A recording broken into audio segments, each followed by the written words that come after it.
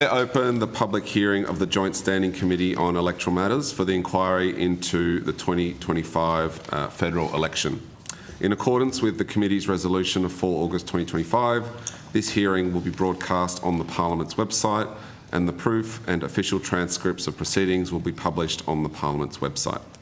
I remind members of the media who may be present or listening on the web of the need to fairly and accurately report the proceedings of this committee. I now welcome representatives of the Australian Electoral Commission to give evidence today. For the Hansard record, would you please each state your full name and the capacity in which you appear before the committee? Thanks, Chair. Jeff Pope, Acting Electoral Commissioner. Thanks, Chair. Kath Gleeson, Acting Deputy Electoral Commissioner. And Rachel Houghton, Chief Operating Officer. Thank you. Although the committee does not require you to give evidence under oath, I should advise you that this hearing is a legal proceeding of the Parliament and therefore has the same standing as proceedings of the respective houses. The giving of false or misleading evidence is a serious matter and may be regarded as a contempt of Parliament. The evidence given today will be recorded by Hansard and attracts parliamentary privilege. Mr Pope, I now invite you to make a brief opening statement before we proceed to discussion. Well, thank you, Chair and committee members, for the opportunity to make a brief statement. We recently published a comprehensive report on the successful delivery of the 2025 federal election, and this is available on our website, and I commend that report to those interested, and I have hard copies here for members of the committee. Our submission to the Joint Standing Committee is therefore focused on the terms of reference of the committee and areas of potential reform and discussion, rather than providing a comprehensive overview of the delivery of the election, as we have in past Joint Standing Committees. My apologies to committee members that were part of the AEC Senate estimates hearing last week, as this statement is effectively the same, given the proximity of hearings and the relevance to both committees. The 2025 federal election was the largest and most complex election that the AEC has ever delivered. We had the highest enrolment rate in Australia's history, with 98.2% of eligible Australians enrolled to vote. The youth enrolment rate was 92%, and the Indigenous enrolment rate was estimated at 92.9%. This is one of, if not, the most complete electoral rolls in the world, and something that Australia should be very proud of. After the election was announced, we recruited over 89,000 temporary election workers that filled about 100,000 positions to help us deliver the event. This was the first election using the AEC's new Employ Me system to facilitate temporary election workforce employment, training and pay. You often hear of failures or glitches with new IT systems. However, the new AEC Employ Me system ran very smoothly, with there being no room or tolerance for any system failures when delivering such a public event to an immutable legislated deadline. The 2025 federal election saw the largest ever service offering, with 7,000 polling places, nearly 600 early voting centres, 111 overseas voting centres in 81 countries, 598 mobile polling teams that visited just over 2,700 facilities such as aged care, hospitals, mental health, residential facilities and homeless shelters, 77 mobile voting teams that travelled over 162,000 kilometres in 10 days to deliver polling to 469 remote communities across 6 jurisdictions. Approximately 11.8 million official guides sent to households, more than 720 million social media impressions from our advertising campaign, and over 44 million hits on our website, including 6.4 million just on polling day. We delivered over 1,000 education sessions in 35 languages to Indigenous and multicultural communities around Australia. On election night, we counted the most votes ever, including the first time over 419,000 postal votes. The weeks that followed produced the most complex count in our history, with 88 seats requiring a full distribution of preferences. We also captured over 111 million preferences in 4 weeks for the Senate. Pleasingly, turnout defied international trends with a slight increase from 2022. This election was delivered in very challenging circumstances, with a deteriorating information environment, an increase in third-party and issue-motivated groups advocating their cause, a challenging threat environment and the unknown impacts of artificial intelligence. We also had the onset of a late wet season in northern Australia, floods in parts of northern New South Wales, and a number of public holidays to pivot our service delivery around. The AEC navigated these challenges very well. We feel that our election services are pretty much hitting the high watermark of election service delivery, not just in Australia, but also internationally. But when offering a voting service to every adult Australian in a 2-week period, there will always be some areas for further refinement. As a learning organisation, we are committed to continuous improvement and striving for service excellence. I'm enormously grateful and proud of our highly capable and committed staff at the AEC and the great work they do. I would also like to sincerely thank and acknowledge our temporary election workforce and contracted service providers for their outstanding contribution to the delivery of such a successful and trusted election. We couldn't do it without them. Survey data indicates that Australians continue to have very high levels of confidence, trust and satisfaction in the AEC delivering elections.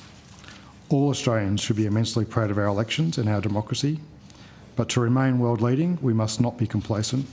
We must all continue to passionately embrace, nurture and defend our democracy and continue to complement that with sustained investment to best position Australia to successfully navigate the current and emerging threats to elections and democracy more broadly. Thank you, Chair, and we look forward to the discussion today and to supporting the committee throughout your inquiry. Thank you, Mr Pope, and I appreciate your time here today, and do note that in past inquiries you've come back regularly as issues arise. So, and just from the detail in your submission, I'm sure there'll be multiple opportunities for us to have a chat. I'll start with a few questions, and then each member will probably have about 10 minutes, and then if we've got time, we'll circle back before we head to the break. One of the terms of reference sort of revolves around behaviour at polling places, and I note in your submission that paragraph 8, you say we need to work hard to make voters' attendance at the polling place as easy, inviting and as pleasant as possible. From my experience, the 2025 election had a different feel to previous elections, particularly at pre-poll and the polling booth. Is this something that was noted by your staff, feedback provided to the AEC? And how did 2025 differ from previous elections in this aspect? Yeah, thanks, Chair. I think there's probably some, certainly some broad context I think we need to put around our response. I mean, firstly, we also note in our submission that with the exception of authorisation of political advertising, we actually don't have a regulatory role outside of the 6 metres from the entrance to the polling place. So very much our focus is on providing an effective and efficient polling service within that polling place. So therefore, as a consequence, and I'm going to borrow a phrase from my Director General friend at ASIO, we are not all seeing and all knowing with respect to what occurs outside of that 6 metres. And in fact, because of the environment that was occurring, and not just around the election, but I think social cohesion challenges that have been evolving in society now for some time, we actually went to probably greater lengths and more lengths than what we've done before about training our staff and communicating with our staff that you actually have no role outside of the 6 metres, and for your own safety, you are to stay within the polling place and you're to stay within those 6 metres. And by and large, our staff certainly abided by that. So broadly, difficult to compare election to election because each election is different, and obviously the last election in 2022 was a COVID election, and that had a very different feel about it for a range of reasons. But as I said, there was a deterioration in the information environment in the lead up to and during the election. That is occurring more broadly across society between elections and now, regrettably, at elections. We were very conscious of that. We adapted some of our training as a consequence. We saw more through some of our staff, but more through media reports, issues that were occurring at some polling places and particularly some pre-poll voting centres. More so, I think, in metropolitan Melbourne and metropolitan Sydney. More so in seats where they were seen as being close or contestable, if you like. And I think one of the things that we also saw was, probably more so than this election, I've never seen more call flutes out the front of some pre-poll voting centres that I've ever seen before. And I don't know what the collective now for call flutes is, but I'm going to say there was a sea of call flutes out in the front of many pre-poll voting centres of different waves of different colours, like we've never seen before. And we did have voters telling us that they found that intimidating. They found it intimidating to, some people find it intimidating to go to a polling place in the first instance, but to find so many call flutes, an overwhelming number of, of people that were campaigning out the front. On top of that, some people found that very intimidating and very difficult to navigate. So we certainly saw challenges in that respect. We saw what I'll say some issue-motivated groups who didn't have a candidate in the election but wanted to promote their particular cause for an aligned party or for an aligned candidate, or for potentially even just media attention. I don't recall seeing much of that in elections gone past. So I think the layering of the social cohesion information environment, the huge swell in call flutes, I think generally some increase in party workers out the front of polling places, some issue-motivated elements, all added in some pockets to some challenging environment for voters to navigate and for party workers to work in and for our staff to work in. That said, we've also had lots of very positive reports from around Australia that their voting experience was actually excellent and one of the best voting experiences they've ever had. So I would say that from my perspective, this was sort of largely confined to some geographical areas, more so in metropolitan Sydney and metropolitan Melbourne. You mentioned 550 complaints about aggressive and intimidating behaviour. How does that compare to previous elections? It's a little difficult, unfortunately, Chair, to make that comparison because we also introduced a new complaints management system for this election, and therefore we don't have comparative data that is going to be of any great use, unfortunately, to the committee. I would say that the breakdown of those complaints is probably proportionate to the number of electorates and electors in the country. New South Wales, Victoria, Queensland. So there's nothing there that seems to really stand out. That one jurisdiction was particularly worse than the other. I think there's a degree of proportionality there. Okay. You mentioned sort of 130 single or limited issues motivated groups or individuals, and that you had reached out to them in regards to their disclosure and alignment. You touched on this in Senate estimate last week, and one of the things you said that there were challenges in working out whether these groups are just an independent group or aligned in other ways. Could you please elaborate on sort of what those challenges are from your perspective in determining a third party's disclosure responsibilities? Well, I think one of the challenges, of course, is some of these people actually don't have, well, some of these entities, I should say, and we're talking about 133 potential disclosure entities. Some of them could be individuals, some of them could be groups and organisations, don't actually have a disclosure obligation until they particularly hit a financial threshold. And then sometimes it's difficult to know how much they've actually spent. We can't track that, and they have no obligation to disclose that until they hit a particular financial threshold. And in fact, candidates and donors are still working on their candidate returns that are due with us on Monday of next week. And then significant third parties and associated entities and parties are also still finalising their disclosures, which are due on Monday next week, and third parties aren't due until the 17th of November. So I guess this starts to bleed into some of the legislative reform that's come with respect to funding and disclosure, and wanting to get some earlier awareness about about the disclosure obligations of entities. So it was a little difficult.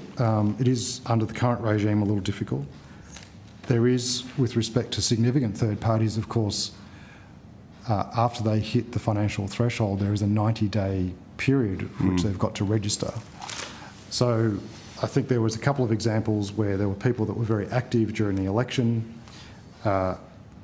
We were engaging with them. We were trying to understand, you know, were they a third party? Were they an associated entity? Are they likely to be a significant third party? Or are they just an individual who, you know, may have just spent over the threshold? Is it just a spending thing, Mr. Pope? Is it, you mentioned monetary. Do you consider coordination, in-kind support, support that has a monetary value outside of volunteering? But like, well, we look at all of that, but we don't really have an interest as to who might be associated with any particular entities. What we do have an interest in is whether there's potentially any anti-avoidance that might be occurring, that people might be active but funneling money without actually undertaking their own disclosure obligations that they're required to do. So we engaged with these 133 entities. 14 of them have since become registered as a significant third party or an associated entity. For many of those, that would have occurred after the election, which is within the legislation. 75 or 56% of these were assessed as not having a disclosure or registration obligation after we engaged with them. And our investigation still continues and our examination still continues into some of these entities, and we look forward to their disclosure obligations in the coming days. And what's the process there? So you write to them saying, we believe you've reached that level and you need to disclose? Is that the... That's right. Based on the information you have? Yeah, we'll write to them and say, by the look of what you're doing, or even sometimes it's their expenditure that might be captured in an advertisement library on Facebook, for instance, or one of the social media, we might say, we can see that you're actually spending some money here. We believe you've got a disclosure obligation. Here's your obligations and here's the requirements and here's the deadlines. And we give them the relevant information and advice so that they can appropriately declare. Last question. You gave evidence on this last week. That still stands, that evidence you gave? You're still in contact with parties named and the... We are still working through a couple of matters that we are continuing to investigate. They'll be further informed by returns that are lodged with us in the coming weeks, both in October and November. And we'll continue those investigations until we're satisfied that appropriate disclosure has been achieved. Thank you, Mr. Pope. I've got many more questions, but that's it for me now. I'll hand over to the Deputy Chair.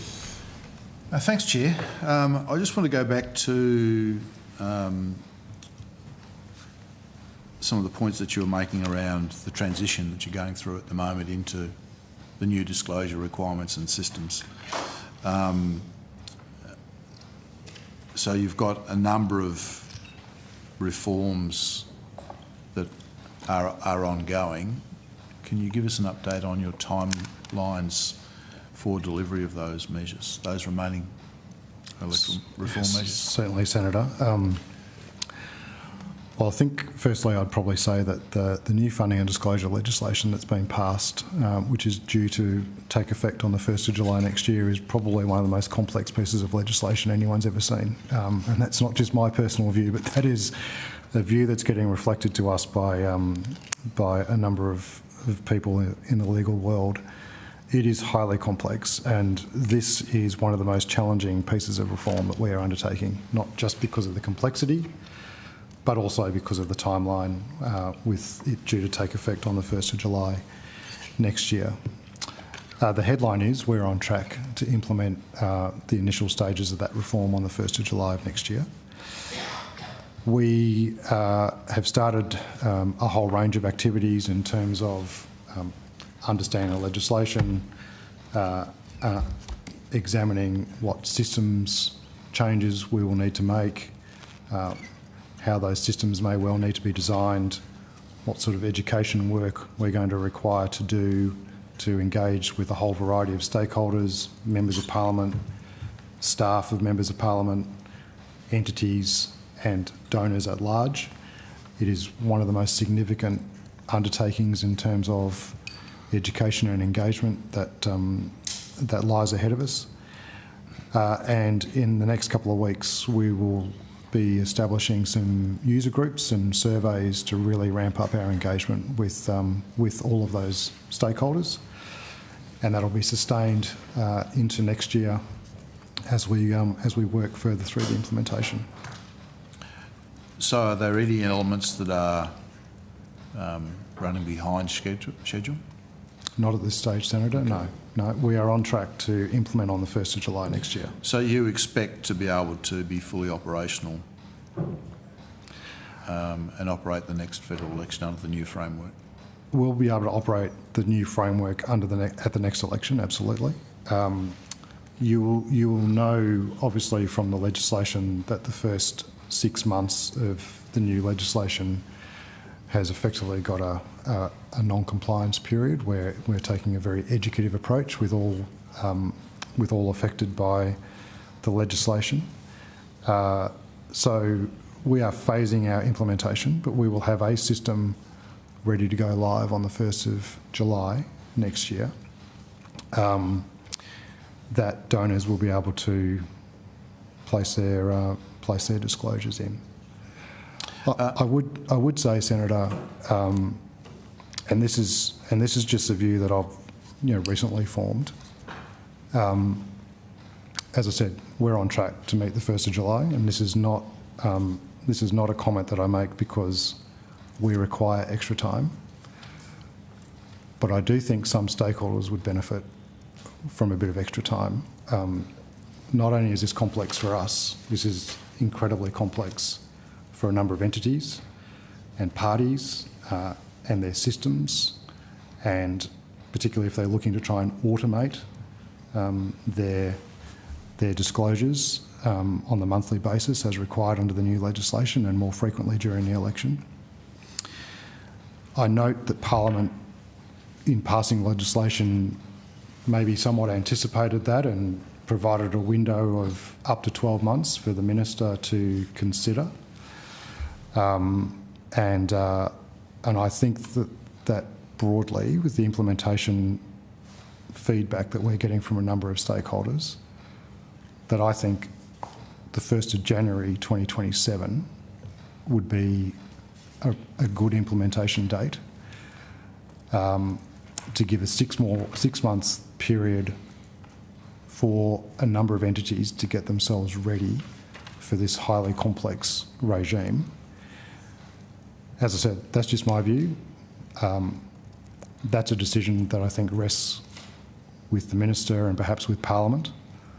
But that's a view that I've certainly formed recently as a consequence of some of our engagement with key stakeholders. Okay, thank you. I think that's important advice for us, and it nicely anticipates some of the questions that I was going to ask you subsequent to the first one. In relation to IT systems that you're looking to implement,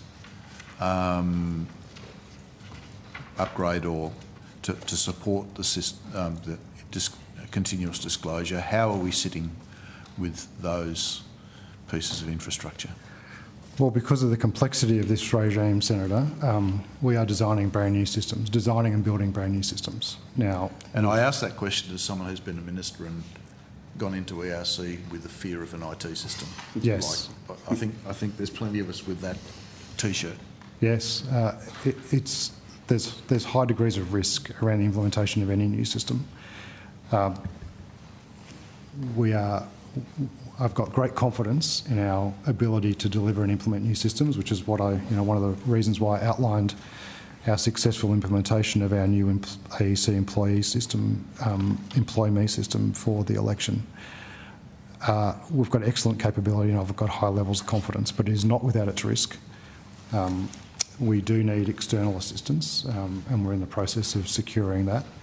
But we are designing a brand new system from the ground up with brand new requirements, with brand new capabilities to match what is needed to help entities and donors easily reach their disclosure obligations under this new regime.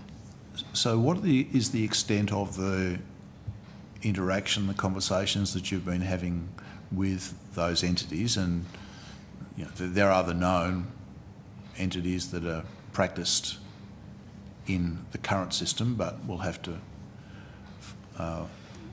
transfer across to the new one. But there are, I think, as we've seen, and even reflecting on the comments of the chair and the number of people interacting and participating in the process, that's increasing, and some people aren't necessarily understanding of what their obligations are at this point in time.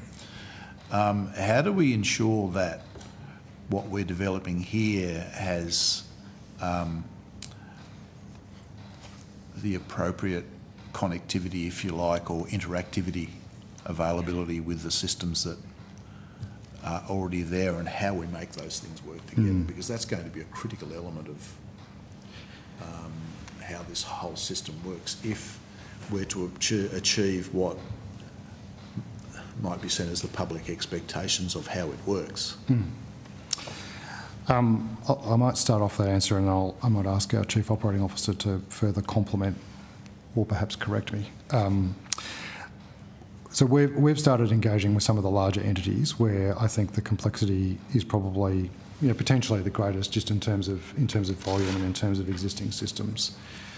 And unsurprisingly, they would prefer to try and automate their engagement with our system as much as possible. That's going to require us to understand the way in which our system works and the specifications of that, and being able to share some of those technical specifications with other entities so that they can then either adjust their existing systems to meet those technical specifications or build new systems with those new specifications.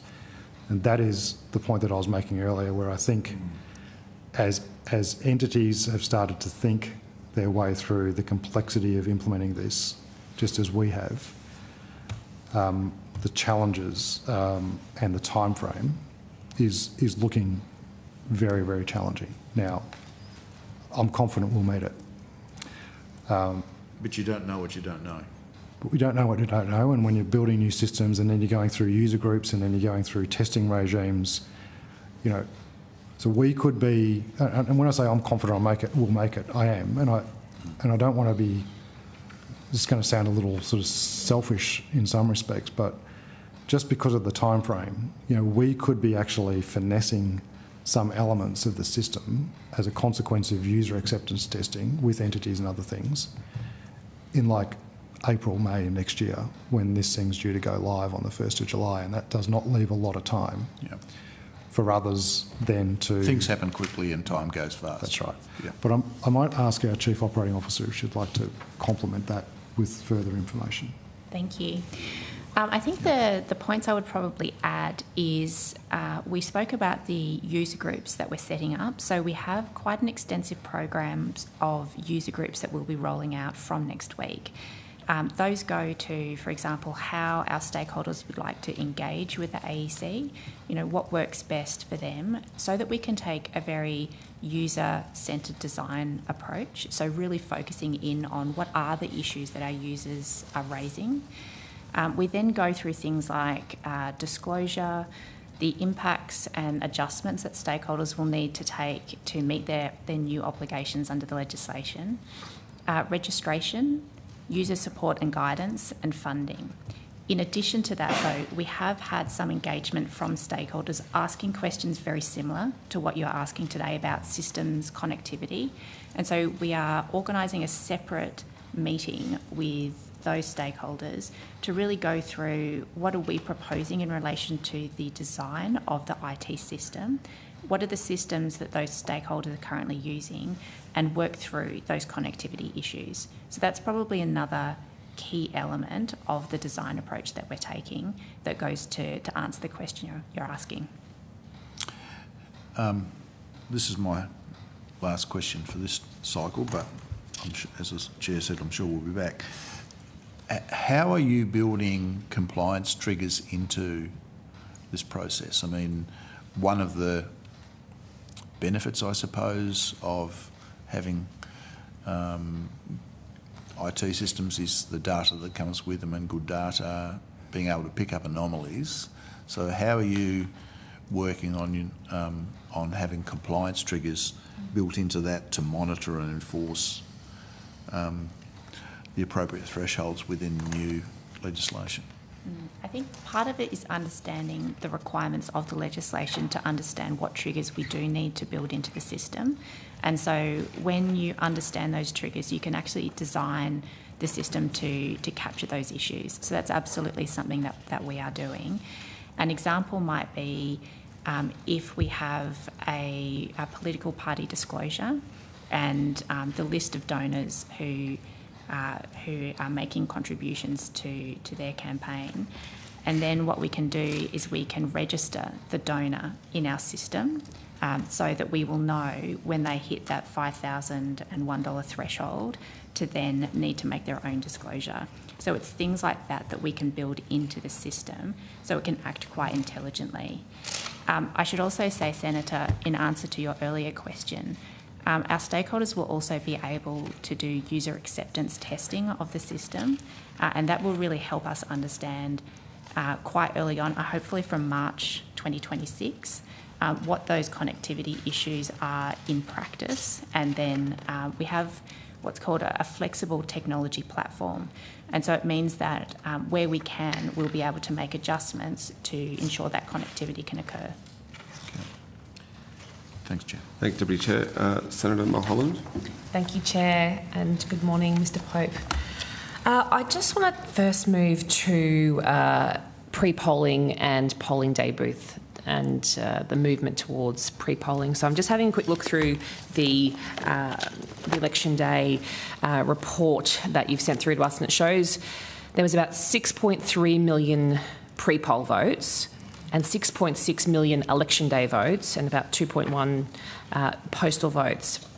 Yet there was 6,900 polling day locations and 1,140 pre-poll locations. So about sort of, roughly 50-50 pre-poll versus polling day booths, but there is 1,000 pre-poll booths and about 6,600 polling day booths.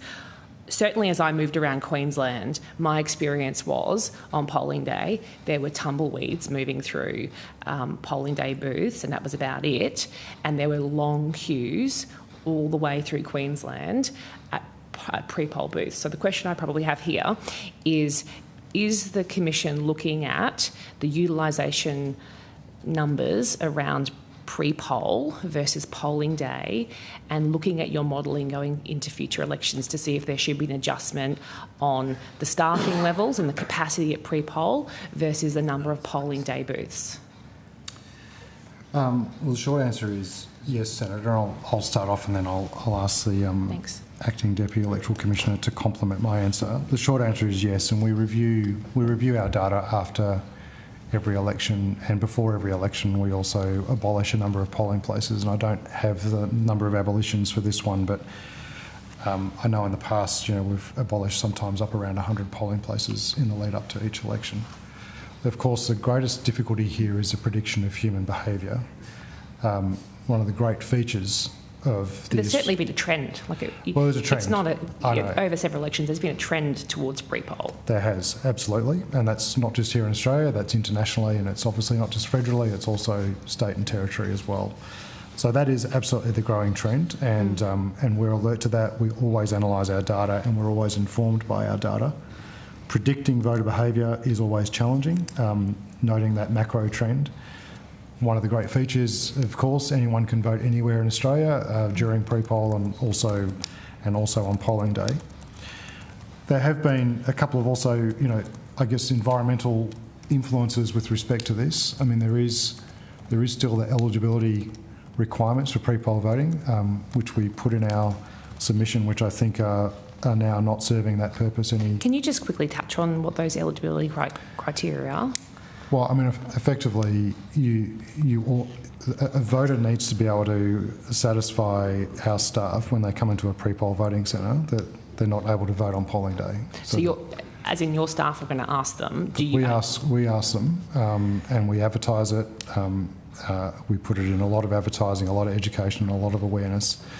And despite that eligibility criteria, pre-poll voting continues to rapidly increase. And the very overwhelming feedback of that is because voters want to vote when it's convenient to them. I think there's also, there's been societal changes also from when this was all first crafted.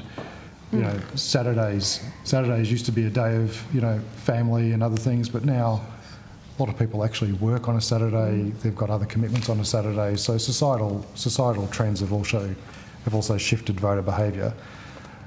I think it's also important to note, though, of course, whilst there is an eligibility criteria and our staff ask a question and we advertise the eligibility criteria, we have no powers to look beyond that. We have to take the voters' response to that question on face value. We have no ability to question them to determine whether they're telling the truth or not. But you don't really want to be doing that. And nor do we want to do that. Yeah, so it's an obstructive question that perhaps doesn't It is an need to be obstructive there. question, but Yeah. I want to say that is one element of this conversation. The other one is changes in lifestyle and voter behaviour and the convenience factor. The other one is the differences that voters start to, what we've seen is when you form a voting habit, you tend to stick to it. So whether it's local government, state government, federal government, elections, postal voters will generally go on and remain a postal voter because they've met the eligibility criteria and it works for them. Early voters during pre-poll will do the same, and then there are people that are absolutely committed to voting on the Saturday and being present on polling day. So, but we are seeing the shifts that you're talking about. The other element that I would add to this is we have also, there's been commentary with respect to the AEC not intentionally growing early voting, and that has been commentary between parties and candidates for a number of elections. We've been very careful about not wanting to offer pre-poll voting to the extent where there is nothing left on polling day, and I think this is a policy question that Parliament need to grapple with for us to provide a service within those policy parameters. And in fact, I think we've actually managed the growth of pre-poll in that construct incredibly well. When you look back to 2013, I think it was, the average votes taken by a pre-poll voting centre was just under 600. At this election, the average votes taken are just under 12,000. Sorry, just under 6,000 to just under 12,000, if I can just correct myself. So there's been a doubling in the average number of votes taken at pre-poll voting centres without an exponential growth in the number of pre-poll voting centres. So what we have actually done to try and cater for this is to find larger premises with more issuing points so that we can actually provide a better voter experience for those that want to vote pre-poll without having thousands and thousands of pre-poll voting centres across the country. So it's a difficult, nuanced approach in an environment that is still unpredictable in particular ways. But we need to provide a service that suits the voter within the policy parameters that Parliament set with respect to pre-poll voting. So I might leave it there. That's great. I'll ask the deputies to complement my answer further. I'm pretty comfortable with that because I'm just conscious of time, so I've got a few more questions I want to run through. I just want to quickly talk about the selection of booths. So you made a good point about voting habits. People pick a mode and stick to it. They also pick a booth and stick to it. But what we know is that there's a bit of a difference between sometimes the booths that are available, again, in a Queensland context, in a state election or a council election, and then its availability at a federal election.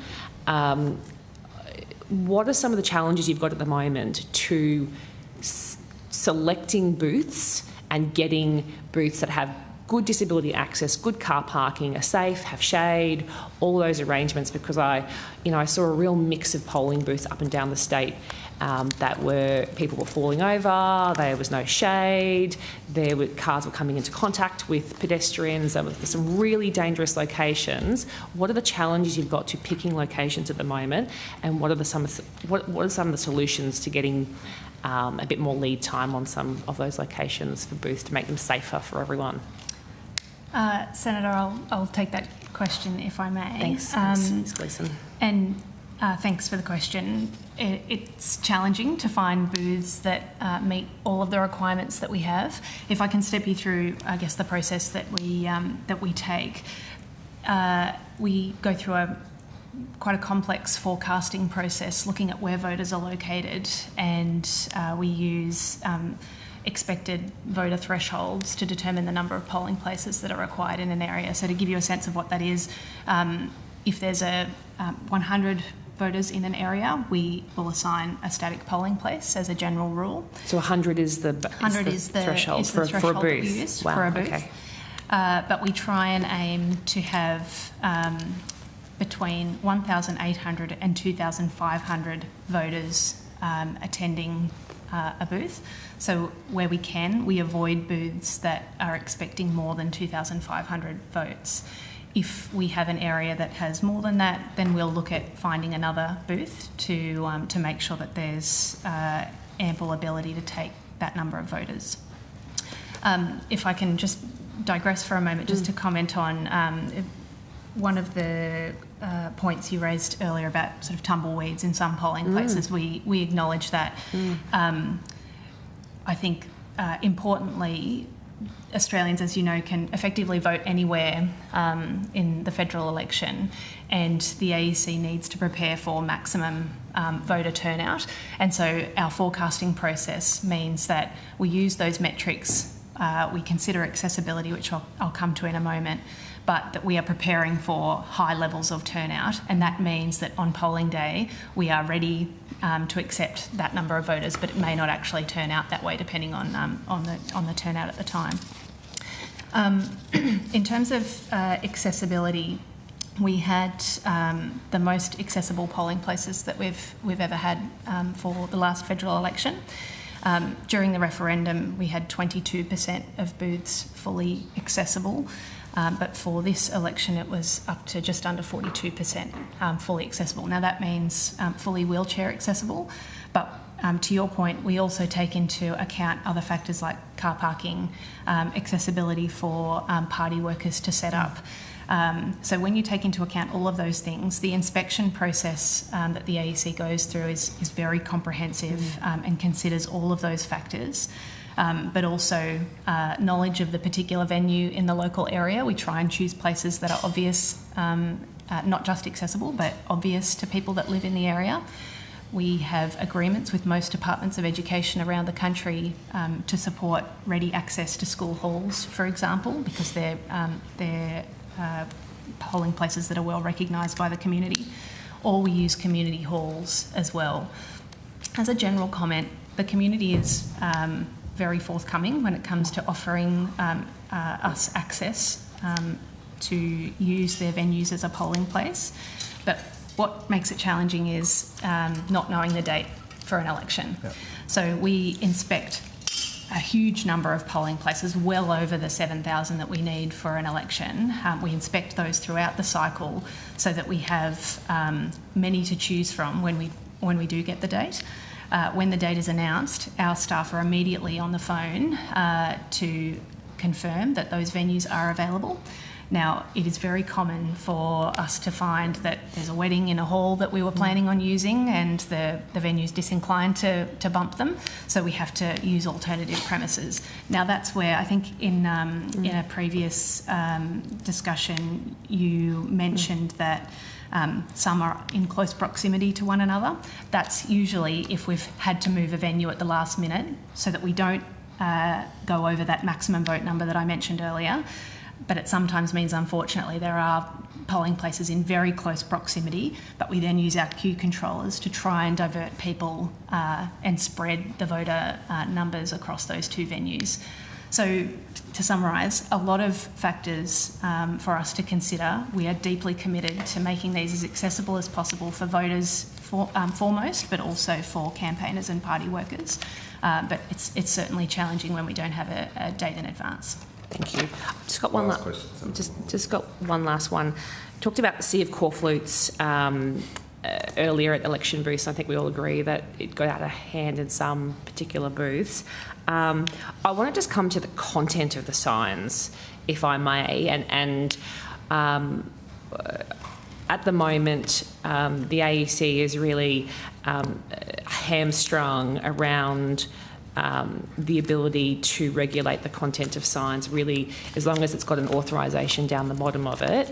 I've seen a lot of stuff waved through. Probably some of the worst examples I saw in this federal campaign were cartoon characters of sitting federal members mocking them, and were displayed in schools that, if it wasn't election day, they would have been ripped down for bullying and disgraceful behaviour. But in complaining about those signs to the AEC, there was no ability to be able to have that stuff removed. And some of this stuff was being brought in on fencing that was being shipped into a pre-polling booth outside of a church and a party.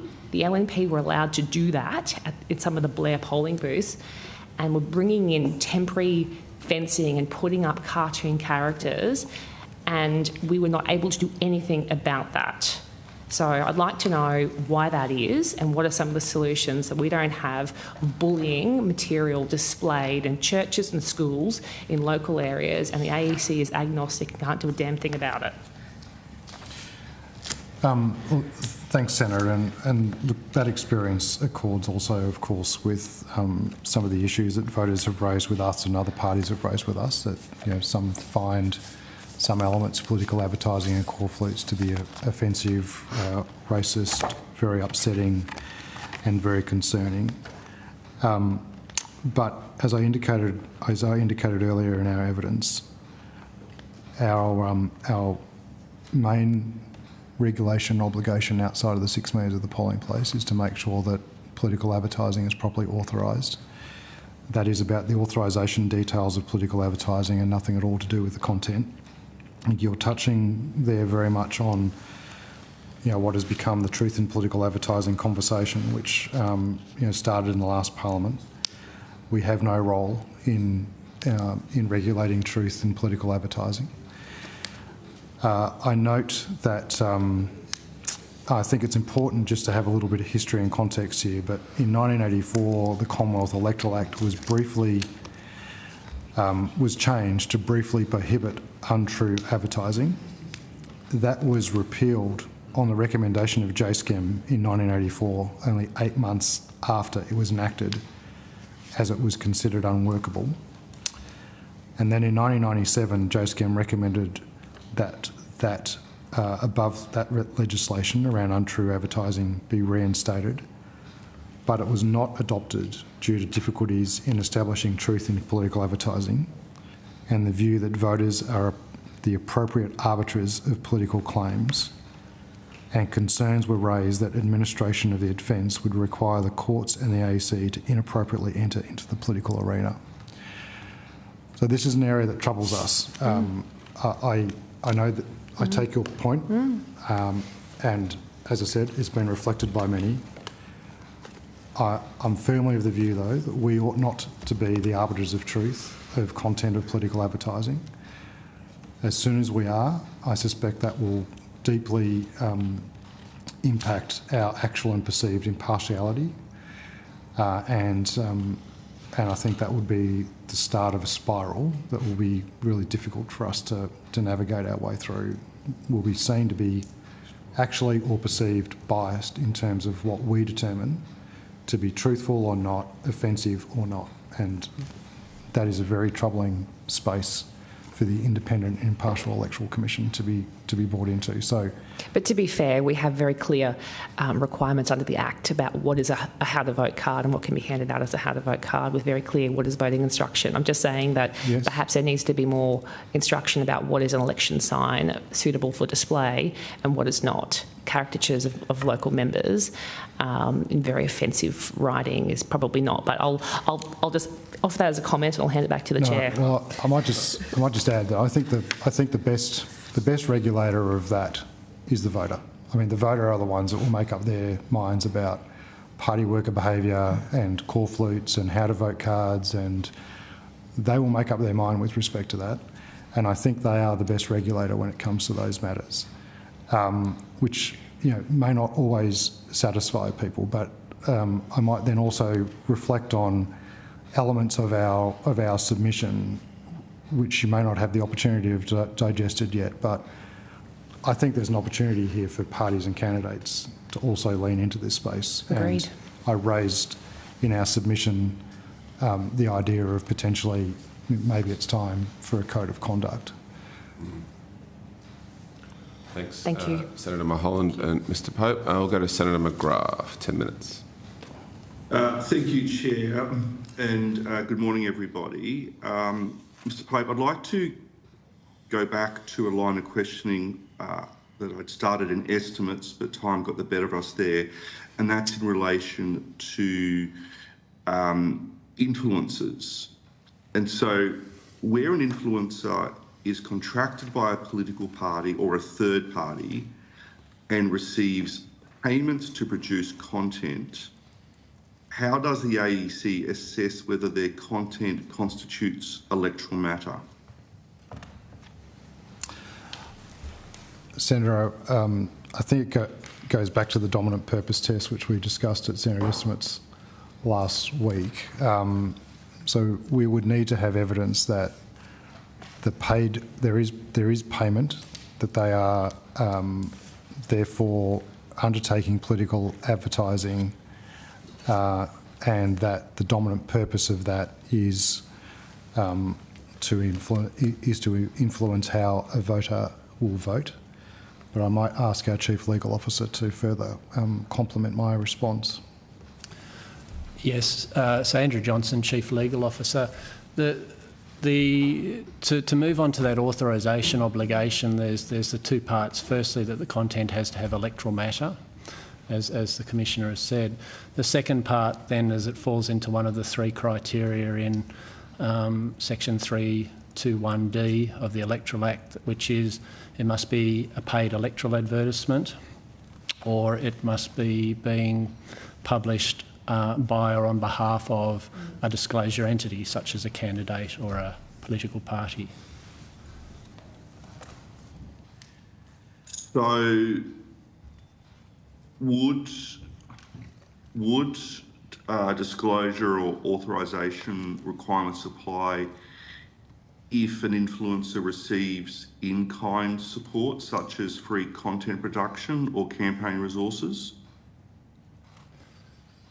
That'd be something we'd have to consider, Senator.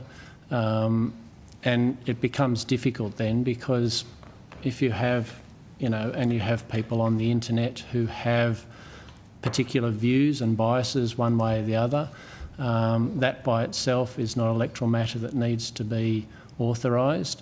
If it can be shown that they are being paid to produce that material, or potentially given in kind, then there may be that can be shown that that particular content is on behalf of a disclosure entity. Senator, Sorry, I was just going to add, I mean, obviously the whole communication environment has changed quite dramatically since the legislation that underpins the current determination was enacted. And the determination absolutely needs to be updated before the next election. We will do that. We do raise a number of questions in our submission that I think JSCEM, we would benefit from JSCEM considering. One of them is with respect to influencers, and this is not just an issue here, obviously, it's an issue internationally. You might recall that one of the things that did come up during the election was whether a collaborative post ought to be authorised by both the entity and the influencer. and we put out further guidance with respect to that after considering the matter. But I do think that is an area where we'd really benefit from JSCEM further examining this sort of new media environment, if I can refer to it that way. So along those lines, so you just mentioned you have issued some guidance. So has the AEC issued guidance specific to influencers or content creators on how the definition of electoral matter applies to them? We engaged with some influencers throughout the election. We provided some educative material about what electoral matter was, how the current legislation and determination operated. The guidance that we actually issued was more specific to that question about whether collaborative social media posts need to be authorised by both the entity and the influencer themselves. And at that point, we determined that was, with the facts that were ahead of us, before us in that instance, that was not required. Do you distinguish between sort of push advertising, paid social advertising, as compared to organic influencer content in determining whether electoral authorisation and disclosure rules apply? Well, I'll start with a brief position, which I think is correct, but then I'll ask the Chief Legal Officer to correct me if it's not. I think the current challenge in this information world in which we now live in is anyone with a microphone, anyone with a keyboard can say whatever they want. We don't always have to agree with it, we don't always have to like it, and it might be immensely biased. It might be distasteful, but it doesn't mean it's electoral matter and therefore needs to be authorised. And this is the policy challenge that I think Parliament need to grapple with as the information environment changes. But I'm happy for you to correct me. Yeah, look, I think the Commissioner's put it well. The real challenge now is the use of digital social media and how communications can be picked up. Someone can make a communication, then it can be picked up and used in electoral content by another person or entity, which makes it a real challenge then what and how's being authorised. But when it comes back to it, the paid electoral advertising and on digital paid electoral advertising, that for us is clear that needs to be authorised. And that is a big focus of our regulatory work as well, because that paid electoral advertising is also, or boosted content is the social media content that goes beyond usually a user's own social media site, for example, and reaches other people and can reach other people unsolicited. So that's the particular content that we're concerned about. Or one of the contents on social media that we're concerned about that's properly authorised. Okay. Has the AEC investigated, you sort of touched on this earlier, but have you investigated any influencers or online personalities in relation to authorisation breaches or undeclared political advertising? Senator, we certainly examined the circumstances around a number of those. I think I might ask the Chief Legal Officer to provide the specific number, but we did examine a range of those as questions arose throughout the election. I might also just indicate that we did issue a media release around that collaborative posting issue on the 7th of April, which is on our website, but I'll ask the Chief Legal Officer to provide more detail. Yeah, exact numbers, but we did put out some statements during the election in relation to particular referrals that we received in relation to some social media influencers and content creators who we looked at, and then we put out some statements in the media during the election. I'd have to go back and look at the times that we did those. I think I've got 18 here, Senator. We investigated 18 instances. Okay. And Senator... And that was for... Sorry. I would just add that overall we reviewed 2,736 social media communications and identified 1,020 breaches of the Electoral Act.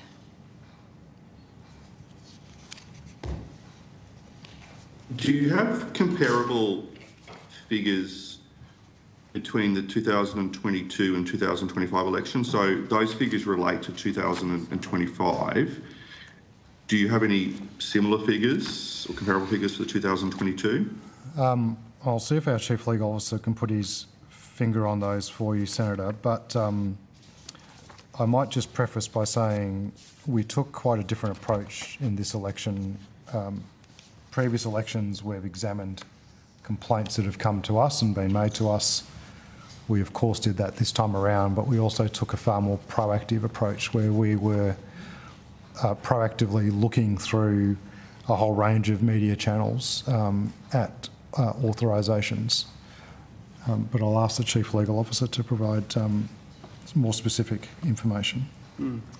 So, Senator, we've published in the annual report in Appendix I of the AEC annual report comparative figures for 2019, 2022 for the financial years in which those elections were held, and then 24-25 financial year of the number of communications we reviewed and the number of breaches that were detected. And as the Commissioner said, we reviewed, so from going through from 2019, we reviewed 528 communications, which included 109 on social media.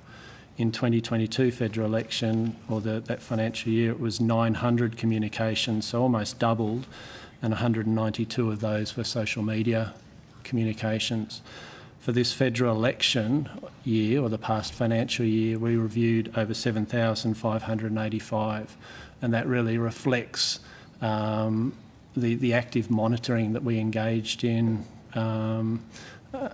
across the digital and then at polling places as well, at electoral communications. But of that 7,585, as the Chief Operating Officer said, there were 2,736 of those were social media related. So I just want to unpack that figure a little bit. So there are 2,736 social media instances were reviewed, and if can I read my writing correctly, 1,020 breaches of the Electoral Act. In relation to those 1,000 breaches, what action has the Electoral Commission taken in relation to those breaches?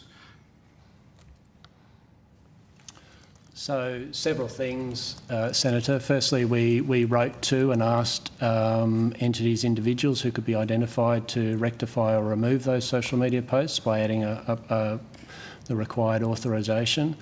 In some situations on social media where rectification didn't occur, then we contacted social media companies and asked them to block or remove that unauthorised electoral matter. And Senator, I might just add, I think, and we surfaced this also in our submission, I think this is one of those areas where it's becoming increasingly challenging for us to regulate and meet stakeholder expectations. As a model regulator, we take an educative approach, first and foremost. And that is all well and good, I think, in a normal operating environment. But on the Friday before polling day, when we ring up somebody and say, your signs are not properly authorised, here's a proper authorisation, we'd like you to get around to rectifying those as quickly as possible. And there are thousands of people streaming past those signs. The educative approach may not always be the best approach or the most effective, and certainly one that's not going to satisfy other stakeholders that are standing around that booth watching people consume that content without knowing who has authorised it. So I think, again, this is another area where, given the changes in the environment, that I think would benefit from a conversation about, what sort of powers would Parliament like to give us to be a more effective regulator, particularly in those circumstances in the day, in pre-poll period and on polling day, where we still want to be a model regulator. We'll take more of an educative approach in the lead up to the election, and we'll continue to do so. And this time we produced a better practice guide for entities to follow. But I feel that we ought to be able to do more in those very, very busy times of pre-poll and polling day to rectify or to address some of these concerns. And we did have some challenges with a few people being slow with their response to our educative approach, perhaps being a little evasive. So I think there's a conversation to be had around that. Last question, Senator McGrath. So, going back to the 1,020, Mr. Johnson, you said that you wrote to them, and but in relation to that number, is any action being taken against them? Any further action being taken against those people who, in your view, breached the Electoral Act? Yes, Senator McGrath. What I would say in relation to breaches and non-compliance is we have pretty good response in compliance. The majority of people and entities we contact about authorisation breaches respond timely and to fix up and to authorise that material, or in some cases to remove it. So there's a couple of matters that we're still investigating in relation to the election. But yeah, there's a couple of ongoing matters, Senator. I think also some of your questioning here goes back to some of the Chair's questioning at the start of the inquiry also. Sometimes it's very difficult for us to actually identify who some of these entities are. And if they're not authorising properly, and if they're using like a PO box, for instance, and they haven't yet triggered any disclosure obligations, so therefore they haven't registered with us, trying to find who these people actually are, trying to contact them, trying to find an address, trying to find a mobile phone number is challenging.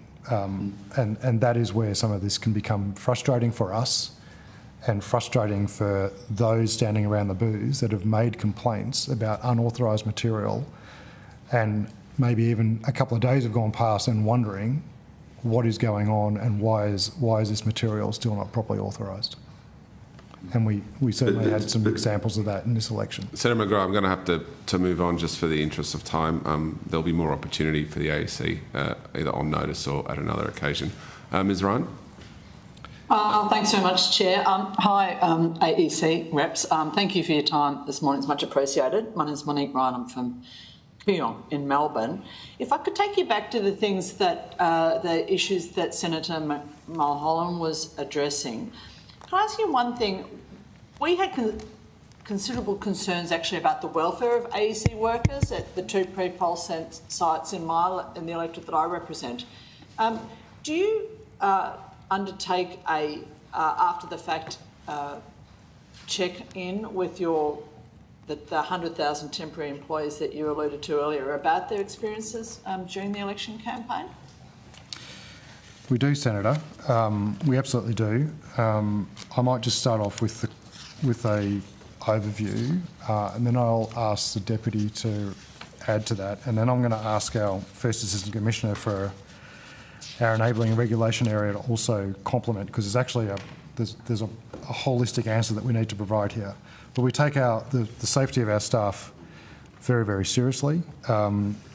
We use our opportunity to, when we're employing them, engaging them, and particularly when we're training them, to make sure that we provide them with adequate training with respect to safety and security, and to try and make this the best possible experience, which goes also back to the evidence I provided earlier about how we, probably more so than ever, provided more advice to our staff to not go outside the 6 metres of the polling place, to look after their work health and safety. We've done, we always do detailed surveys with our temporary election workforce, and I'll ask the Deputy to provide those details to you. And then we'll round out the answer with how the polling place is actually a workplace. And that is a perspective that is often lost in some of the conversations, and we are running 7,000 workplaces around the country, which brings obligations. So then I'll ask that to be flowed into the answer as well. Thank you. So we, as the Commissioner said, we did a survey, which we do after every election with our temporary election workforce, and we had 35,741 of the 100,000 employees respond to that survey. So a very healthy response rate of 42%. Generally speaking, the temporary election workforce were very satisfied with the experience having worked for us, with only 4% dissatisfied with the experience. 95% said that they were proud to have been part of delivering the election. 92% said that they would, given the opportunity, they would work at another federal election. In amongst the 4% dissatisfied, we expect that some of those have been around their experience dealing with challenging members of the public or campaigners. And we certainly, as the Commissioner said, delivered additional training and support to staff to prepare them for potentially challenging experiences. And we had, unfortunately, a very small number of staff who opted during the election period, during the pre-poll period, to stop working for us. Now, that's a very, very small number, and I don't have the number to hand, but I know anecdotally that there were some what we call officers in charge of pre-poll voting centres who opted to not continue, and we had to sub in another member of staff. So that's really unfortunate, but it represents a very, very small number. As I say, 95% of staff satisfied with the experience overall.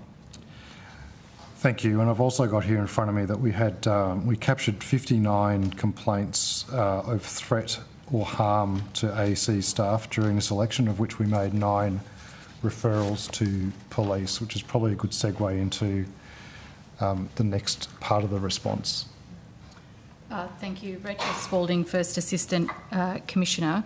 As the Electoral Commissioner indicated, the polling place is also a workplace for the AEC, and that's not a characterisation that most people think about. As we establish the polling places, we undertake a number of risk assessments in relation to WHS, and that also relates to supporting our temporary election workers to be able to operate in those premises effectively. So we provide training to staff in relation to handling aggressive and threatening behaviour, for example. And we operate in relation to those staff as we would with our permanent workforce, specifically as a person conducting a business or undertaking. Those WHS obligations are obviously first and foremost for us. Okay, thank you. Can I put it to you, the proposition, the 2 pre-poll sites in the electorate of Kooyong, which I represent, were unsafe for the AEC workers who were there. And I think that would be borne out by many submissions from people who were involved in the election at those 2 pre-poll sites. I think you'll probably see submissions coming in from the electorate around that. We lost at least one AEC worker who quit in great distress within 3 days of pre-poll starting.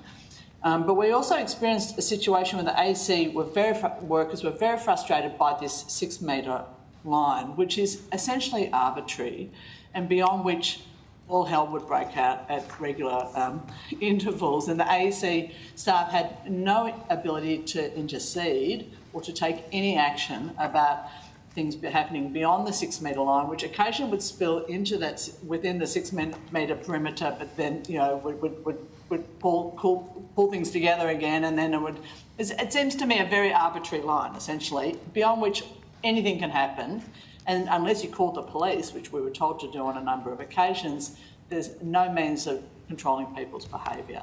I'm interested in your response to that experience.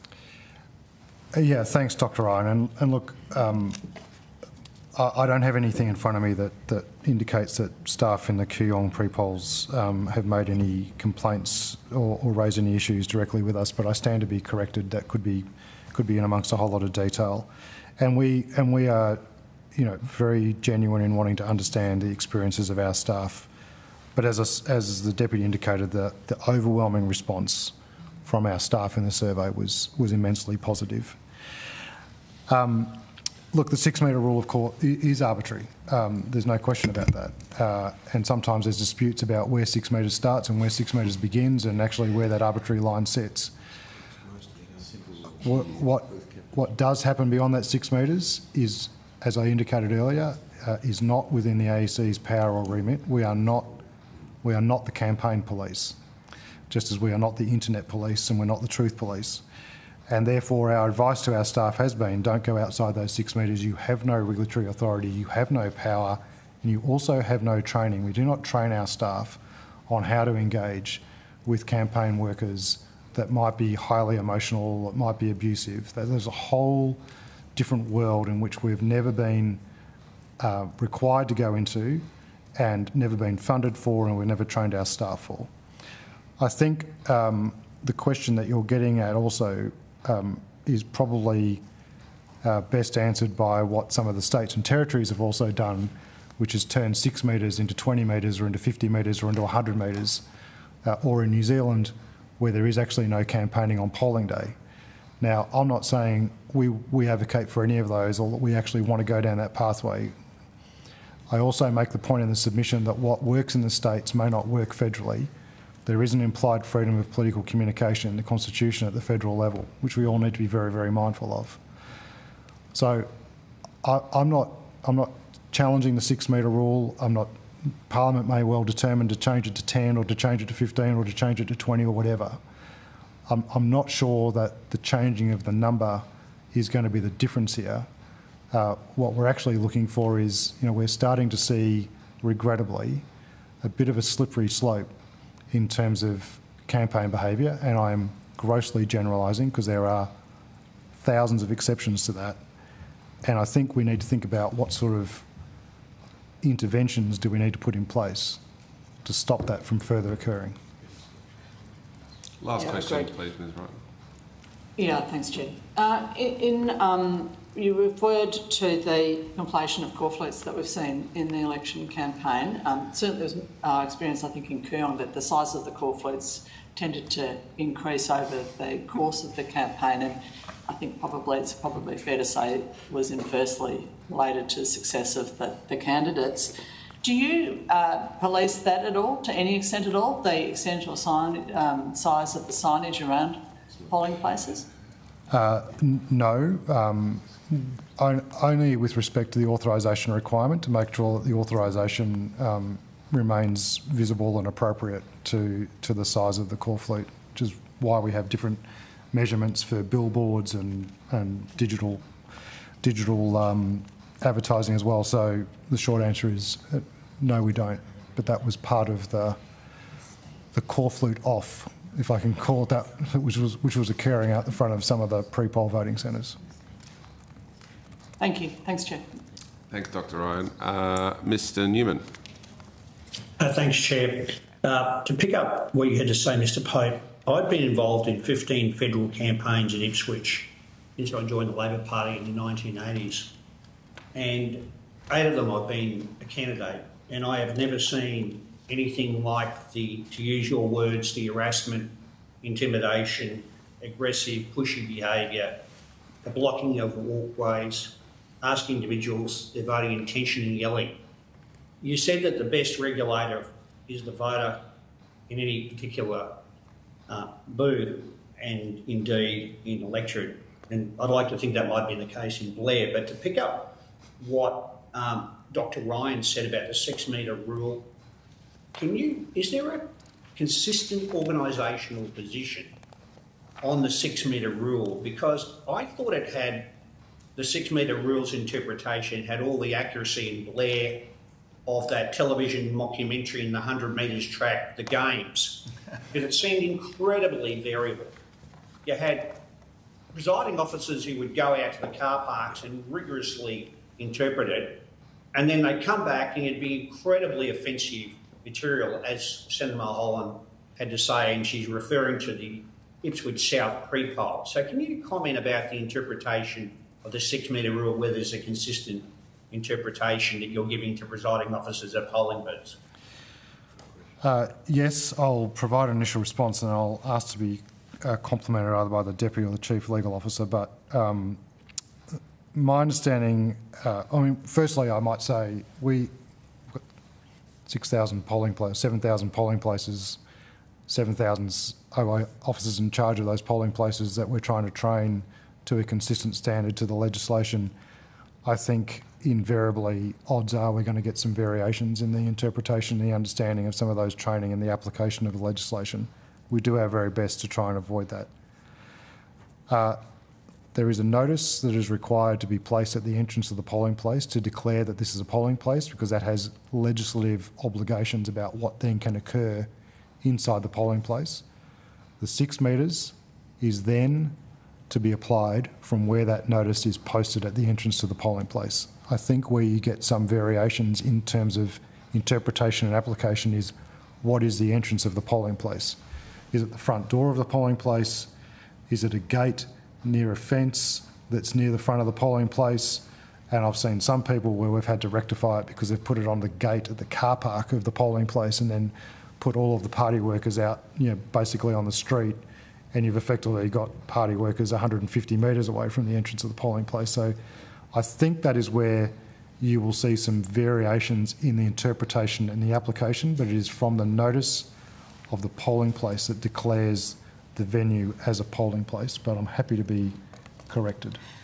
No need to correct. That's right. And I might also add that there is consistent guidance in training that is provided to senior staff in polling places about where to place the notice.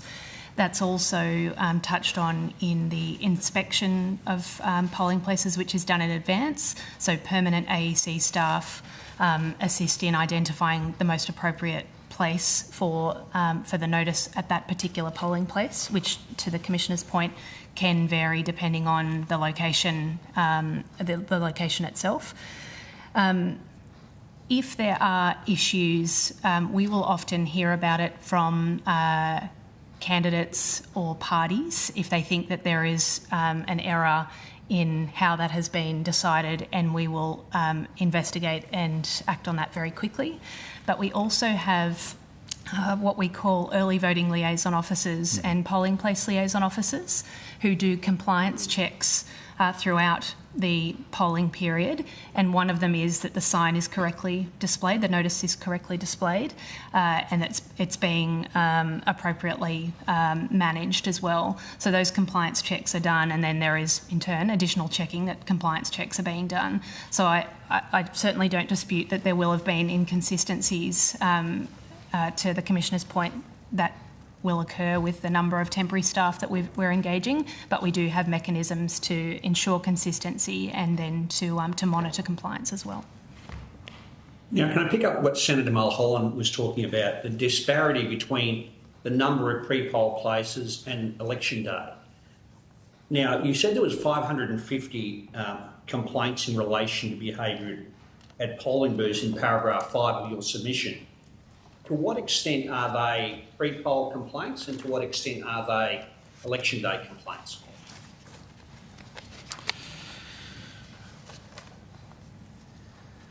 I think that's difficult for us to distinguish with respect to that. I would intuitively say, given that we had nearly 2 weeks of pre-poll on one day of polling day, that you'd find that a vast majority of those will be relating to pre-poll. and very few relating to polling day. Now, to pick up what Senator Mulholland was talking about in Queensland, my observation in Blair was that a number of the polling booths, or at least one or two, required that all the signs be taken down, for example, at a church, and then they were put back on, and then there was a sign war and aggressive behaviour happened between campaign workers, and every time that the signs were put back up, it was almost worse. In terms of the getting those locations, can the AEC determine that these particular polling booths are available 24/7 during the whole time of the 2-week period and not have that happen in the future? Is there any... I mean, how did that happen in Blair, for example, that occurred? Well, I might start and then I'll ask for the Deputy to further respond. I mean, I think firstly one of the challenges which we touched on earlier is once polling day is known, when the writ is issued, we have, you know, less than 33 days to sign 7,000 leases, and then when you take out the pre-poll voting period of 2 weeks, you know, you're actually down to trying to sign 700 odd leases in the first couple of weeks after the issue of the writ. Now, we do an awful lot of preparatory work to try and manage our way through that as effectively as we can. We lease these premises. We have no influence over what else the owner uses those premises for during particular times, but we say we require the premises from these particular dates, these particular times. If they want to run a church event after polling is closed at, you know, in the afternoon, and they want to run a church event in the evening because they've got a regular group that comes in every Wednesday evening, that is absolutely a matter for them. We do, of course... But the signs all have to come down, Mr Pope, and it starts all over again. And that's not a matter, unfortunately, we can control, because we don't own the premises, we don't control the premises, we lease the premises. But you can control which ones you get. Sometimes, but sometimes it's very difficult because of 33 days notice, unavailability, that church has got a wedding on, we can't have you here, and then we've got to try and go for whatever we can possibly get. But what about toilets? Toilets are just fundamental, the availability of toilets. The number of polling booths I saw where AEC officials said that they couldn't allow campaign workers or other people in the public to use the toilet facilities. So that is also, that's come up in almost every election, and we actually took a different posture for this election. So because of matters that have been raised in the past, and in fact Senator McGrath, if he's still listening, has been one of the strongest advocates for this, and I can still hear his words. Yes. Can still hear his words echo from his time on previous joint standing committees. We are very conscious of the issue of toilets. As the Deputy said earlier, we do inspections of premises, we try and find the best possible premises, and then we have the 33 days to try and secure that. And we don't always get the ones that we actually want. For this election, given what Senator McGrath has said in the past and what others have said to us in complaints, we took a different posture. Now, if it didn't get through to all 7,000 polling places, I apologise that might have been the case, but we did say to our staff, where you are able to do so, please try and accommodate the requirements of party workers to utilise the toilets. Now, there are some operational matters that people do need to take into account. One is the location of the toilets and the location of the toilets with respect to the ballot paper secure zone and where ballot papers are being kept, and is there enough space there to make sure that, you know, the integrity and the security of those ballot papers is paramount. Another one may well be availability of staff to escort party workers in to utilise the toilets.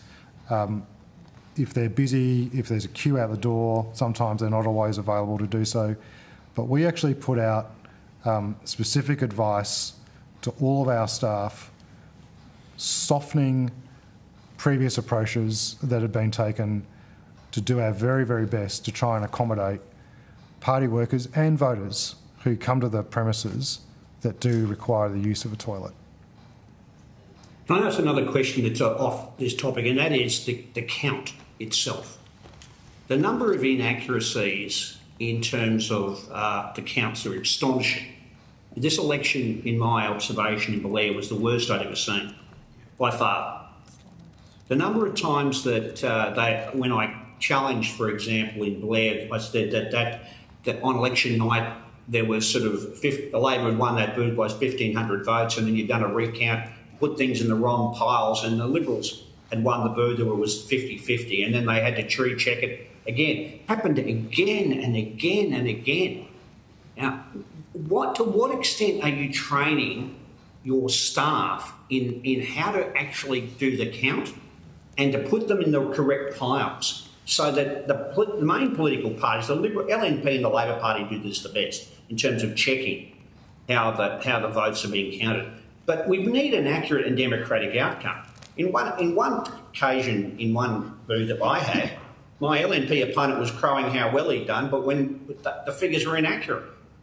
When they checked it again, we'd won the booth by a long way. So to what extent do you train your staff?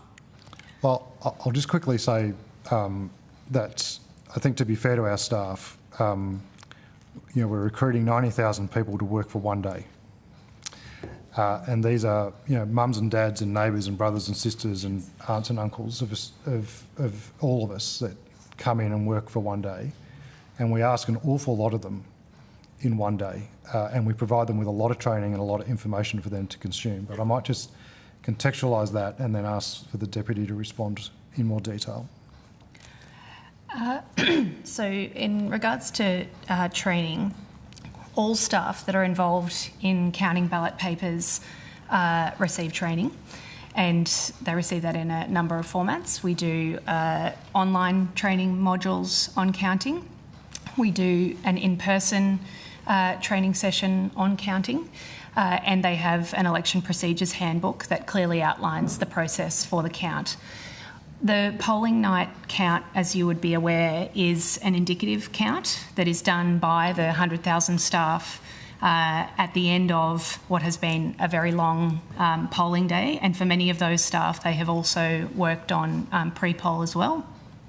So we acknowledge that in some instances, that indicative count, which is done ahead of packing up the polling place and returning materials to the Central Counting Centre, does sometimes include errors. Scrutineers are a fundamental part of the process, as you outline, and we welcome the scrutiny that comes with scrutineer involvement in all of the counts, particularly the count on polling night. We, in our advice to staff, tell them to treat it as an indicative count, make it as accurate as possible, but if they are in doubt about formality, to consider it informal and return it so that it can be further examined in the fresh scrutiny, which is the second count, as you would be aware, conducted in the days after polling day.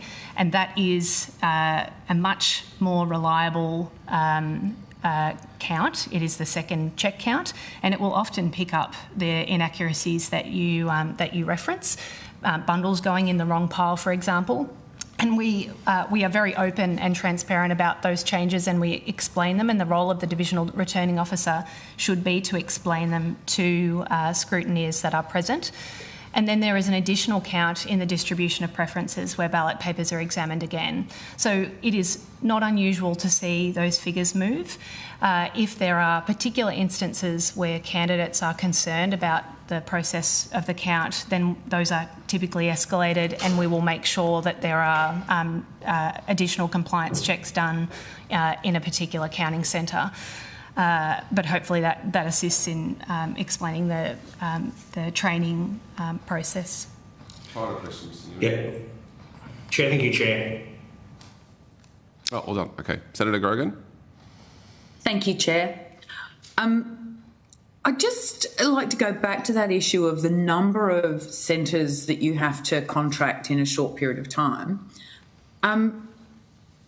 but also the extensive preparation that was started to be stepped through a little earlier. Would there be a difference if it was a fixed term? So I'm keen to understand how that preparation is impacted by the fact that you have to be prepared for quite such a long period of time and having no fixed date for which to work towards. Senator, look, with respect to a fixed term election, and that's what pretty much all of our state and territory colleagues work their way towards. In terms of identifying securing premises, that would be certainly one of the benefits that would come from a fixed term election, with a very strong caveat, of course, that a double dissolution election would turn a fixed term election on its head.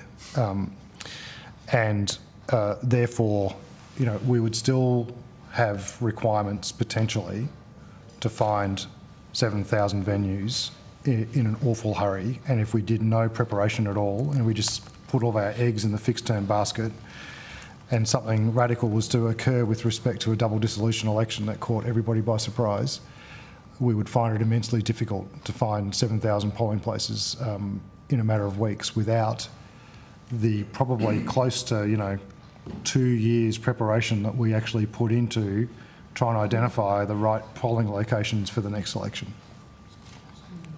Okay, so even if there were fixed term elections, you'd still have to do a body of work to be prepared for the unknown? Yes, I would not be prepared to accept that risk.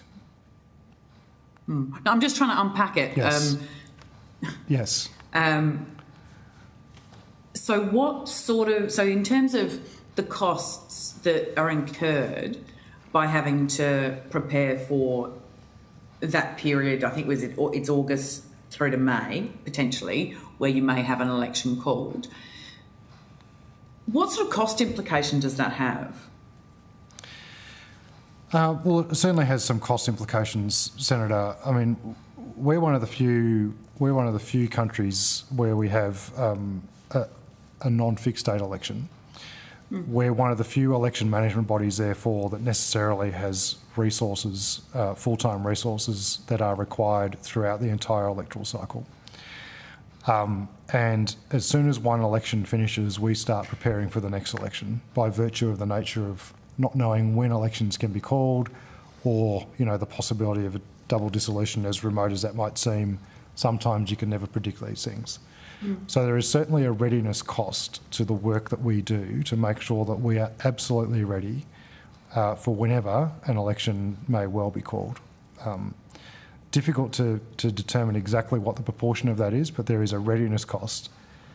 In terms of a fixed term election, I don't know that I'd be adjusting that dial particularly much, to be honest. As I said, I'm not going to put all the eggs in the basket of a fixed term election and let's put our feet on the desk for 2 or 3 years out of a 4-year fixed term period, for instance. I think that would be high risk and would potentially let down Parliament and Australian voters. So there is a delicate and nuanced approach that needs to be taken through that, whether it's fixed term or not. But I would say it's not a binary position. It's not a feet on the desk versus flat out. My perspective would be a much more nuanced scenario where you would have, you would say, right, that's the date, but if it's not the date, we've got a backup. I am interested in what that sort of cost implication is. I appreciate you maybe don't want to talk about that right now, but maybe next time you come back and talk to us, we could have a further conversation about what that implication is. Because obviously a lot of the issues have been raised today about venues, staff, training, consistency. How would that, I'd be interested in how all that would play out if the period of time to an election was more certain. Senator, I might just add, if it assists, that the many of the activities that we undertake at the moment as we prepare for an election would still be, even though a lot of that includes contingency activities, it is still contingency that we would need in a fixed date scenario, as the Commissioner outlines, where we may see a saving potentially is in the period that we call the sort of maintaining readiness period. So to your point, if the election window is August to May, for instance, we have a target readiness date, which for us was September September 2024.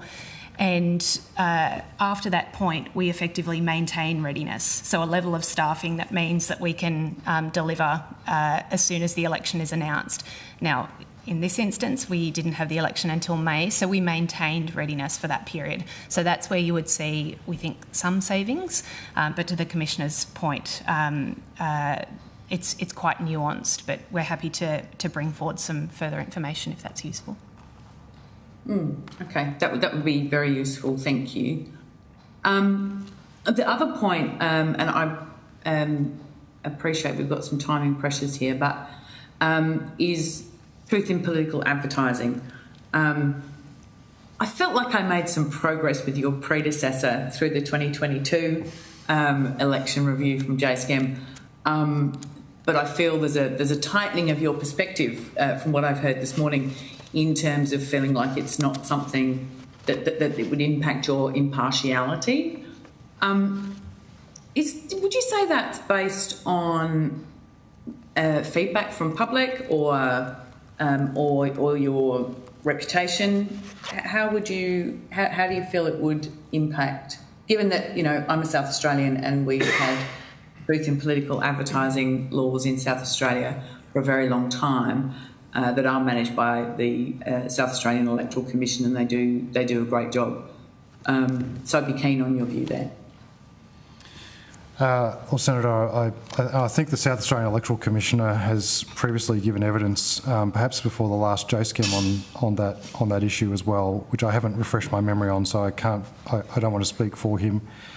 With respect to the previous Commissioner, perhaps Mr Rogers and I just express ourselves a little differently. But I'm pretty sure he was firmly of the view also that truth in political advertising would be compromising our impartiality and our independence, and if not in real terms, at least to be perceived to do so. So I've been monitoring the debate around this. And I note the debate from members of Parliament. There's other academics that have also weighed into this issue. And I've also been reading, and I think I'd commend this report actually to the Joint Standing Committee, but there's a report around freedom of expression, Human Rights Council of the United Nations in 59th session from July of this year, where the Special Rapporteur actually produces a very good article around freedom of expression and related matters, and talks about the importance of freedom of expression in the context of an election, and how it is absolutely democratic to make sure that people can express themselves however they like, whether we like it or not, and whether we like the content or not, and whether it's true or not. And they make the point, of course, that, you know, lies, exaggeration and propaganda during elections are not new. What has changed recently is the digital technology and the social media platforms, which are enabling and amplifying the denigration of electoral information environment. They also make the point that falsehoods alone is not sufficient to restrict speech in the absence of harm. So I think there is a human rights element to this also that needs to be very carefully considered. But the thing that I am most worried about, as soon as we take one form of action, and we did see this at the election where one of our staff, and I'm not being critical of them because they absolutely had the right intention, there was a lot of complaints. This is a great case study, if I can just indulge the committee for a minute. There was a lot of complaints about a particular party worker at a particular booth in Melbourne around anti-abortion. And this person was advocating very strongly and very emotionally around anti-abortion matters as voters were approaching the polling place, to the point where it was upsetting other campaign workers who were standing there and listening to it all day, and it was upsetting voters. And our worker took a very empathetic view and wanted to try and create a positive and conducive and friendly environment for people to come in and vote. And she went out and confronted this person in a most respectful and a most appropriate way and just said, look, you know, this is upsetting people. I'd ask you to stop, or at least, you know, change your language. She was videoed as she was talking to this particular person, a campaigner, posted on social media, and all of a sudden you have this implication that, you know, AEC staff are forming a view around anti-abortions. And same things can happen to climate change and all sorts of other issues. You name the issue, as soon as we take a particular point, even if it's about the campaign behaviour and not about the issue, the perception is we have taken a position about an issue, and that is invariably likely to be matter for political contest. And who knows, in future, potentially a matter that even could become, you know, and not in this case, but who knows, some of these matters, issue-related issues, you know, could become a matter for a referendum if it relates to the changing of the Constitution. And we've got to be immensely careful about what we express or are perceived to be expressing any particular view on these issues. No, I take your point, but I think in your submission your sense was, and just remind me, that this kind of should be targeted more at the sort of online platforms to regulate themselves or regulate the content? I think, well, again, we make that point with respect to disinformation around the electoral process, where we want to protect the integrity of electoral processes, not about the content of social media posts, but for electoral integrity, electoral processes. We feel that is absolutely our role, is to protect the integrity of the election. And, you know, we pre-bunk and we debunk already with respect to posts that are related to, that are false, mis and disinformation with respect to the electoral process. And we want to protect that for the overall integrity of the election and the outcome of the election. And we think there's more that social media companies can do to work with us in that context. But the submission, I don't think, indicates that we actually want social media companies to do anything about the content of social media posts more broadly. No. And just to be really clear, my point here is not about content at all, because the content is down to the person who's putting it out. It's whether it is abjectly incorrect or that sort of mis and disinformation. And I think there's a lot of greyness around where one starts and the next begins, certainly in terms of how people interpret it. And I think that's one of the challenges we face if we're going to, you know, do more in that space. It's about being really clear, because it should never be about content. Yeah, and this is where I think our role, and again, role of other agencies, because it's not just about elections, there's mis and disinformation about a whole range of things these days. The best thing that we can do is actually educate the voter and provide the voter with the tools and the knowledge and the resources to try and best navigate the information environment. That's what we are focused on, and that's what we would like to do, not just at election time, but also in between elections. I mean, I think actually, you know, we're now starting to see that, I'm not sure actually sometimes when campaigning starts and finishes in between elections, and we've got to try and help support the voter in this new information environment. So we're very focused on that, and we'd like to do more of that. We would like platforms to also think about what more can they do to educate their users around mis and disinformation, about their algorithm health and how their algorithm has evolved over time, and how you might want to try and influence changes to your own algorithm and therefore change your feed. So there is more that platforms can do in a collaborative and a consistent way, I think, to help their users also navigate the information environment on their platform. Final question, Senator Grogan, that's okay. No, that's okay. Thank you very much. I appreciate it. Thanks, Chair. Thank you. Ms Campbell. Oh, thank you, Chair. Acting Commissioner, I'm very fortunate to represent the most multicultural electorate in all of Queensland, and so I wanted to start there with the fact that almost half of the electorates with the highest informality, among them the top 20 divisions who speak languages other than English were in there. And I guess my question in the first instance is, has the AEC done an analysis of the drivers of informality in the culturally and linguistically diverse space? Yes, we have, and thanks very much for your question. It's a really important issue, and I did go into a bit of detail at Senate estimates last week in response to a similar question from Senator Roberts. So I'll dive into a similar level of detail here because it's really critical. Look, we're very focused on informality. But I think the headline is overall informality rates have actually remained pretty steady now for a number of elections, and I think this one's in the House of Representatives has gone up 0.4%, and in the Senate it's gone up 0.03%. And back in 2019 it was 5.05%. So in the last 3 or 4 elections it's gone up only sort of just over 0.5%. So informality overall remains pretty constant. But what also remains constant are the high informality rates in some particular divisions. That's particularly obvious in Western Sydney, where a number of divisions have had high informality now for some time. Firstly, if I can just say, just to address that, we took a different approach for this election where we actually undertook a whole range of education sessions, both in person and online, with respect to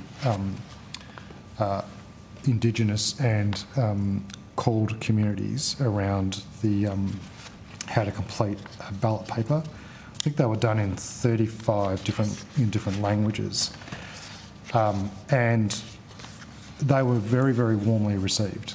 And in some cases they have made a difference. In other cases that difference is not yet identifiable. The biggest drivers to informality is what we see are languages. So where English is not your first or second language, that is probably one of the biggest challenges to try and overcome. There is also a confusion that comes in between the voting system for the House of Representatives, where all boxes need to be filled with your preferences, to the Senate, where it's 1 to 6 above the line, 1 to 12 below the line, and some people do find that confusing. The data indicates that informality is at risk of increasing and does increase where there are more than 6 candidates in the House of Representatives. So that brings into that confusion between the different voting systems, and so we quite consistently see where, if I can just maybe use Riverina as a great example, and we've got some graphs that we can actually share with the committee also.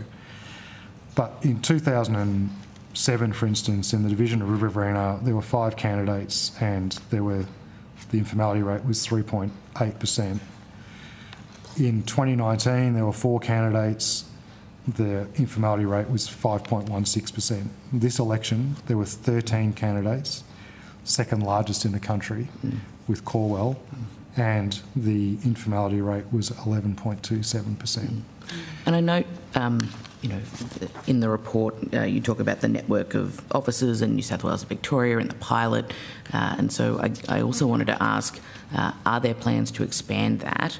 And not only that, what other initiatives are you taking or looking at taking in future elections to make sure that we address some of those issues in the call community, particularly where we've seen this work in different systems overseas? Yes. Before I get to the detail of that, I might just also add we have done an informality study where we've examined informal ballot papers from 25 electoral divisions, which equates to over 240,000 ballot papers. These are initial figures. We will produce a final report, which we can also share with the committee. But that includes the 10 divisions with the highest levels of informality.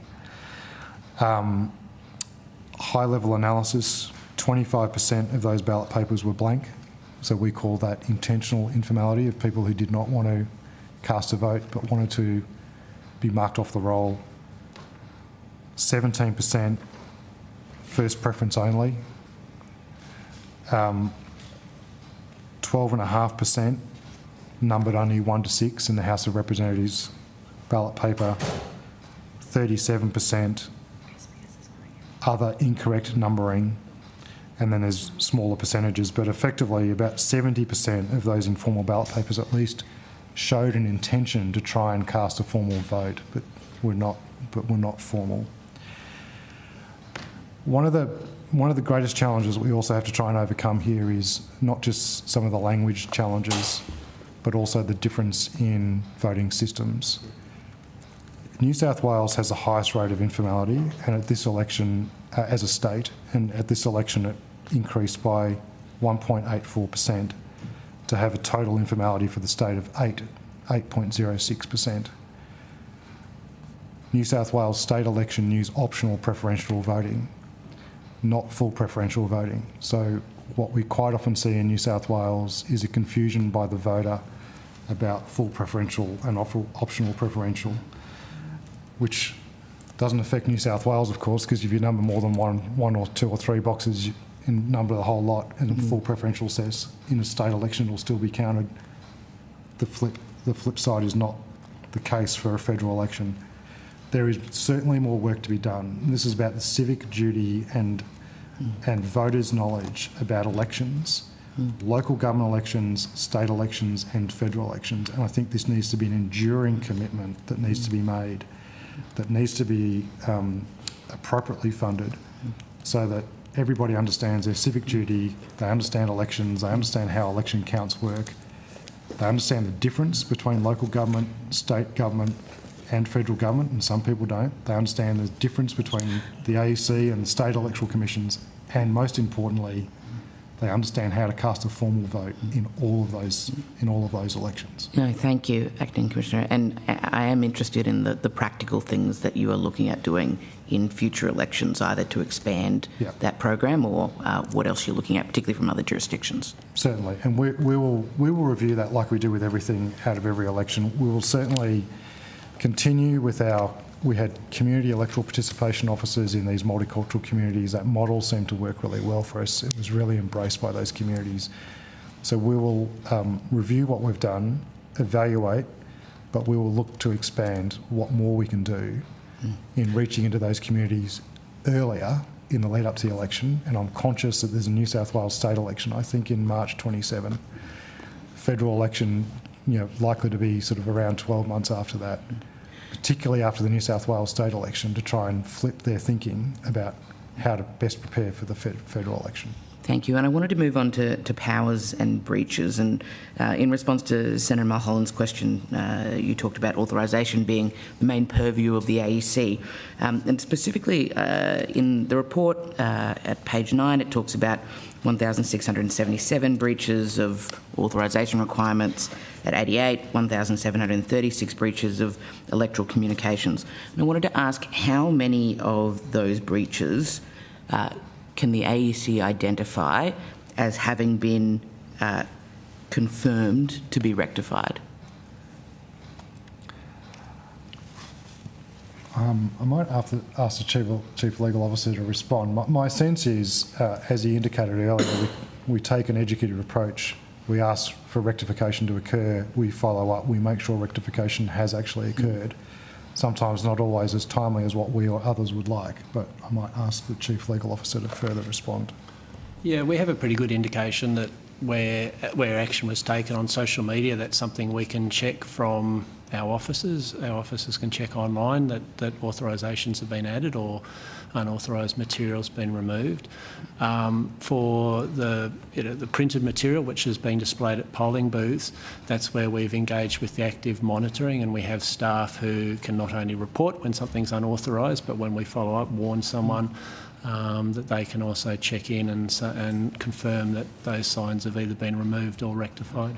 Thank you very much. And do we know the number of those that have been confirmed to be rectified? Number's not, exact precise number not, because just of the volume. and you're talking about a volume of communications that we're looking at in a very short time. So it is really that quick check that we're doing, either online or with staff at polling places, that non-authorised or unauthorised signage has been fixed. Well, and certainly I know, Mr Pope, in your response earlier, you indicated that trying to find out who people are is sometimes challenging when there's an authorisation that hasn't been done properly. I was going to ask, if someone can't be identified and there's clearly a breach in the authorisation, why can't the Commission remove it? We actually don't have the power to do so, and I think this is one of the matters that the Joint Standing Committee, I'd appreciate your consideration of that, which goes back to stakeholder expectation, where I think sometimes we don't meet stakeholder expectation, but we don't have the power to actually remove signs. I think there's, potentially subject to the committee's consideration and of course Parliament's consideration, of course, there may well be options there for us to issue a notice. You've got 24 hours to rectify it. If you don't, then we will arrange for those to be removed. I think there's a regulatory escalation element there that's missing in between education and warning through to prosecution. There is nothing for us to escalate our regulation, and that's where I'd really appreciate Joint Standing Committee and Parliament's further consideration. And is that perceived gap in regulatory enforcement, does that exist in other parts of your powers, i.e. we've been talking a lot about aggressive behaviour, we've been talking certainly about signage. In terms of enforcement, where do you think that the gaps exist for the AEC to be able to actually enforce the powers that you currently have? Well, I think firstly there is a policy question that needs to be answered by the committee and by Parliament about where you see the AEC having an active regulatory role. And we've already touched on here about, truth in political advertising and campaign behaviour and other things, which I would say that is not a regulatory role for us.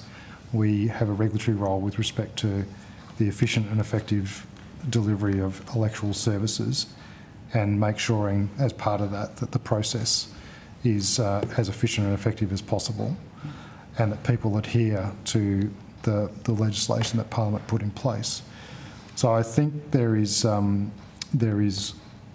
consideration to be done around, I was touched on earlier about us needing to be a model regulator, and we do our very best to be so, to start with the educative approach, but to be able to escalate fairly rapidly, particularly during polling periods, to try and take more assertive action is necessary. Authorisations is the most obvious one.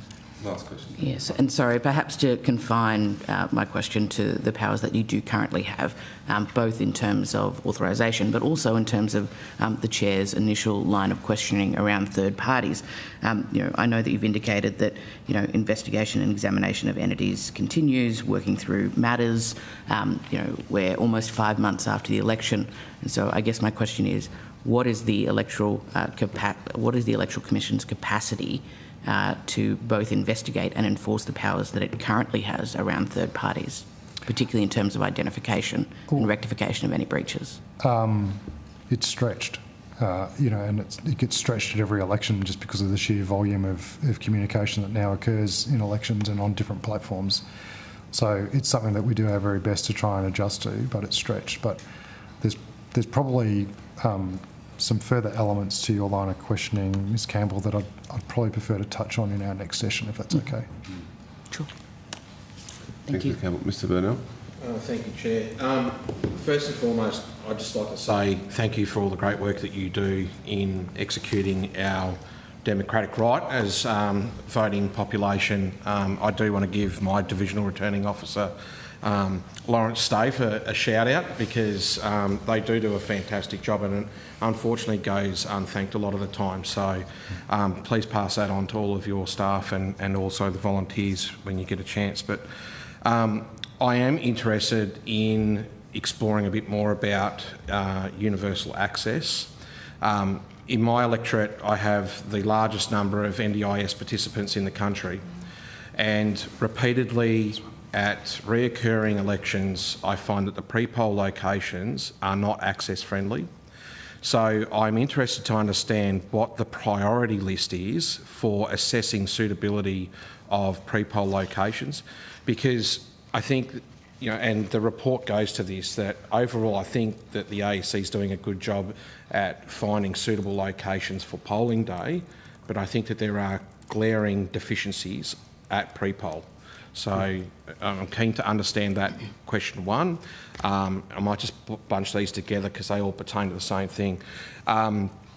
Also, I'm interested to understand if the assessment of traffic movements in and around the pre-poll locations to ensure voter safety and that of campaign officials. And thirdly, do you do people movement studies around the best way to allow voters to have a good experience moving through the polling booth location to ensure efficiency of the ability to cast a vote, whereby you don't have lines crossing over each other and then creating access issues for people that may be using wheelchairs? Well, thanks to Mr Burnell, and thanks very much for the acknowledgement, and particularly of your DRO. Lawrence is excellent. We love him, but we love all of our DROs and all of our staff. And I also want to acknowledge that many of your colleagues have also, through speeches in Parliament and other fora, have also conveyed their appreciation for our staff. So thanks to everybody who's done that. I'll just start off with an overarching quick response, and then I'll ask the Deputy to provide, we've got a lot of information to provide about all three elements of that question, and they are all matters that are very important to us. I might just start with probably the obvious point. It's a lot easier to find a premises for 1 day than it is for 2 weeks. That is the most challenging element of trying to find a premise. And, you know, regrettably, when you're looking for 2 weeks and you must have it for 2 weeks and there is no compromise on that, sometimes just by sheer availability, you have to make some compromises, and as much as we don't want to, but in some instances, it might mean the difference between having a pre-poll place or not, having a pre-poll voting centre or not. The other element I'll just quickly throw in, because we haven't yet touched on this, but sometimes when we're also selecting premises, it can also come down to cost, and some of the costs that we get quoted for some of these premises can be extreme. And we're also very mindful of that when we're making these decisions. So we do our very best to weigh up all of those factors, including the ones that you've raised, but I'll ask the Deputy to respond to each of those elements.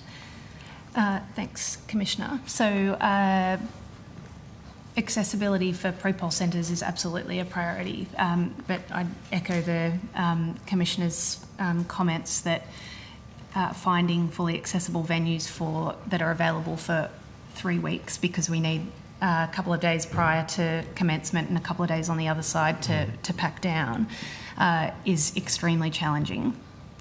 In some instances, we have community groups who are willing to give us access to a community hall, for instance, for that period. But by and large, most of our pre-poll venues, as you will have no doubt experienced, are sort of shopfront style commercial premises, because that's all that we're left with once we know a date. Now, our divisional returning officers do a great job, along with our national office, of scouting for available venues as part of our readiness activities. So we have, again, a whole bunch of potential options that might be available to us, but once we have the date, we look to lock them in. But for pre-poll voting, we find that commercial premises are usually our primary option. Then that means we're deciding based on a fairly narrow pool of options, and we would absolutely prioritise accessibility in our checks. A comment was made earlier about these being workplaces as well, so we look at suitability of them as a workplace for our staff, but we're very mindful of access for wheelchairs, particularly, and that means we look for places that have a disabled car park, for example, a clear path of access with no ramps into the building, but also an area that party workers can set up as well. So the availability creates a challenge. You mentioned traffic safety. That is a feature of the inspection process as well. We look at the car park itself, how accessible it will be to voters and members of the public and campaigners accessing. It will not be a deciding factor, though, if all of the other accessibility criteria are met and we're really struggling to find somewhere. Unfortunately, it means that we may select somewhere that doesn't have a great car park, for instance, and people have to park on the street, and you'll have no doubt experienced pre-poll voting centres where that is unfortunately the case. Just sorry to interject there. So, Ms Gleeson, the perfect example for me would be the Manapara pre-poll location. For the second election in a row has been a poor parking location, but this time round was on the first floor of a two-storey building with a single elevator that consistently broke down. More importantly, for those that were had access needs, there was a lack of designated parking that created a lot of unsafe interactions. And now, the reason why I made the thank you to the staff from the AEC is because they worked extremely well with all candidates that were engaged at that polling booth to ensure that there was provisions to be able to assist voters to get access to the polling location. But I have concerns when we say that we're trying to provide access-friendly voter experience, that we end up with locations that are not on a ground floor, that don't have enough disabled provision parking in the direct vicinity of the polling booth. Yeah, couldn't agree more. And I'm not aware of that particular location off the top of my head and that particular pre-poll voting centre, but we unfortunately did have a small number where the only option available to us was the first floor of a in fact, I think that there was one in Canberra as well, where we were on the first floor of a building with either stair or lift access. That is absolutely not the preferred outcome. And if a divisional returning officer makes a decision to that is the only option, that needs to be escalated up for higher level consideration and approval. So it is certainly not ideal, and we'll take a look at that particular location for future, and more than happy to take other instances if there are any. One thing I would say in that example, there is a provision for staff to go outside the polling place to take a vote from a voter if that's required. Now, that is certainly not preferred. We want to provide a dignified voting experience for voters wherever possible. So appreciate the comments, and we do everything we can to prioritise that accessibility. I mentioned the progress that we've made on that front previously, and I might clarify. I mentioned that 42%, just under 42% were fully wheelchair accessible. We have a category also that is what we call assisted wheelchair access, which could mean, for instance, there's a very small lip where someone would need to assist the wheelchair getting over that lip. And we had 50%, just under 50% in that assisted category, which meant that only 7.5% of polling places for this election were considered not accessible by a wheelchair at all. That's a significant improvement on previous events, and we continue to do everything we can to improve event on event, and we do that in consultation with our very active Disability Advisory Committee as well. Yep. I would actually just like to get I didn't get to the third part of your question. Yeah, thank you. Sorry. So on setup, yes, that's a big feature in our planning activities ahead of the election and then during delivery as well. So we've done quite a bit of work, you may be aware, with Deakin University on optimising polling place and counting work. And as part of that, we've, over time, got fairly good guidance that we give to our permanent staff, our divisional returning officers, but also to our temporary staff on how a polling place should be set up. It obviously differs. If we get the date, we get a new venue that we weren't expecting, we need to work fairly rapidly to provide a new layout. but a prescribed layout is given to each of the officers in charge of pre-poll centres and static polling places. And the expectation is that they implement that. And as part of the compliance checks that I mentioned earlier that are done by our liaison officers, they check that the polling place is operating effectively. They might make a judgment that in practice some changes need to be made and the original design wasn't quite right. So there might be adjustments made if necessary. So it should be the case that it's only a very small number that aren't functioning as we think they should, but we are very happy to take that feedback, and I know our divisional returning officers are very open to receiving that feedback during the election as well, if you identify instances where that's the case. Fantastic. Thank you, Chair. Thank you. Thanks for your attendance today, officials from the AEC. If you've been asked to provide any additional information, please forward it to the Secretariat by Friday, the 24th of October. You'll be sent a transcript of your evidence and will have an opportunity to request corrections to any transcription errors, and members will be able to ask questions on notice as well.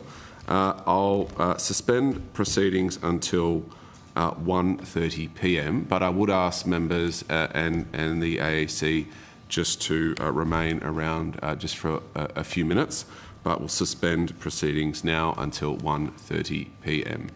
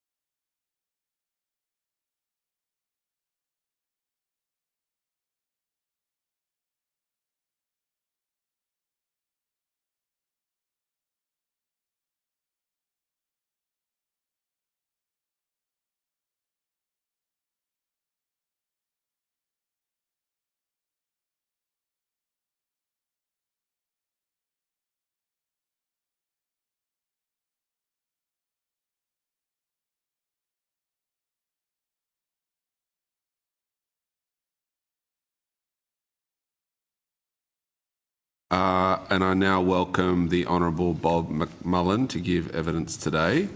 For the Hansard record, would you please state your full name and the capacity in which you appear before the committee? My full name is Robert Francis McMullen. I am giving this evidence in a private capacity. Thank you. Although the committee does not require to give evidence under oath, I should advise you that this hearing is a legal proceeding of the Parliament and therefore has the same standing as proceedings of respective houses. The giving of false or misleading evidence is a serious matter and may be regarded as a contempt of Parliament. The evidence given today will be recorded by Hansard and attracts parliamentary privilege. I now invite you to make a brief opening statement before we proceed discussion, and welcome back. Thank you very much. It's a very rare reoccurrence that I come back, I assure you. So rare that I didn't realise my pass had been expired for 9 months. I think my submission only relates to the territory representation, but I think it seems clear to me, but just to be explicit, I'm saying there should be 6 senators elected from the ACT on the normal Senate election cycle, that is 3 each Senate election. I think the experiment with simultaneous elections has been going on for 50 years and it's a failure, right? Nobody's ever taken that up. It's time we got rid of it. And once you decide, as I think you should, that that's no longer a viable option and that the election rhythm should be the same as for all the states, then you need to think about how many. And you can't have one person elected under a PR system. It doesn't work. So you have to have at least 2 each time. I think the statistics underpinning the case for at least 3 each time for the ACT are quite clear. The Constitution, there are many people come before you know a lot more about the Constitution than me, but obviously the principles underpinning the Senate representation here are about enhanced representation for the smaller jurisdictions. And I think a comparison with them suggests that 3 each cycle is a reasonable proposition. And I think that's a proper application of the principles. What I don't want to see is a selective application of the principles. That is, that there should be one vote, one value arguments imposed on whether the ACT should have enhanced representation, but not on anybody else. I don't think that's fair. The Constitution explicitly rejects one vote, one value as it relates to the Senate representation. It explicitly gives enhanced representation to what were then the smaller jurisdictions, which aren't necessarily the case now, except for Tasmania. I mean, Western Australia was the small one, the second smallest at Federation, but no longer is. And that's the last point I really want to make. I think the case for 3 now is clear, but what the committee I know will take into account and needs to is this is not just for the next election. This is going to be whatever decision you make, if it's reflected in legislation, will apply for the next 10 or 15 years. Hopefully not 50 years like the current set of representation arrangements, but for at least 10 or 15 years. So you need to, I think, bear in mind, look at the patterns of population within the ACT and within the states. I'm not making a particular representation with regard to the Northern Territory. I have no particular knowledge or regard about that. I think the rhythm of elections should be the same for them as for others, but I don't have a view about how many senators they should have. That's a matter which I'm very happy to leave in the hands of the committee. Thank you. Thanks, Mr McMullen. And just for the members here, I'll go through the same order as last time. Obviously, we won't have 10 minutes each, but maybe 1 or 2 questions each. Mr. McMullen, you just mentioned in your statement there the experiment of senators going to elections at the same time as the House in the ACT. What do you mean by the experiment? Well, when Gough introduced the legislation in 1974, Gough was a passionate advocate for having all the elections at the same time everywhere in Australia. All the states, all the territories, upper houses, lower houses, they should have very much based on the American precedent. And he thought that the world would see what a wonderful idea this was and would immediately fall in and we'd all start doing it, and nobody has. So that's what I mean by the experiment. It's not the only time the federal parliament has experimented on the ACT, but it's the most recent and, well, the most current. And I think we have to admit it doesn't work. It may or may not have been a good idea, but it hasn't worked. And in your recollection, has that view been sort of bubbling around for a little while now from an ACT perspective in terms of uncoupling that from that each election cycle? To be honest, I think more people are interested in the number than in the rhythm. Yep. It's only junkies like me who think about the rhythm of elections, but I do think if asked, most people would say, yes, it should be the same, but I can't pretend that it's a big passion. There is a lot of interest in the number, as there was during the last hearing when I didn't make a submission, but other people did to the same effect. We've been asked to look at the parliament as a whole, and I do note, your submission is specifically about the ACT. Did you have a view? And the last time the parliament was expanded significantly was in 1984.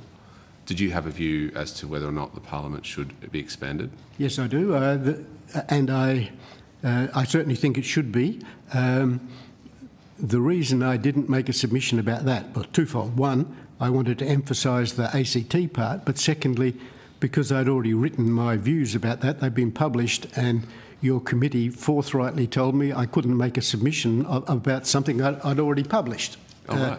Well, not that, of course I could have rewritten it and it would have been okay, but I thought, no, other people will do that, but I certainly do think it's time for the parliament to be increased in size, not so much, I hope you don't mind saying, but not so much in the interest of the members, but in the interest of the constituents. I think by now that it's gone up by at least a third since 1984, and I think the capacity of members to not only deal with constituent representations but get out and see all the community organisations that exist within a community must be being stretched. So I think it is time. I think it's appropriate time to review it. What's the name of that paper that you published?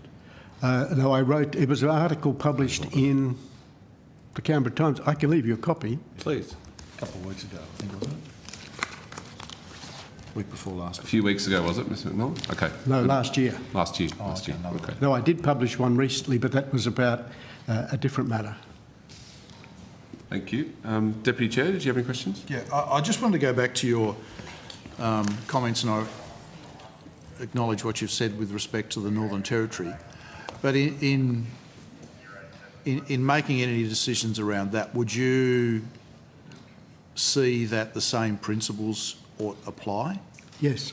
So numbers one question, process and cycle another question. Yes, I did say in the submission clearly what I call the rhythm of the elections. I don't mind what other phrase you use, but should be the same in the Northern Territory. I didn't make, it seems to me on the brief look at the analysis, that they should probably have two each time, but that's not something about which I've done a lot of research or have a particular view, but I certainly think they should come up in the similar cycle to other senators, yes.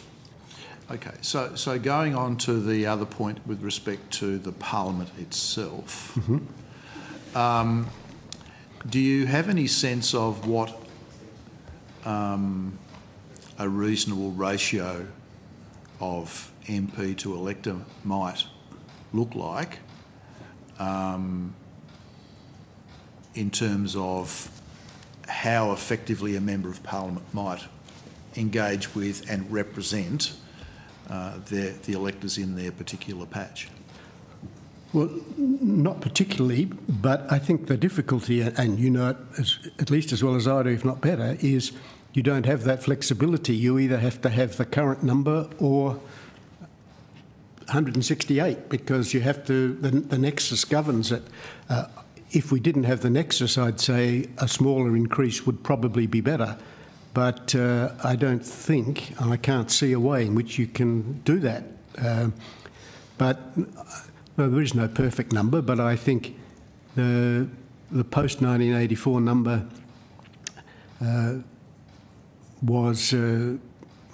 is a reasonable approximation, because I think although electronic communication makes it easier to contact, to deal with constituent inquiries, it also makes it much easier for constituents to raise them. So, I mean, I think it's six of one, half dozen of the other, yes.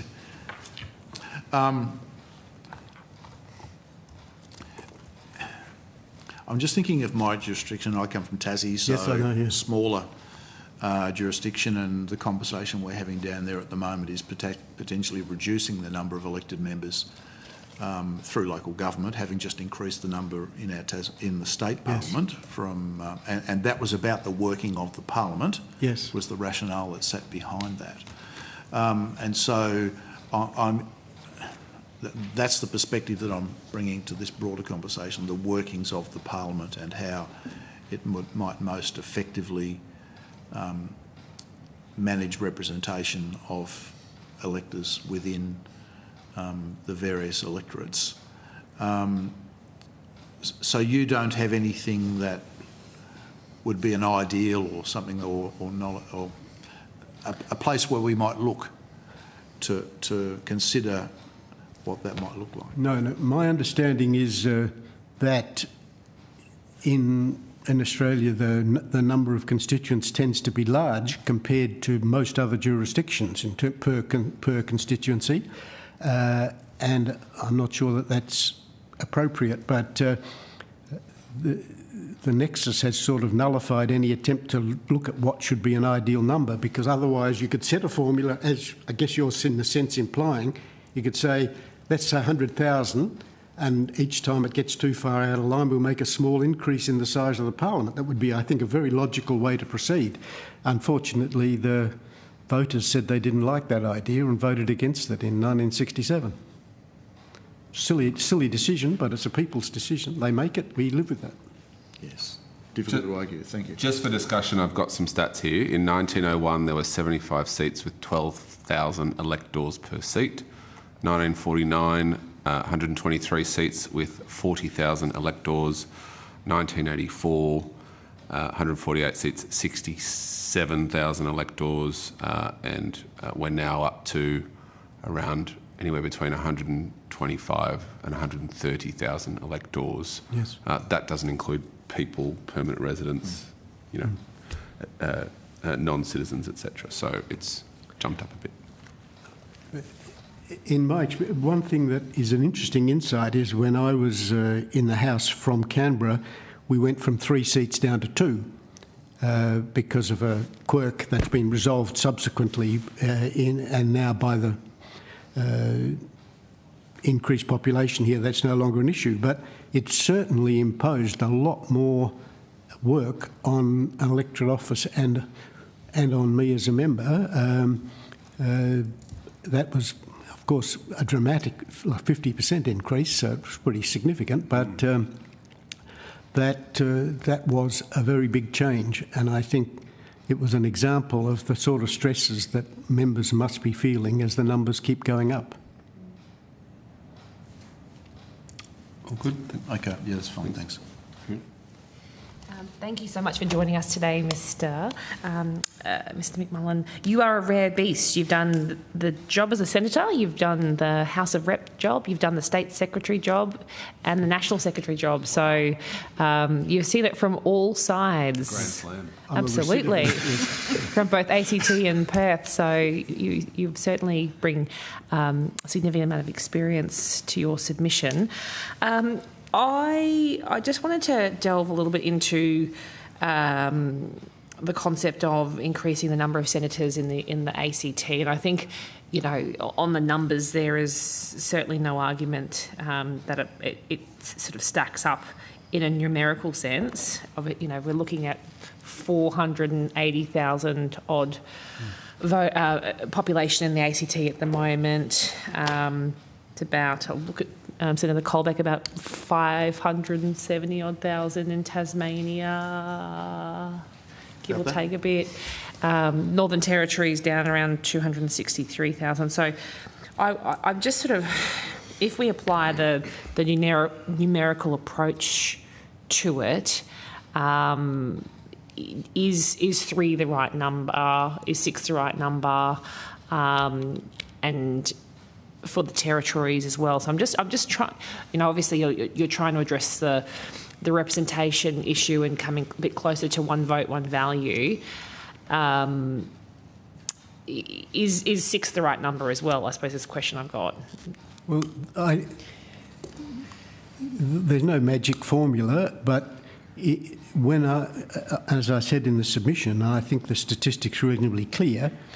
Even if you increased it to 4 or 5 per cycle, and I certainly don't recommend that, the quota would still be smaller than the Tasmanian quota. And Tasmania has its representation properly under the Constitution. I've absolutely no argument with that. But I think it's... And the other benchmark I used was the second smallest state, South Australia, and that's why I thought 3 means we here in the ACT would have a quota larger than Tasmania and smaller than South Australia, and that seems like not about the right place to finish. But I don't pretend there's a magic formula, but I think it is the best compromise available. And when you take it together with the question of doing away with the House of Representatives cycle and moving to the Senate cycle for elections, I think it leads you logically to saying there should be 6 senators. And whatever number you choose for the Northern Territory, probably 4, but that's up to the committee, really. Sure. And my other question was, given that experience, you've been a senator, you've been a member of parliament, you've been a state secretary, you've been a national secretary, I suppose the challenge when these arguments of representation comes up are usually around the fact that the Australian public has a tolerance level for democracy, and that it can be difficult to mount an argument about more politicians and more cost. You focus on the ACT, so I'll ask you to talk to the ACT perspective. What do you think is the arguments for the public, what they would get out of increased numbers of senators in the ACT, that they would see that there would be value for money, that increasing the number of politicians? You know, there's always going to be a fairly cynical response from certain sections of the community. What would you see as the benefits and the arguments? Well, I think here in Canberra the argument will be relatively easy, but nationally I accept that if you're going to increase the parliament as a whole, that's a difficult argument, and good luck with that. But here in Canberra, I think people have seen the benefit of representation, because we had virtually none before. It's not true we had none, but we had effectively non-voting representation until 1974, and then since that time we've had this limited representation. I think people do see the benefit of the enhanced representation, and in the House, since it's gone from 2 to 3, I think people can see. Now, do I think people are knocking the door down saying, what's the most thing we want? We want more senators from Canberra. No, I don't think so at all. But I do think there is a fair bit of sympathy for the idea that we're underrepresented compared to the other smaller jurisdictions. It's not passionate, it's not front of the mind, but I don't think the Canberra argument is difficult to make. I think the national argument is a very difficult one, which you have to weigh up. And I have a view, but I, of course, don't have to make the argument anymore in public. You all do. So. Thank you, Chair. I don't believe Senator McGrath is with us. We'll go down to Dr. Ryan. Insight is much appreciated. Mr. McMullen, former Senator, former Minister, you're one of the very few people, I think I looked up the number once, I think it's about 12 maybe, who've sat in both the House and the Senate in the past. I'm wondering if you could give us your thoughts about the relative workload of people in those two chambers and whether the pre-existing and sort of predetermined nexus between the numbers is justified on the basis of workload or really just justified in terms of the balance of how the two chambers interact with each other. I think the Senate, the territory senators' situation is a little bit different, but can I preface my remarks by saying thank you. I am one of the few who's done both. I'm the only one who was the idiot who was in government in the Senate and in opposition in the House all the time I was here. Timing is everything. Yeah, that's right. Wasn't a masterstroke, but territory people in Canberra regard their senators pretty much as local members. It's not probably, yes, I was about to say it's probably the same in Tasmania, but in my experience in New South Wales and Victoria, at least if a constituent comes into a senator's office, it means they're lost. And they're looking for directions. But no comment. Well, some of my best friends have been New South Wales and Victorian senators, but nevertheless, I still think that's true. And in a sense, that's legitimate. They have 50 other people they can go to see. But here and I'm not surprised Senator Colbeck says the same thing in Tasmania. And in my limited experience in the Northern Territory, I don't know the current crop of senators from there, but I knew their predecessors. That's the case. So the workload's not that different, but nevertheless, even in the territories, there's much more in the House. People do expect their local member to not only respond to their constituent inquiries, but to go out to their community organisation and be actively engaged with it. But I think the nexus doesn't make any sense from that point of view. It's a constitutional provision designed to protect the position of the Senate relative to the House. I supported changing it. I'm so old I was still around in 1967 when when the referendum was there, and I supported that, and I still would if it came up tomorrow. But it's a constitutional provision with which we are stuck, even though it achieved the exact opposite of what its intention was. Thank you. Another question, if I may. What if we moved to 4-year terms? What would your suggestion for the House, 4-year terms for the House, fixed terms? What would your suggestion be then with what we do at the Senate? Well, wouldn't change. I appreciate the point of the question. Do we have 4-year terms or 8-year terms? I would support 8-year terms for the Senate, and I would support fixed terms for the House. And when I was the National Secretary, I initiated a discussion around 4-year terms, which led to a very unsuccessful referendum. So my views on that are well known but not very successful. But I have always supported 4-year terms, but I think I can't see it happening any time in the foreseeable future. Even if the government did decide they wanted to, I'm sure it wouldn't succeed at a referendum. But fixed terms, I also support. But in my view, if we went to 4-year terms, there is a case for saying there should be 4-year terms for senators. It would have interesting consequences for quotas and whatever, but that's not my view. My view is that they should be 2 terms for a variety of reasons, but one of which is it makes the conflict resolution provision make more sense. If you have a capacity for a double dissolution, that is, I think, a useful provision to maintain. Thank you. Thank you, Chair. Thanks, Dr. Ryan. Mr. Newman. Good to see you again, Bob. Shane. When I saw your submission, I decided to look up the number of voters in Blair in 2007 when I first got elected. It was 86,600. Yeah. And I've now got 143,000 voters in Blair, so that's a pretty big increase in that time. But I'm interested in two issues. Everyone else has asked the questions I was going to put. The timeline you would propose for the changes you're suggesting, and secondly, would you suggest we do them by legislation as we do with the House of Representatives' second seat in the Northern Territory rather than a referendum? Well, second question first. Yes, I would do it by legislation. I don't think there's any need for more than that.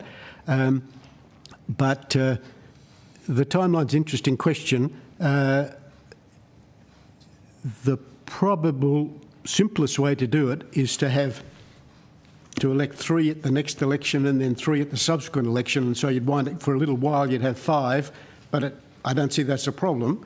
You could elect 4 next time and then do a bit like a post-double dissolution provision to decide who would be the 3, get the longer terms. But I don't think that's necessary, and I think it just adds an extra complication. But if the committee wanted to do it, I wouldn't have a problem with it, but it wouldn't be my preferred recommendation. I would prefer that we just said we'll have 3, and then we'll get, in the second election, we would get up to 6 by having a second lot of 3. But I don't have a fixed view about it, but that's my preference, yes. Yep. Thanks, Bob. Thanks. Thanks, Shane. Jules, do you have any questions? Thanks, Chair. Just a couple. Mr McMullen, I was going to say that I think that when we talk about electoral systems, they all inherently have a tension between 2 objectives, one being representation and the other being stability. Your proposal obviously goes to representation. What impacts do you think it would have on stability? On what, sorry? On stability. I don't think... I don't see it would have any significant impact. I'm not trying to speculate about who's going to win the seats, which might have, because voters have a way of making sure that whatever you think, you're usually wrong. And certainly ACT and the Senate, the voters have been rather forthright about that recently. But we're not now talking about, for the territory representation, we're not now talking about a major change in the numbers in the Senate. It would go from, if you're just talking about the ACT, from what, 76 over 2 elections, it would go to 80. I mean, it's not that significant. But I think the tension is not really between representation and stability, if you don't mind my saying so. I think it's between, in the case of the Senate, it's between sort of representation and fairness, right? It is, and it's not easy. I accept there is a tension. It's not easy to resolve these sorts of questions, and if it was easy, people would have done it sometime in the last 50 years. So, but I think 50 years is long enough to wait for some change in this. You were the organisational head of a major political party in 1984 at the point of the last expansion. Yes. Can you share with us what impacts, in a practical sense, that had at the time, both in terms of the public and in terms of the operation of the Parliament itself? Well, I was pleasantly surprised by the lack of adverse public reaction. I wouldn't say there was none, I'm sure there were, but I didn't notice any adverse electoral consequences or reaction of major significance. Didn't impact much at all. In terms of the operation of the parties, there was a lot of and I'm sure this will be of interest to all the members, at least the House members. There's a lot of concern around pre-selections because everybody's boundary changed. With the exception of the ACT, actually, everybody's boundaries changed because you had, and the and my memory might be playing tricks on me here, so don't hold me to it, but my recollection is that the Liberal Party voted against the increase and the National Party voted for it, for what seemed to me to be entirely rational reasons at the time, because it reduced the pressure on national parties to keep getting bigger and bigger as the population changed, the distribution of population changed. Don't hold me to that. That's my recollection, but it is 40 years ago, so I might not be right, but I think so.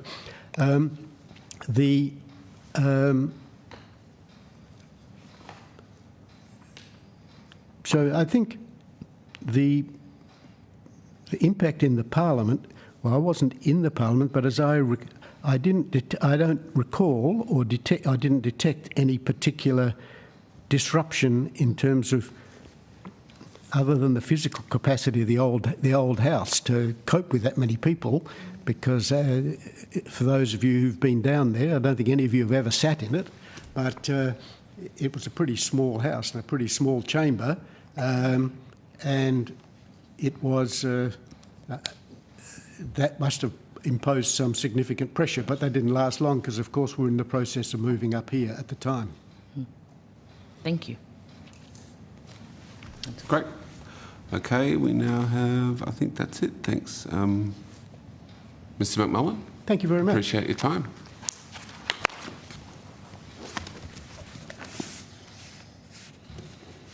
Thank you.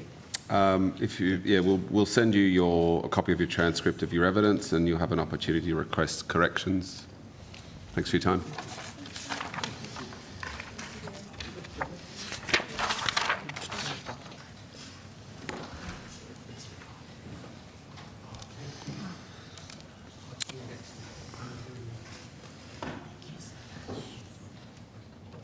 I now welcome Dr. Shepherd to give evidence today. For the Hansard record, would you please state your full name and the capacity in which you appear before the committee?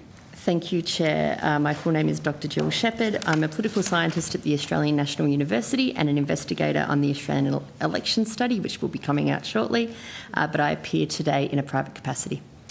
I have a statement that I wish to read out. Yep, just 1 second. Sorry, I just need to go through this procedural process. Although the committee does not require you to give evidence under oath, I should advise you that this hearing is a legal proceeding of the Parliament and therefore has the same standing as proceedings of the respective houses. The giving of false or misleading evidence is a serious matter and may be regarded as a contempt of Parliament. The evidence given today will be recorded by Hansard and attracts parliamentary privilege. I now invite you to make a brief opening statement before we proceed to discussion. Thank you, Chair. Sorry to jump the gun. You're right. I know that the Australian Electoral Commission appeared this morning. I watched it as I looked after my partner who is home with chickenpox. And following me today are witnesses who will be rightly critical of a lot of the work that the Commission does, particularly in regards to the delivery of the federal election in May. I instead want to discuss exactly what it is we ask the Commission to do. Under compulsory voting, which I study, it is vital that the AEC lowers the costs of voting so that when an abstainer is fined for not voting, they can't reasonably argue that they couldn't access a polling booth, the line was too long, or that there was no information in their preferred language, for instance. The AEC does this, I will argue, extraordinarily well. But I will also argue that persuading Australians of the benefits of voting, not just lowering the costs, is and needs to remain the job of you all, people seeking office. It's acutely important in an era of declining trust in politicians and support for major parties in a system that really rewards major parties. Delegating responsibility for mobilising voters rather than just lowering the costs of voting increases the risk that the Commission will fail to meet those expectations, that public support for the Commission falls from its current highs, and that trust in elections generally falls commensurately. Support for compulsory voting, which is currently higher than we might expect given the declines in major party vote share and the rising disproportionality of electoral outcomes, will fall. The social compact that underpins compulsory voting, our very complex electoral system, and the frequent elections at which different levels of government compel us to turn out, will break. If elections are not seen as legitimate, nor will the Parliament, and that will make your jobs harder. I don't tend to be chicken little, but this really worries me. Like, it's keeping me up at night. I fear that the Commission is being set up to fail with its current remit, and its failure will be a significant crack in our democratic infrastructure. The Commissioner suggested this morning that the best electoral regulator is the voter. I tend to agree, but I also would argue that parties have a strong self-regulatory role that we haven't really discussed. Elections are a system of actors, not just one regulator, the AEC, and a whole range of antagonists. So to that end, I would ask the committee to think carefully about using their privilege to criticise the Commission for partisan ends. I would beseech you to be more publicly accepting of the very rare mistakes that they make, and then separately consider fixed parliamentary terms and expanding savings provisions. And finally, and I really emphasise this, please do not burden the AEC with truth in advertising laws. Thanks, Dr. Shepherd. You mentioned just then the role that parties have to play in some of the issues you've identified, sort of a self-regulating role. Parties have been around a long time. They know the rules. More often than not, they abide by them. But we've heard evidence today from the AEC that there are over 130 others who have turned up at this election, and their evidence in their submission says that the awareness of the rules by them is limited. Do you not see the AEC as having a role in regulating the rules a little bit more forcefully moving forward, given the rise of non-established participants? My more inflammatory response to that will be, well, there are more electoral challenges at the moment because the major parties are quite unpopular, right? Now, but that's a very glib answer. It's easy for me as an academic to turn up here and say, do better, right? There is just a shift in the electorate at the moment, and it's not just happening in Australia, it's happening around the world. I think the AEC plays its regulatory role very, very well. It does what it is asked to do. I know that it is asking you, if not sort of formally, but it is certainly giving indications that it wants more regulatory powers, and I think that's a recognition from the Commission that there is a empty void here at the moment. There is a blank, a gap between voters' expectations, the behaviour of some candidates, and what the AEC can currently do. I also don't think it's fair to say this is just independents. There are... I think you misinterpreted what I was saying, and the AEC... I'm not talking about parties versus independents, candidates per se, but I'll read the exact bit from the AEC. We also detected more single or limited issues motivated groups or individuals campaigning in this election than previous elections. It was apparent that many had little or no knowledge of electoral law and practices. My question wasn't in regards to parties versus independents, red, blue versus teal, or orange or whatever. It was more about these third parties. It seems like the AEC are requesting more powers in regards to these others. I think I think you're right. And I think when the Commissioner talked this morning about wanting to delay the funding and disclosure reforms, for instance, that's another part of it. We do have more actors now than ever. Now, we don't necessarily want to stop those, right? There are problems with having so many names on the ballot papers, and it's not just bad behaviour at polling booths. Like that's certainly one of them. But it is that they have a democratic right to run. We see, though, with the rise of more names on the ballot paper, rising informality, greater confusion, especially in those non-English speaking heavy areas that you talked about this morning.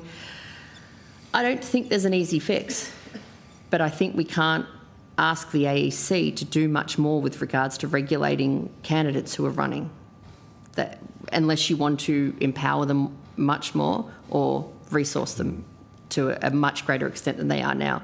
I think we talk sometimes about the AEC as though they have these superhuman powers, and they're public servants, you know. And there was discussion this morning of the polling booth as a workplace, and it is a workplace, and they have the problem of having to raise this standing army of 100,000 was the aim. They didn't quite get there in this election, which I think is really telling, because for a lot of election day workers, you run this risk that all you do is stand at that 6 metre line policing people with very bad behaviour.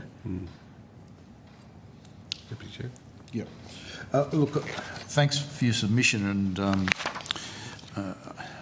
I certainly appreciated the emphasis that you put on the importance of the Electoral Commission and its standing within the system. And even in your comments so far this afternoon, it's very much about their place, their role, the perception of them, their standing in the broader community, because they play a very critical role, obviously, to our democracy, and appropriately having the appropriate responsibilities, which I think is the point that you're making. Don't lumber them with things that aren't their job, but also make sure that they're appropriately resourced to be able to deal with what's before them as far as running an election campaign. In terms of the increasing participation we're seeing in our elections, let's put it that way, more people on the ballot paper, but increasing participation, how do we deal with the issue that the Chair talked about with respect to how everybody that's participating in the system understands how they appropriately participate in the process? Because I think your point with respect to our behaviour within the system, but also relating to the AEC, is a really good one. But how do we make sure that everyone has a proper understanding of what their role might be in that sense? The big parties have a structure to manage that, but others don't. It's a sort of existential question for democracy, isn't it? That the Chair refers to sort of good and bad behaviour, and we know it when we see it, but we can't necessarily regulate for that. And I don't think that the AEC should be, and the Commissioner used an example this morning of the anti-abortion campaigner, and the AEC cannot, to my mind, be in the business of deciding good and bad behaviour. They can decide what is actionable or what is referable to the police. But if they are in the business of regulating speech between volunteers, for instance, I think that really seriously undermines their the public perception of their neutrality, but also makes it just a much less desirable workplace for temporary staff. This idea that the Commissioner sort of floated, and I'm not sure if it's something that he's thought about before or if this was a top-of-mind idea of a voluntary code of conduct among campaigners, is probably food for thought. But again, look, we really risk that we have this problem in Australian politics at the moment where we have a system that is set up for majoritarian outcomes, right? Liberal, Labor, red, blue. And we have, I think it's only temporary, not that anyone sort of asked me, but we have a declining electoral vote share for those two groups. So what you have at the moment is 33% of the electorate that has voted for someone other than red or blue, and their candidates aren't winning. And I think we need to be really careful as commentators and as actors and as, people who, for better or worse, do help to lead public opinion. We have to be really careful about othering that group and sort of talking about them as though they are the problem here, and that if it was just the major parties with a handful of selected independents and minor parties, everything would be okay. Because I think even their existence is evidence that things aren't okay, and we do have this disproportionality problem, and there are a lot of voters who aren't happy, and we have to, it sounds a bit sort of Pollyanna-ish, but we have to model good behaviour. Yeah. So your submission talks about the balance between funding the AEC to do its appropriate role, not giving it stuff that it shouldn't have, and I think you're on the money with that. And so finding that balance is right, but it also comes back to a question, what price democracy, I suppose? Making sure that the AEC is appropriately funded to do the job that we give it, and not quibbling about that, but making sure that that job gets done properly in the interests of having a good democratic system. I think it's about having a discussion about what is appropriate, because what I see at JSM and at estimates is questions of the AEC, why didn't they do this and why haven't you done this? And no one ever asks the AEC, you know, bless them, what do you not want to do? And what can we do to help you deliver your core responsibilities more effectively? And I think that is, you know, JSEM is world leading. It helps, it facilitates electoral reform, it facilitates these sorts of conversations that in similar democracies just don't happen, right? And we should never take that for granted. But I do think that in an era where most voters are looking in thinking, you know, I'm a bit shaky on compulsory voting. I voted for this guy and he wasn't elected because we have this single member district majoritarian system. And now they're having a go at the AEC about, you know, the 6 metre rule or the availability of pre-polling booths. I think we do run the risk of buying into that discontent. Now, I don't think the response necessarily needs to be to say, well, everything is great. But I think a conversation, a proactive conversation about what the AEC should be doing and an agreed set of principles, if not exact parameters, on what we think our Electoral Commission should be responsible for is really important. Because we run the risk at the moment that we are desperately trying to meet voters' expectations of accessibility and convenience and all of these things. And it is a never-ending ball of string.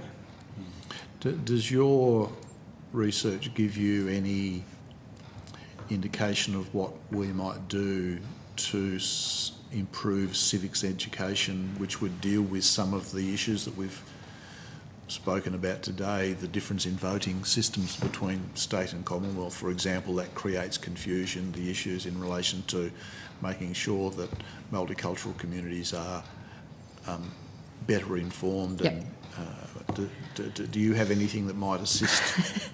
I wish I did. Yeah, okay. I'm quite cynical about civics education. I think any of these outreach type programs, and including the ones that the AEC engage in between elections, tend to reach people who are already engaged. A lot of the work they do with students, I think, is proactive, and that probably has more of a cross-cutting sort of effect on both the students whose parents are lawyers and the students whose parents, are newly arrived migrants, because they're the ones that we need to get to. I appreciate how much it sounds like I'm trying to give easy answers to this, because it's not at all. But if voters want to vote and if they feel excited about the candidates on the ballot paper, whether there's 22 of them or whether there's 4 of them, that increase in the perception of the benefits of voting, I think, is the most important thing, or it's the low-hanging fruit at the moment. I don't think civics education is low-hanging fruit, but making voters more excited about voting is on the table. So it's on us. A little bit. That's fine. No. Yes is an okay answer. Look, it's on all of us, I think. Yeah. And again, and I really want to emphasise that this is happening globally. You know, it's like house prices or, declines in democratic satisfaction. These are things that are happening internationally, and as much as anything, they're contagious. And social media hasn't helped. The reality is that most people don't interact with the electoral system all that much. When they have a problem, they want it fixed, and they're not really stressed about which level of government fixes it, as long as somebody does. 100%. We have about the most complex electoral system in the world, between three layers of government, different styles of voting, and then you don't just have different styles of voting, you have different forms of proportional representation, optional, preferential. You've got single-member districts, multi-member districts with 51 people, multi-member districts with 3 people. I'm from Tassie, we've got everything. Oh, I just worked with the ABC on the Tasmanian election. Nightmare. And if you're a voter, and we care, if you're a voter who doesn't really like any of you, and you turn up, you go, great, another electoral system. It's really tough. We're asking a lot. Ms Campbell raised the question earlier about the trade-off between representation and stability. We sort of do it. I think we strike a pretty good balance, but we do it in such a complex way that we introduce this third thing that is like an electoral challenge every time you go to vote. Okay, thanks, Chair. Thanks, Deputy Chair. Thank you. Mr Newman, you're next on the list, if you're there. Yes. In your submission, you talk about at the top of page 3, you talk about better resourcing the AEC or demanding less of it. Are you suggesting that we should demand less of the AEC, that you would take responsibilities off the AEC? You seem to be talking about educational activities and the like. What do you suggest there? Look, it's a good question. Educational activities, I think, are at a point throwing good money after bad. They have diminishing marginal returns and they are not a silver bullet. I think pre-poll voting and the expansion massively of convenience voting is hard for the AEC, and it is a black box that we've opened now for voters who expect very high rates of convenience. And they should, because, as I say, we are asking them to vote compulsorily in a very complicated electoral system where they don't feel increasingly like the electoral outcomes that are being produced are what they want. I am ambivalent on the AEC's work with regards to disinformation. I think it is, again, world leading and it is something that they had to do, but I worry now that it's created a rod for their own back where they have to keep this up, and it is incredibly resource intensive. And then going forward, I worry a lot about, as I flagged in my opening statement, about truth in advertising. I think it would be an horrendous policy. And I know that it exists in South Australia and it now exists in the ACT, and they are much smaller jurisdictions with much less citizen surveillance and national media coverage. I think we are all massively underestimating what a burden it would be for the AEC included, and how it would contribute to their workload, not just during elections, but in planning for election events. In paragraphs 83 and 84 of the AEC submission, it seems to be saying, the AEC, that the expansion of their ongoing targeted education engagement is responsible for keeping the informality rates comparable to previous elections. The implication being that without the ongoing work in Western Sydney, in New South Wales and in core communities amongst young people, particularly with disabilities and First Nations, there'd be high levels of informality. Are you suggesting that they cut back on that ongoing targeted education and engagement? No, I think that targeted education is the most important of all.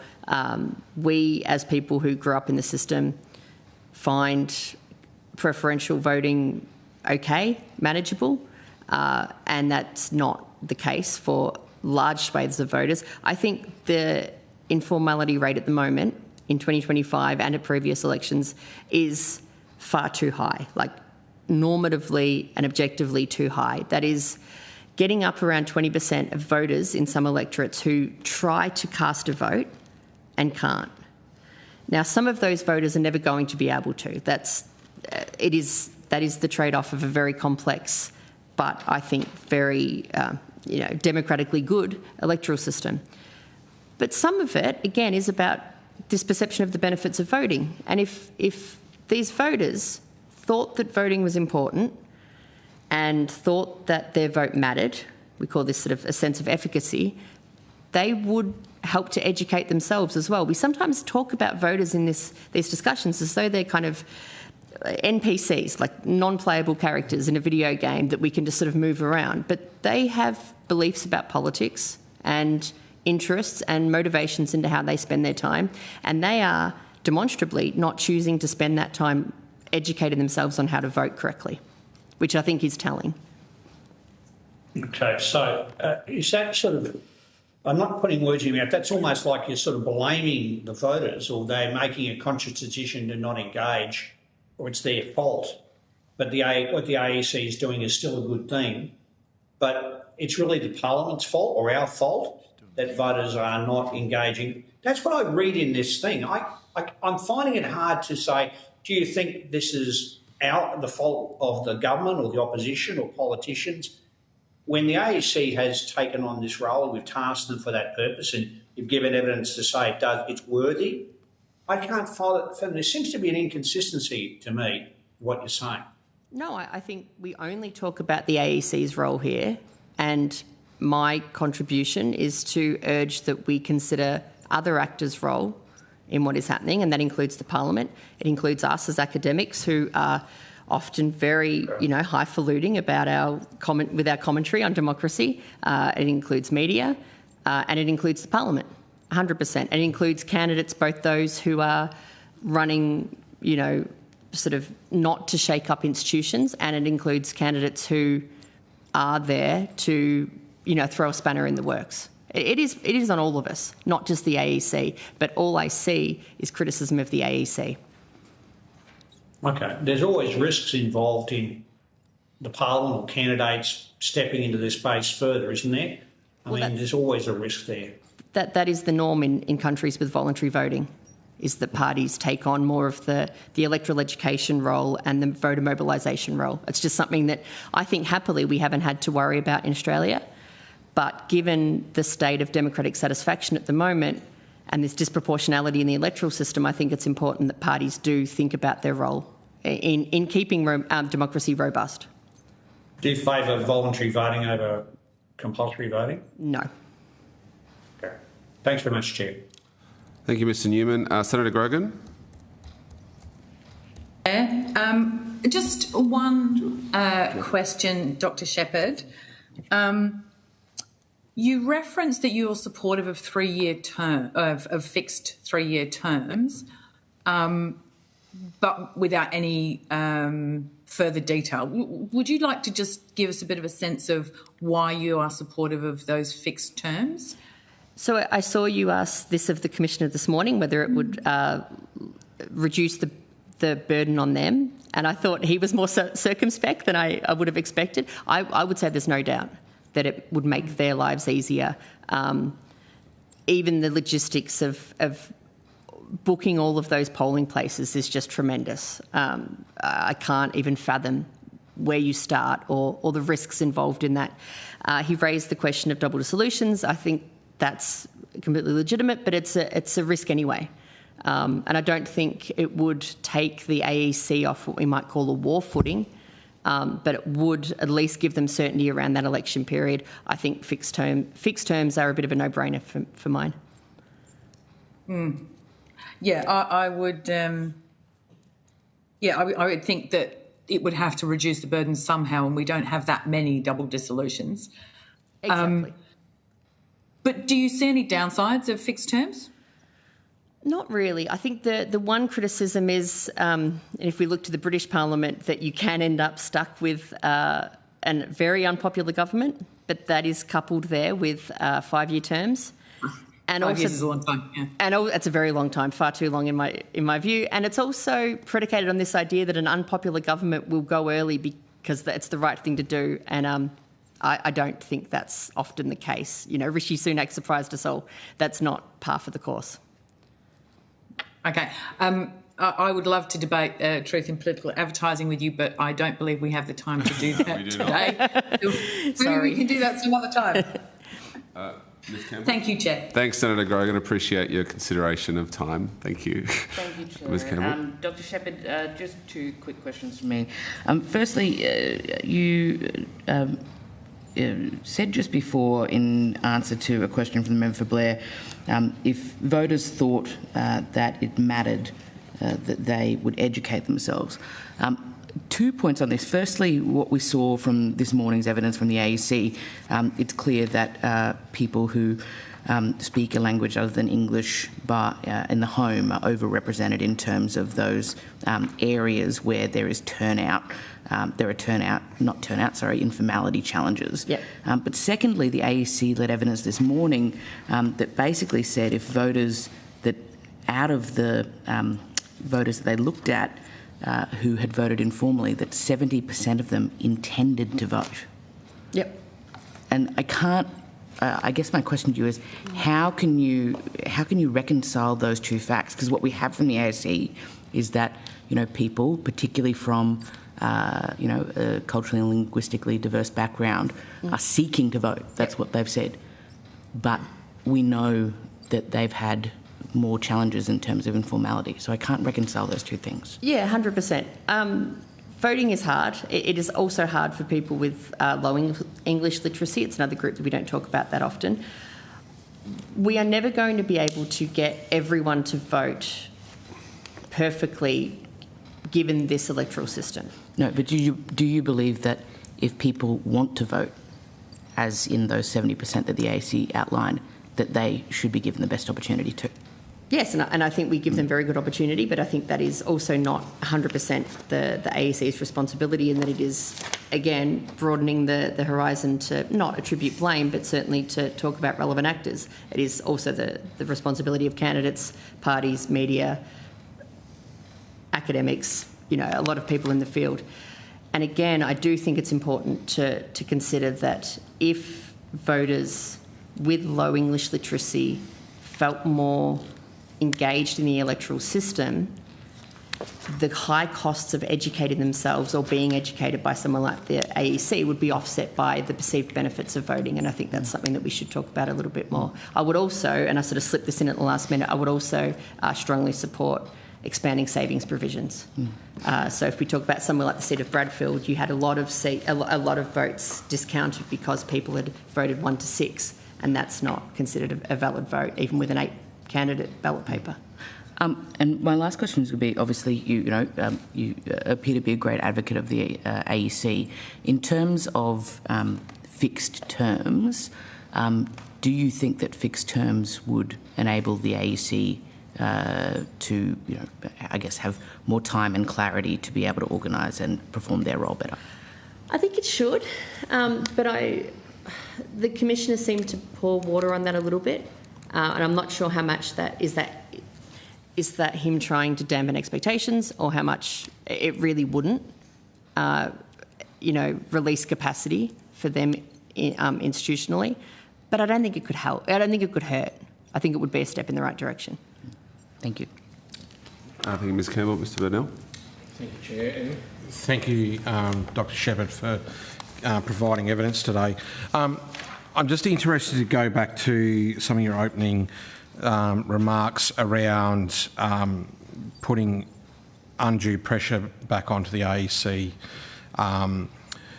Isn't it the AEC's responsibility to ensure, though, that voters have a good experience? Yep.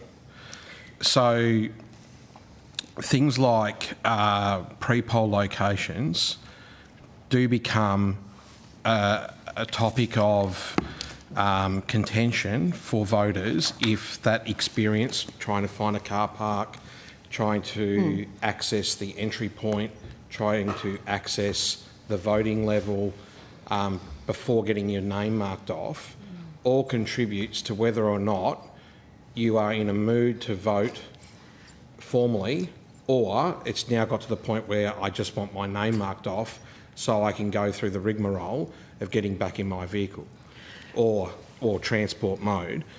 And therefore there is an obligation to ensure that the AEC has the ability to deliver the right type of voter experience. Yeah, I don't disagree at all. I have a very easy voting experience, and that's not ubiquitous across the country. Again, I think non-fixed terms don't help this at all because you are just having to book in advance speculatively so many locations across the country. I also just don't think we should be having this conversation about the costs of voting separately to the benefits of voting. And, if we want sort of pie in the sky ideas, one way to make people feel better about voting would be to have proportional representation in the House. If I don't feel like my vote matters, if I live in a safe seat and pre-poll voting is a nightmare and it takes me 15 minutes to find a park and then I get fined and then I turn up and, there's no air conditioning and there's no bathroom and my vote doesn't count, then my experience is much worse qualitatively than if I go through that sort of annoying process and I feel like my vote counts. That's a much better experience. So, yes, the AEC should be providing, accessible polling places, and I think they do that by and large. I think we worry about things on the margins here, and we don't worry about how people feel about voting in terms of a democratic good, rather than just an obligation that is annoying every 3 years, and then in 6 months' time at the state level.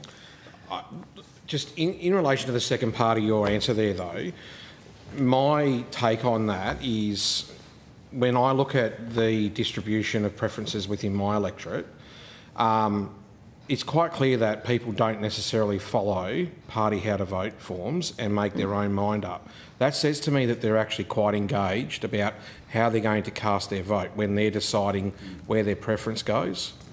So I don't necessarily buy that. And I think that because I think ultimately, as members of parliament, or hopefully re-elected members of parliament and senators as well, the obligation's on us to make sure that the policies that our parties are putting forward, or if you're an independent, the positions that you stand for, stack up to the community expectation for which you are choosing to represent. Where there becomes a contest, I think, is the way in which your message is disseminated out into the voting public. And that's where there's a lot of grey area that gets manipulated through other issues around truth in advertising, etc.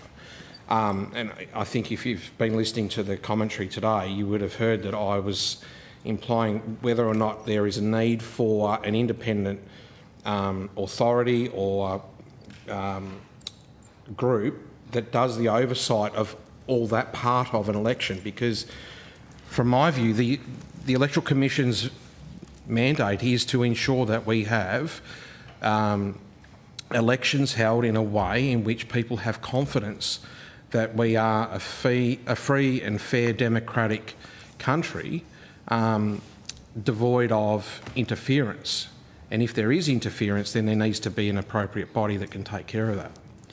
I would disagree that claims by one party about another party are in the remit of the AEC upholding the integrity of elections. And I would also argue that I think voters are intensely smart and they might be engaged in the voting process to the extent that they come up with their own preference ordering, but they are increasingly voting for parties who will not form government.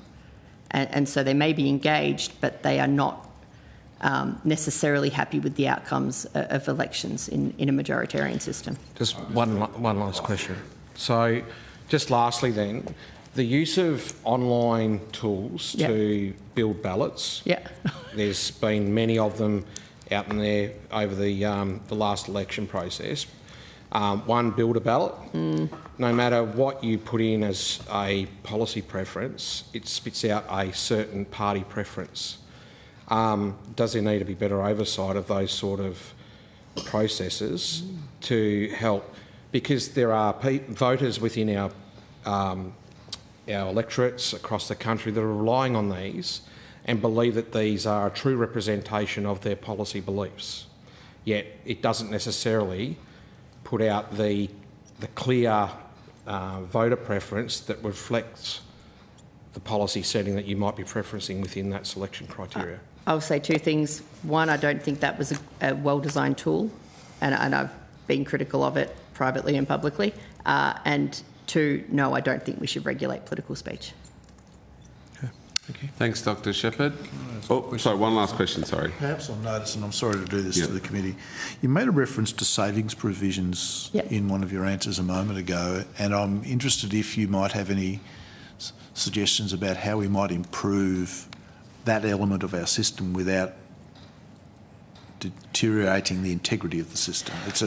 It's a balanced thing, I know, but because you referenced it, I thought I'd ask you about it. We might take that on notice, just in the interest of time. That's all right, Dr. Shepherd. It'd be great if you could provide that to us by Friday the 24th of October 2025. You've been asked to provide that information. You'll be sent a copy of your transcript of your evidence, and we'll have an opportunity to request corrections to any transcription errors. Thank you for your time today. Chair. Yeah, no, you'd have to do it as Look at yourself. It exists for the last one.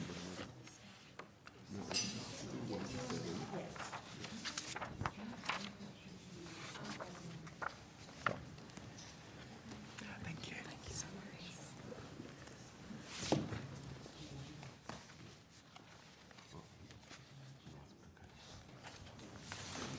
Yeah, well, it may be. All right, we'll get straight into it. I now welcome representatives of the Australia Institute to give evidence today. For the Hansard record, would you please state your full name and the capacity in which you appear before the committee? Bill Brown, Director of the Australia Institute's Democracy and Accountability Program. Thanks, Bill. Sky Predovec, Researcher at the Australia Institute. Thanks, Sky. Although the committee does not require you to give evidence under oath, I should advise you that this hearing is a legal proceeding of the Parliament and therefore has the same standing as proceedings of the respective houses. The giving of false or misleading evidence is a serious matter and may be regarded as contempt of Parliament. Evidence given today will be recorded by Hansard and attracts parliamentary privilege. I now invite you to make a brief opening statement before we proceed to discussion. Thank you, and thanks for the opportunity to appear before the committee. This Parliament has the opportunity to make Australian elections fairer, more transparent and more truthful. First of all, there are a series of straightforward reforms that would strengthen public trust and confidence. Implementing truth in political advertising laws, which are proven to work in South Australia and for which the Albanese government already has legislation prepared. Removing political parties from the postal vote process, which has already happened at the state level. Removing the spam and privacy privileges that allow political parties to share voters' personal information widely and send mass text message spam. And lastly on this, the changes to electoral law passed earlier this year were rushed and will make Australian elections less competitive.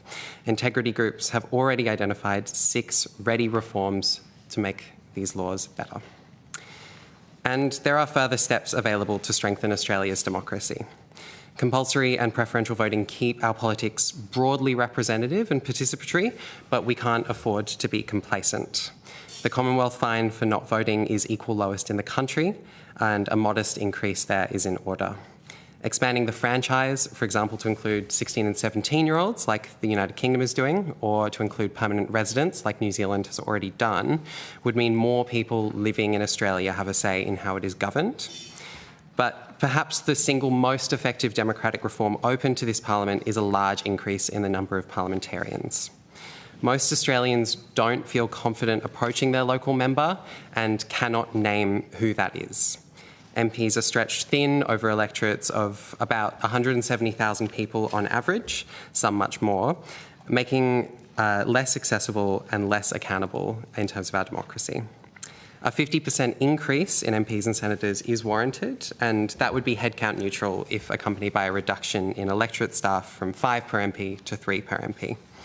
And in any case, the ACT and the Northern Territory should get at least 2 additional senators each, which would still leave them at only a third of what is enjoyed by Tasmania, 12. More MPs would mean more local concerns are better represented. It would mean a deeper talent pool for committee work and ministries, and it would mean regional and rural electorates become a more manageable size. And that's on top of other improvements to workload and accessibility for MPs. Thanks. Thanks, Sky. I just had some questions about increasing the number of parliamentarians and some of the claims you made there in regards to representation. You've done some research on this in the past. Would you care to share some of that on evidence today? Yes, I don't have the exact polling figures with me, but when we did ask Australians about their experience interacting with a local member, most couldn't name their local member, most hadn't interacted with their local member by phone or met them, and most wouldn't feel comfortable approaching their local member. So taken together, that suggests both that most Australians aren't finding it easy to access their local MP and are reluctant to even attempt to do so. Common argument against increasing the size of Parliament is that we don't need any more politicians, or we don't want any more politicians. I guess what would be how would citizens benefit from having better representation? I know Sky outlined a bit of that, but did any of that come up in your research about deficiencies in the current system versus how that could be addressed if Parliament were expanded? Yeah, I think there's a bit of a vicious circle that without meeting your local member, it's hard to form a positive impression about them. And then you have a kind of innate scepticism towards parliamentarians that make you reluctant to have more of them. I think having local members be more accessible to the public and also more accountable to them, in the sense that a community campaign might seriously get their attention if they represent an electorate of 110,000 people instead of 170,000 people. It's also the case that the larger the parliament gets, the more representative it is. You're more likely to get local community figures stepping up into positions. It makes the elected representatives more accessible than if your interaction is with an electorate officer who's not able to take your views to Parliament, is not able to directly reflect your views in legislating. And you've mentioned a number of 50%. How have you come up with that number? So that would restore representation to what it was like when there was the last increase in parliamentarians back in the 1980s. I think it would be possible to start with a smaller increase, but I'd be wary then that you take most of the political cost for increasing the number of parliamentarians for a reduced benefit.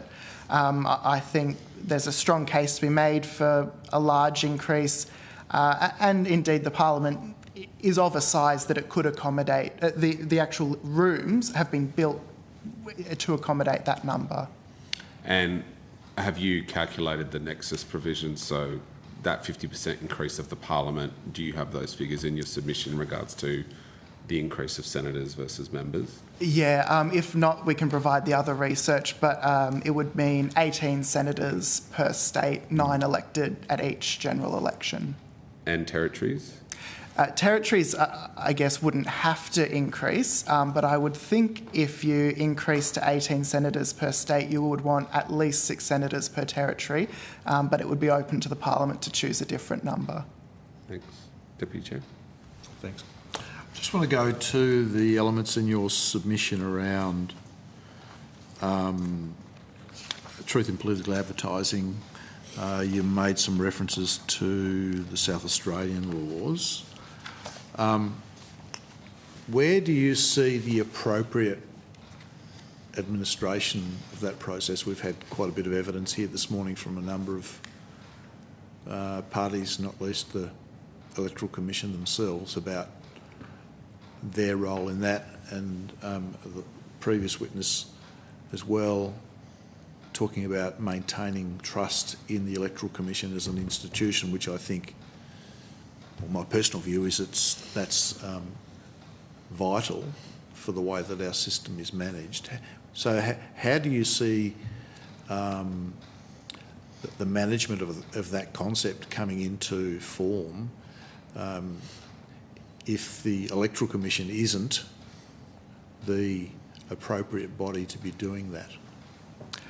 I'd say, I think at the outset, that I thought the Special Minister for State found a good working model in the legislation that the Albanese government put forward last year, where there would be a panel within the Electoral Commission but chaired by a former judge, made up of appointments that JSCEM had a role in, that could make the actual decisions on these on complaints about misleading advertising.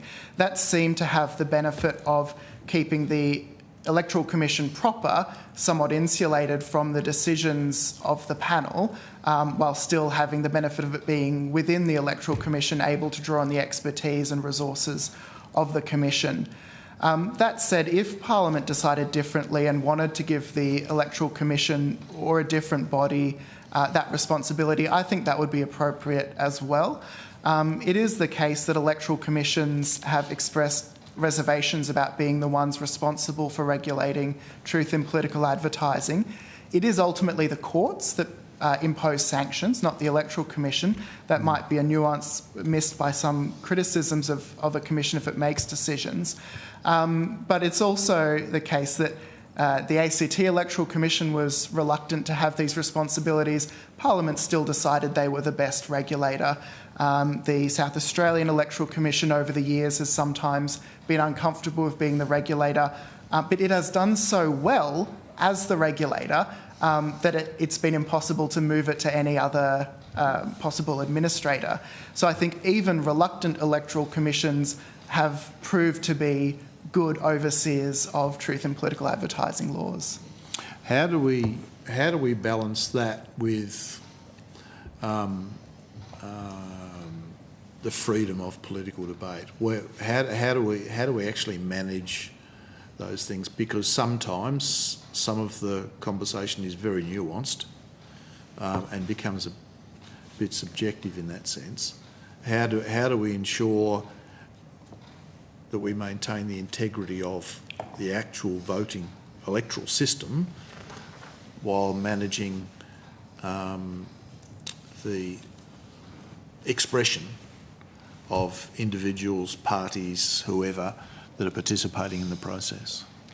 I think a key part of the truth in political advertising model that South Australia has developed is that opinion is protected, and it's only claims purporting to be statements of fact that are subject to these restrictions.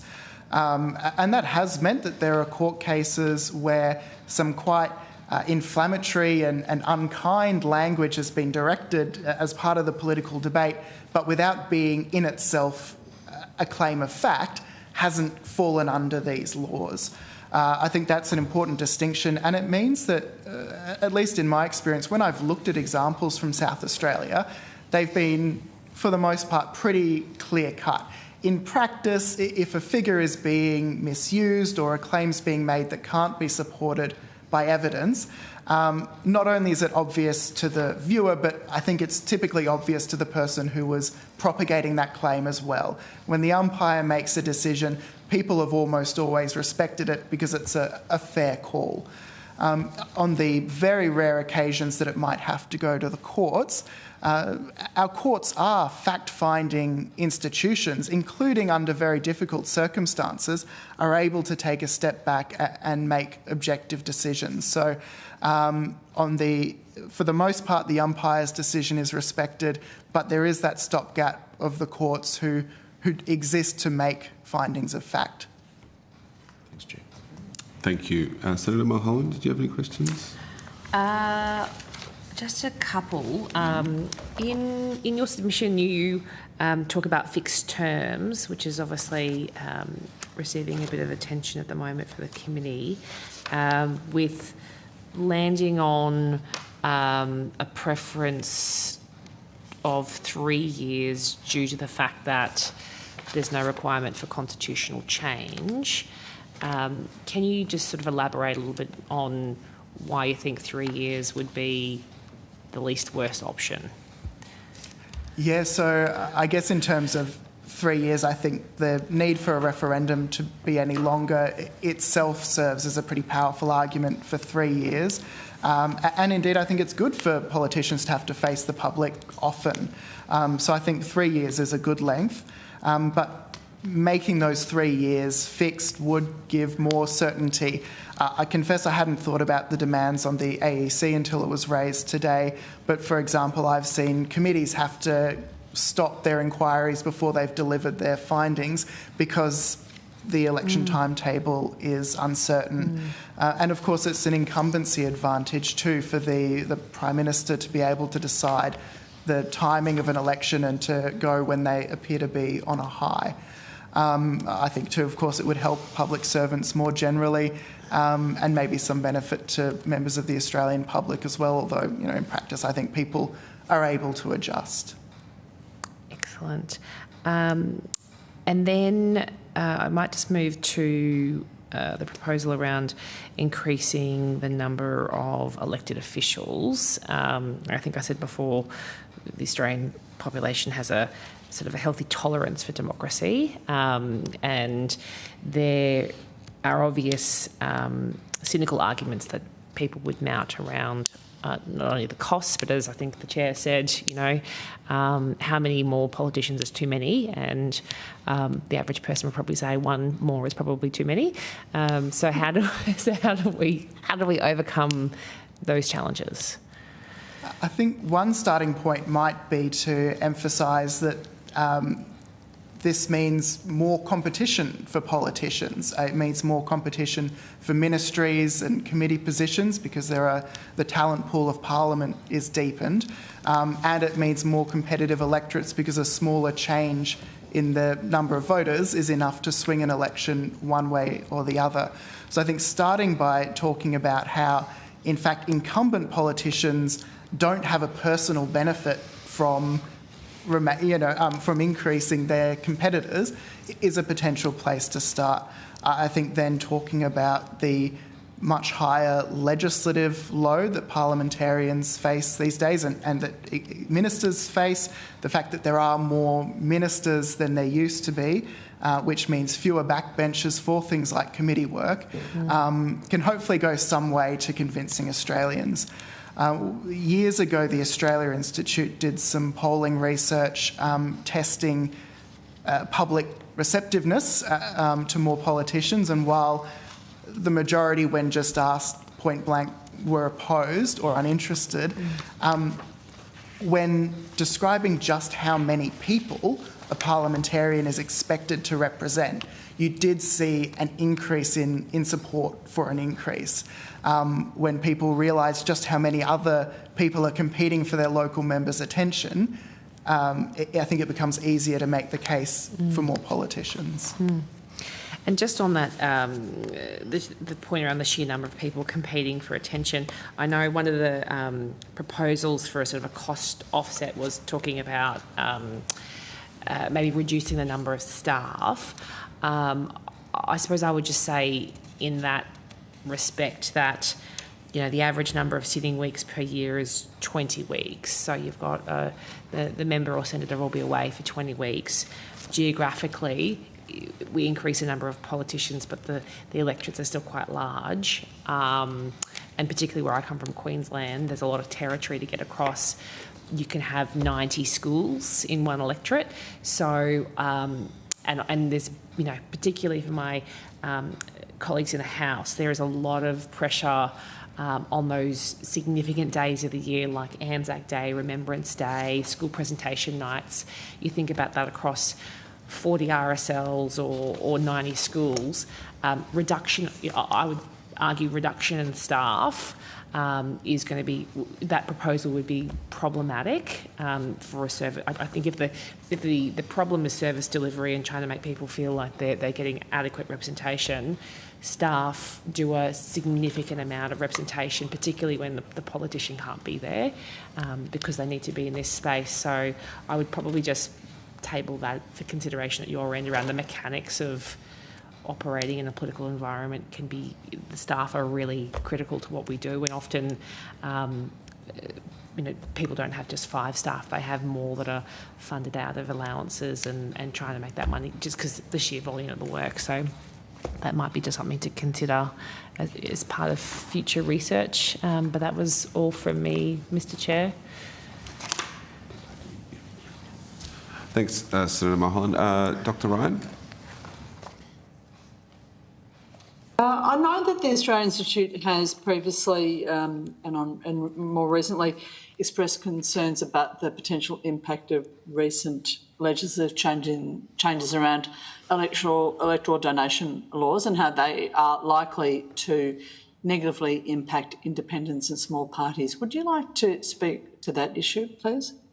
Yeah, absolutely. So, I think the starting concern is with the process that was involved in making the changes, the lack of a detailed JSCAM inquiry, and we actually went back to the 1983 inquiry, which was the last, or which precipitated the last sweep of changes, of dramatic changes to electoral law, and it is remarkable how thorough and detailed that inquiry was, and we missed out on the opportunity to go into Australian electoral law and the effects of these changes in anything like this detail.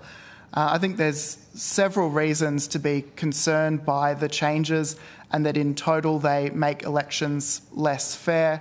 The restrictions on spending in an individual seat fall much more heavily on an independent candidate than they do on a political party because the $800,000 cap applies to the particular electoral expenditure of the independent candidate. But a political party, by doing general advertising promoting the party, not the candidate, can in effect spend in excess of that cap, dramatically in excess of that cap in some cases. I think there's also real concerns that the legislation will not succeed in reducing the overall amount of money spent on elections. The ability to split donations both over time, so a single donor can make 4 donations in an electoral cycle up to the cap and can do that across multiple party branches, means that in effect you still have the capacity to give over $1 million to a major party over an election cycle. The fact that nominated entities can transfer large amounts of money, and of course the increase in public funding to $5 per vote, which is $10 per voter if we assume that people vote the same way in the lower and upper houses, adds tens of millions of dollars of public funding.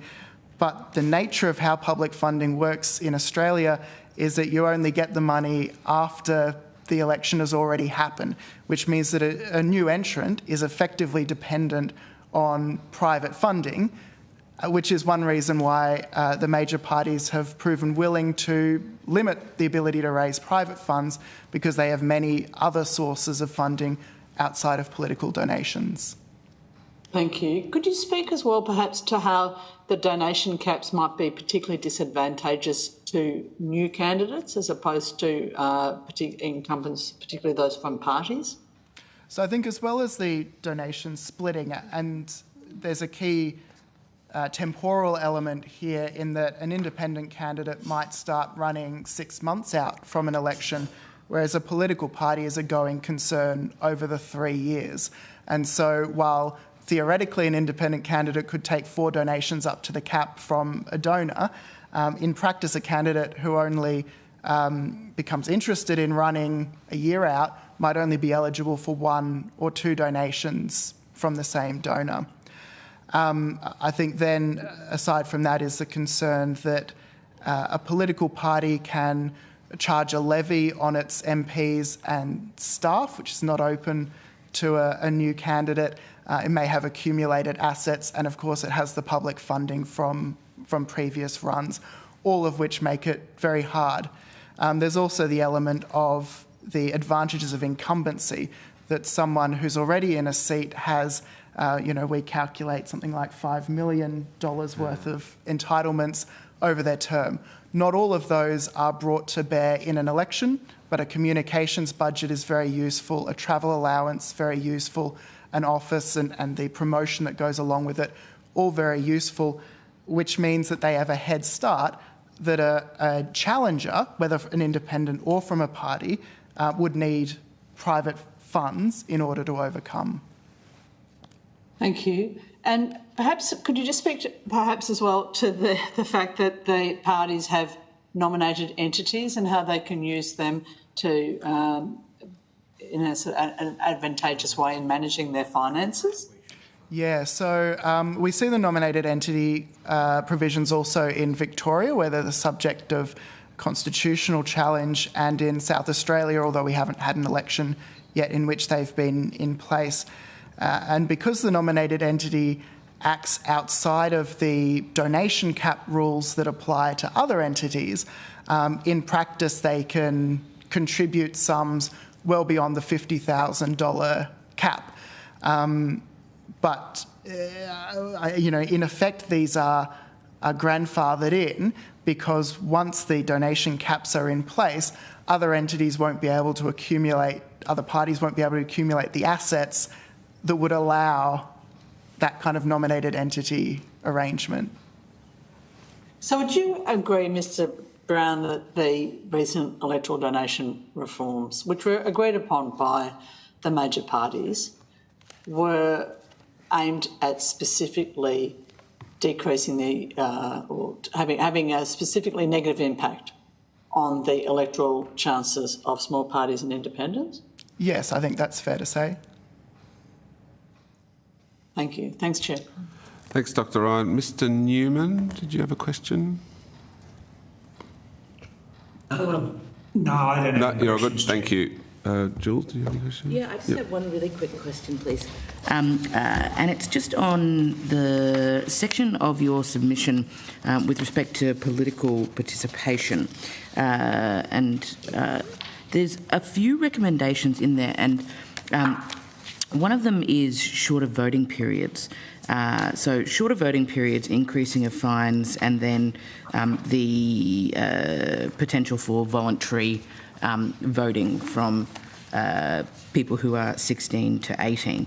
And I wanted to get an understanding of this because they seemed counterintuitive to me in terms of shorter voting periods, shortening the length of people to be able to access the ability to go to a polling place.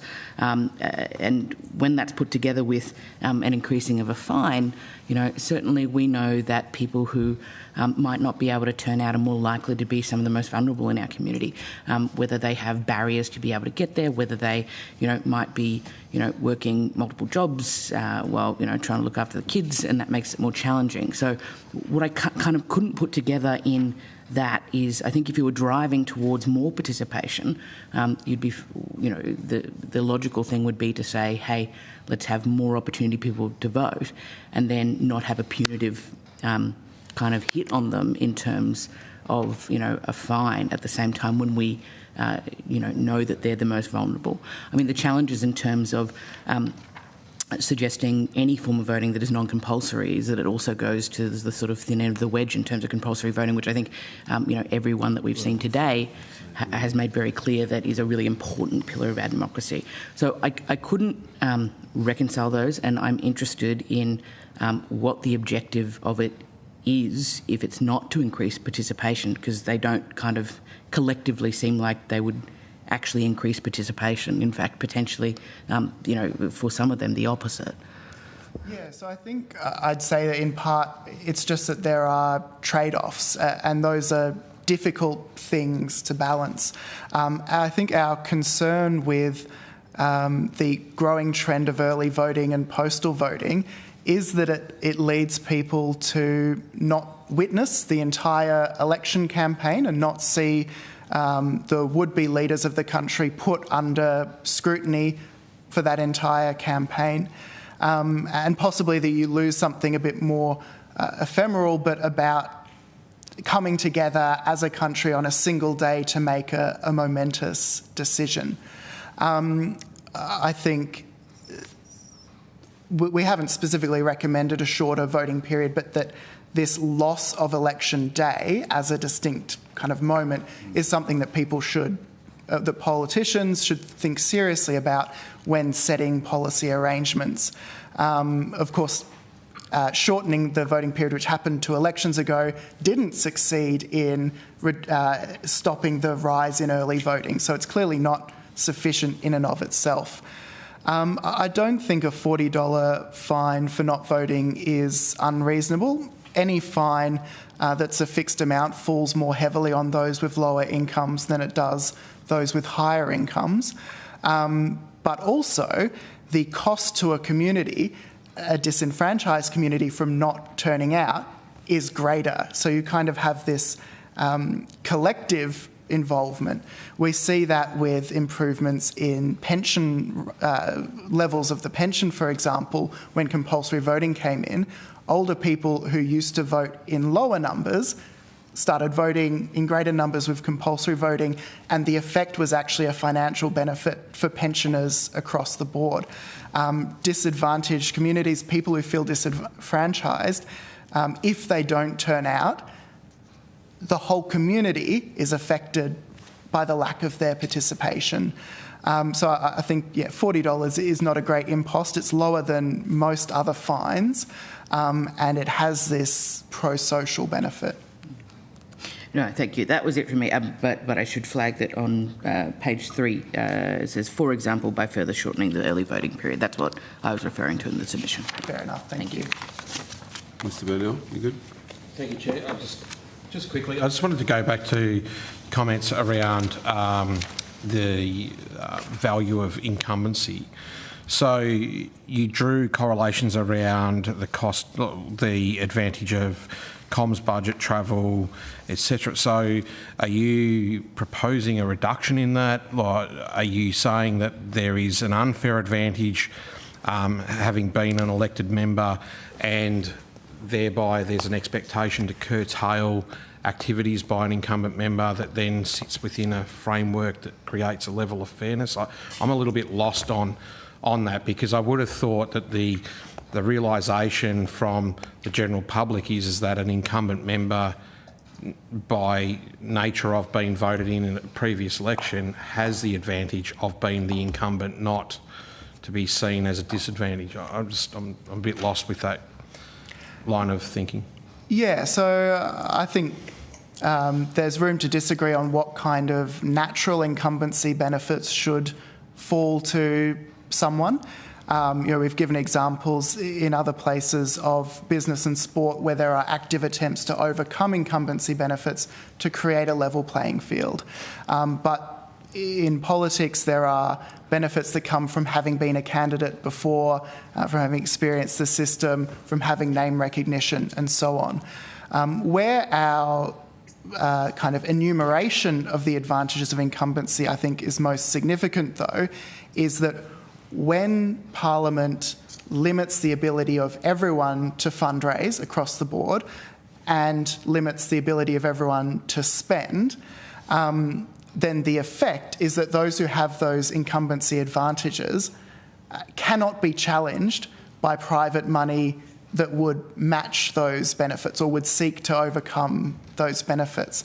So it's when you actually have a legislative interference that I think the greatest concern arises, although people could argue that it would be important to limit incumbency advantages that arise more naturally or that are inherent to the position. But isn't it fair to say, though, that an incumbent member or senator has a right to go about their business as an elected official and communicate with their constituency base, whether that be in an electorate or the broader state? Because effectively that's what we are given when we're given the nod at an election via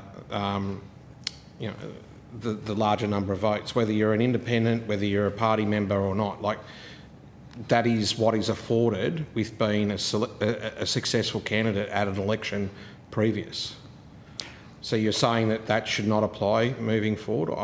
I'm really struggling with that proposition. We're not suggesting that. I think it's useful to enumerate just how substantial the advantages of incumbency are, because I'm not sure that that's been done before. Previously, it's kind of been discussed as discrete things and not taken together as a total.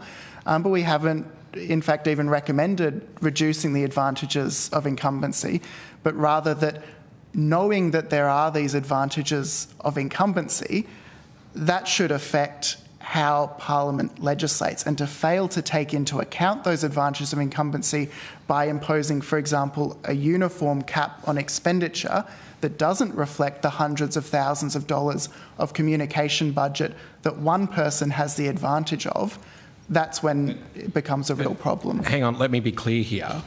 Those budgets that we are afforded as elected members of Parliament are for the purpose of carrying out the duties that we've been elected to do.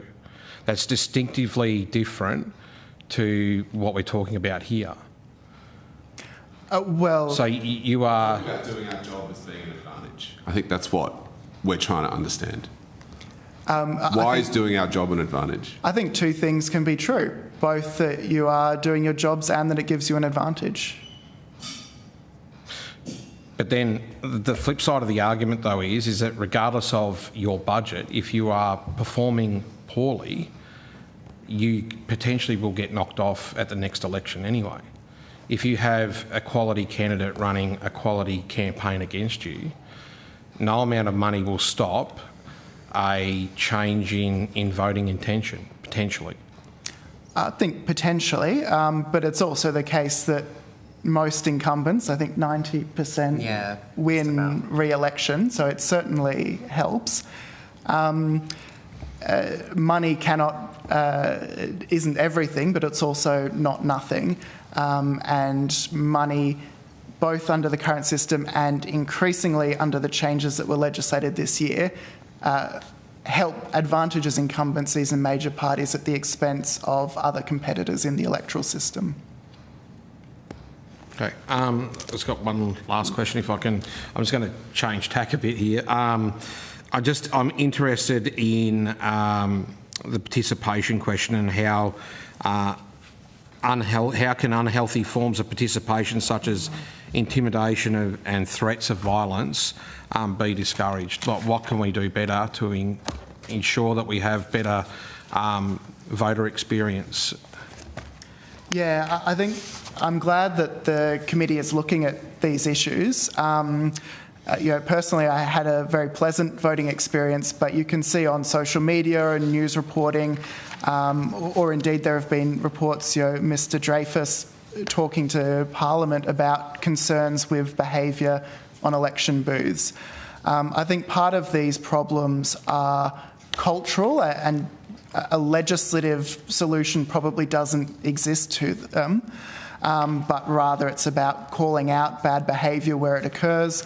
I think Australian voters do extract a political price for bad behaviour, and I don't think it's necessarily rewarded. I don't think it necessarily works out for those who are involved in it. I'm certainly interested in what the committee finds. One area that we have looked at, of course, is truth in political advertising, and I think that would help raise the quality of debate. It's not decisive by itself, but we know from South Australia that having those laws means that decisions are taken at higher levels about what ads to approve, and there's a kind of greater sense of responsibility that comes along with that. That may have flow-on effects to other kind of vitriolic advertising, even if it's not technically misleading. Thank you. We're well over time, so I might end there. I'll just read my little statement to close off this part of the evidence. Thanks for your attendance today. If you've been asked to provide additional information, would you please forward it to the Secretariat by Friday the 24th of October? Maybe that poll, a bit of evidence on that, a bit more detail on that would be great. By the 24th of October. You'll be sent a copy of the transcript of your evidence, and we'll have an opportunity to request corrections to any errors. Thank you. Thank you. Thanks very much. Committee members, I'm happy to... We were meant to finish at 3 and then resume at 3:30. I'm happy to still resume at 3:30. Are you happy with that? We just need a little 15-minute break? Yep. Yep, okay. I'll now suspend proceedings until 3:30 p.m.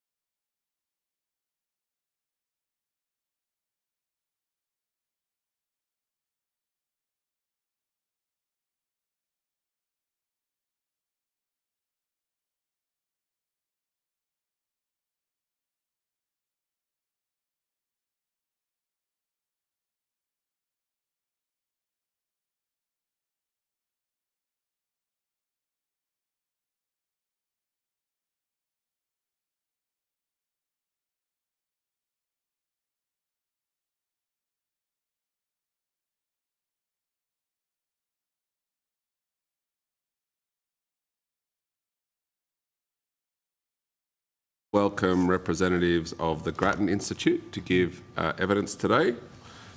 For the Hansard record, would you each please state your full name and the capacity in which you appear before the committee?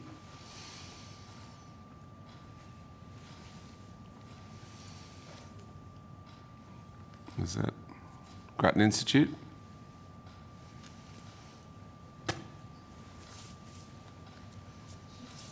Hello, Kate Griffiths from Grattan Institute. Thanks, Kate. Although the committee does not require you to give evidence under oath, I should advise you that this hearing is a legal proceeding of the Parliament and therefore has the same standing as proceedings of the respective houses. The giving of false or misleading evidence is a serious matter and may be regarded as a contempt of Parliament. The evidence given today will be recorded by Hansard and attracts parliamentary privilege. I now invite you to make a brief opening statement before we proceed to discussion.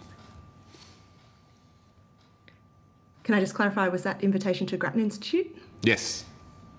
Thank you. You, in particular. Look, sure. We welcome the opportunity to appear before the committee today. Thank you. Grattan Institute's submission focuses mainly on the electoral reforms that were passed in February this year. These electoral reforms are important reforms. They will substantially improve the transparency of political donations when they come into effect from the 1st of July 2026. They also introduce caps on donations and electoral expenditure. Caps are important because they help to reduce the influence of money in politics, but the current design of these caps has some substantial problems. Our submission focuses on three main opportunities to improve these electoral reforms before they take effect.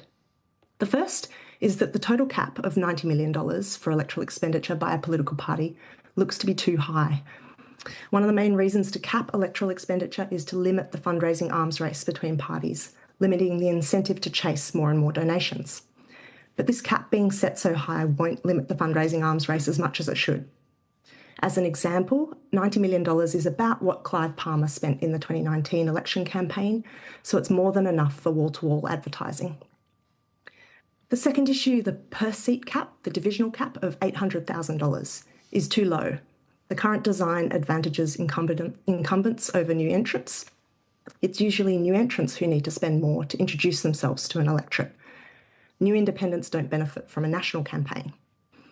All of the successful new independents at the 2022 federal election spent more than $800,000 to win their seat. The only independents who won a seat spending less than $800,000 were incumbents, so already well known. Third, there's a loophole in the design of the donations cap, which advantages major parties. Essentially, the donations disclosure threshold and donations caps, apply separately to each branch of a party, allowing multi-branch parties to receive more and disclose less than smaller parties and independents. A basic system of data sharing between party branches should allow for this loophole to be closed. We recommend that this Parliament amend the electoral reforms to close these loopholes and level the playing field for new entrants. The committee has also been asked to consider the length of the parliamentary term, the potential for fixed terms, and the size of the Parliament. Grattan Institute has not published research on these questions, but it is an area of our current work. There's a strong case for fixed parliamentary terms to provide greater stability and predictability. There is also a reasonable case for longer 4-year terms to allow more time for long-term policy work between election cycles. But both those reforms require changing the Constitution, which, as you would all know, can be a serious hurdle, especially if public support is ambivalent. Increasing the size of the federal parliament, however, could be done through legislation alone without changing the Constitution. Research suggests that a material lift in the size of Parliament would be needed to meaningfully improve access to national parliamentary representation and to achieve a more even distribution of voters per electorate nationally. There'd be substantial costs too, but this is absolutely a reform worth exploring, and we do welcome further inquiry by the committee into the costs and benefits of a material lift in the size of Parliament. So that's a brief summary of Grattan's submission, and we would be happy to answer further questions. I'm joined also online now by my CEO, Aruna Sathanapali. Hi, could you just state your name and the basis on which you're appearing today, just for Hansard? Thanks. Absolutely. So, Aruna Sathanapali, Chief Executive Officer of the Grattan Institute. Thank you. Thanks for your time today. I just wanted to touch on your recommendations on the composition of the Parliament as a whole. Your submission states that Grattan Institute has not published research on these questions, but this is an area of current work. Could you please elaborate on that? Are you doing a bit of research on it? Yeah, look, I'm happy to take that question. We're currently kicking off some work to look at really what are the measures that we need to be looking at to safeguard Australia's democratic resilience. And in particular, we're engaging with this question of engagement in our democracy, where we need to perhaps be less than complacent, or something different from complacent. It's not that Australia doesn't have a very strong democracy. By comparative terms, we do, and you can see that in a lot of the comparative data. But we see risks to that are on the horizon, and in particular, one of the things that we're interested in is the extent to which Australians feel truly engaged in their democracy. Now, the primary channel through which we engage in our democracy formally is through electoral representation. So our constituency members, as well as upper house members, are the ways in which we have a vote, and therefore the most formal voice in our system. It's not the only channel that we have a voice, but it's the primary one, and it is certainly one that people very closely associate with democracy. It is the case, and we laid this out in our submission, that the number of parliamentarians has not grown proportionally with our population, leaving each parliamentarian with a larger group of people to represent. Now, it's not a simple kind of mathematical question of does that mean less representation for Australians? But it does raise the question of what we expect of parliamentarians, and whether our expectations of parliamentarians are well fit to the number of parliamentarians we have. The other thing I'd point to is alongside that, in the past, government did less things and was smaller. Over time, governments have grown as we've become richer, as we have greater expectations. One of the important functions of parliaments is also review and scrutiny of government. And again, there is the question of how we are resourcing our parliament in terms of parliamentarians to equip it for that task. But that is work that we're at the very early stages, and they are questions that we want to apply due analysis and rigour to, rather than maybe opining on conclusions too early. And when do you anticipate that research to conclude? In a form where it could be made public, yeah. So this is work we would be looking to publish next year. So, probably outside the timeline of this inquiry. I think we keep on going, but stay in touch. In regards to, you mentioned expectations of parliamentarians. Was that something you'd specifically be asking questions on? So I'll take a step back. I think there's the question of what Australians expect of government, and then there's the question within that of what they expect of their electoral representation. Now, obviously, the executive and parliament are two separate things, but they are connected. And insofar as Australians have a channel through to their representative, that is part of the accountability of government to Australian citizens. So there are expectations, obviously, of parliamentarians in terms of their role as legislators, but there's also expectations of parliamentarians as constituency representatives, to which Australian citizens have access to, not just in terms of voting at the election, but during that term of Parliament. I think we've heard a number of people give evidence today, all have agreed with increasing Parliament. I don't feel non-electoral participants such as us would, exclusively come to that same position. What arguments would you put on the tangible benefits for voters for increased representation in the nation's Parliament? Yeah, so look, I think that, as I said, I'll start by saying this isn't something we put out a specific report on, so I'm answering a little bit kind of in generalities rather than being able to put the specifics around it. But in generality, Parliament has several functions, one of which is passage of legislation and scrutiny of that legislation. There's a significant volume of legislation, and if we want Parliament to be able to take that job seriously, then that is time to be given by parliamentarians. Parliamentarians also have the job as in the lower house of being constituency representatives, and that itself requires time in the electorate and time to connect to constituents. So just operating from the basic level of principle, as our population becomes bigger and therefore each electorate becomes bigger, and as government has expanded, you would expect both of those tasks to become more onerous rather than less onerous. And yet we haven't seen a change in the size of our parliament that is servicing those functions that are important in our constitutional system.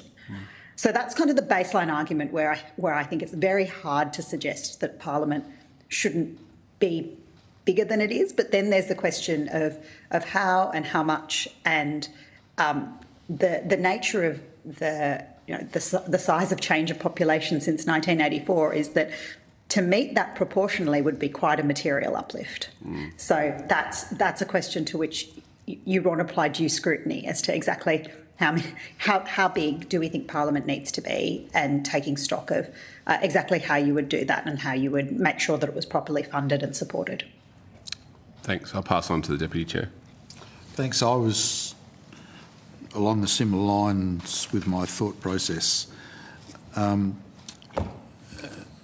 Is your research looking at any comparative jurisdictions or what voters perceive as being an effective capacity and level of representation? I mean, we heard some previous evidence about whether or not they'd interacted, and that possibly is whether or not they need to interact to start with. And so how do we actually effectively measure those things and look at what might be happening in other jurisdictions about an effective representative structure? So we haven't done that research, and those are absolutely the questions I think that you would need to examine. I can't speak to what academic research might be conducted at the moment. For me personally, it's been a good 15 years since I did academic research in this area, so I'm going to be cautious about sort of opining on the comparative experience, but it would certainly be a valuable line of inquiry for work on how we know what people expect. This is where, you know, Grattan's done previous work on our public institutions. The data that we have access to is somewhat limited. It is often survey data. It is not necessarily kind of the size of surveys or sort of the very large data sets that we might use for other areas. That's not to say there isn't information available, but sometimes we have to get by with somewhat less satisfactory data sources when we're thinking about questions like what do people expect, what do people want from democracy. There are some, and we're certainly grappling with those at the moment in terms of, you know, there's the Australian Electoral Survey, there's the Scanlon survey in terms of social cohesion. That tells us a little bit, but unfortunately we are in the world of fairly imperfect data sources. And it's difficult, I suppose, if I'm looking at some other issues and data sets, what people say they want versus the way that they actually act can be very different, in fact diametrically opposite in some circumstances. So how do we properly assess that? I mean, Kate, given our previous work on trust and transparency, perhaps you might want to talk a little bit about that, because we have tried to use the data sources as best we can for that work. Okay. I'll just go to your submission in relation to parliamentary terms and proposing a fixed term and the benefits that might provide. My question goes to how that aligns with some of the other provisions that sit within the Constitution about managing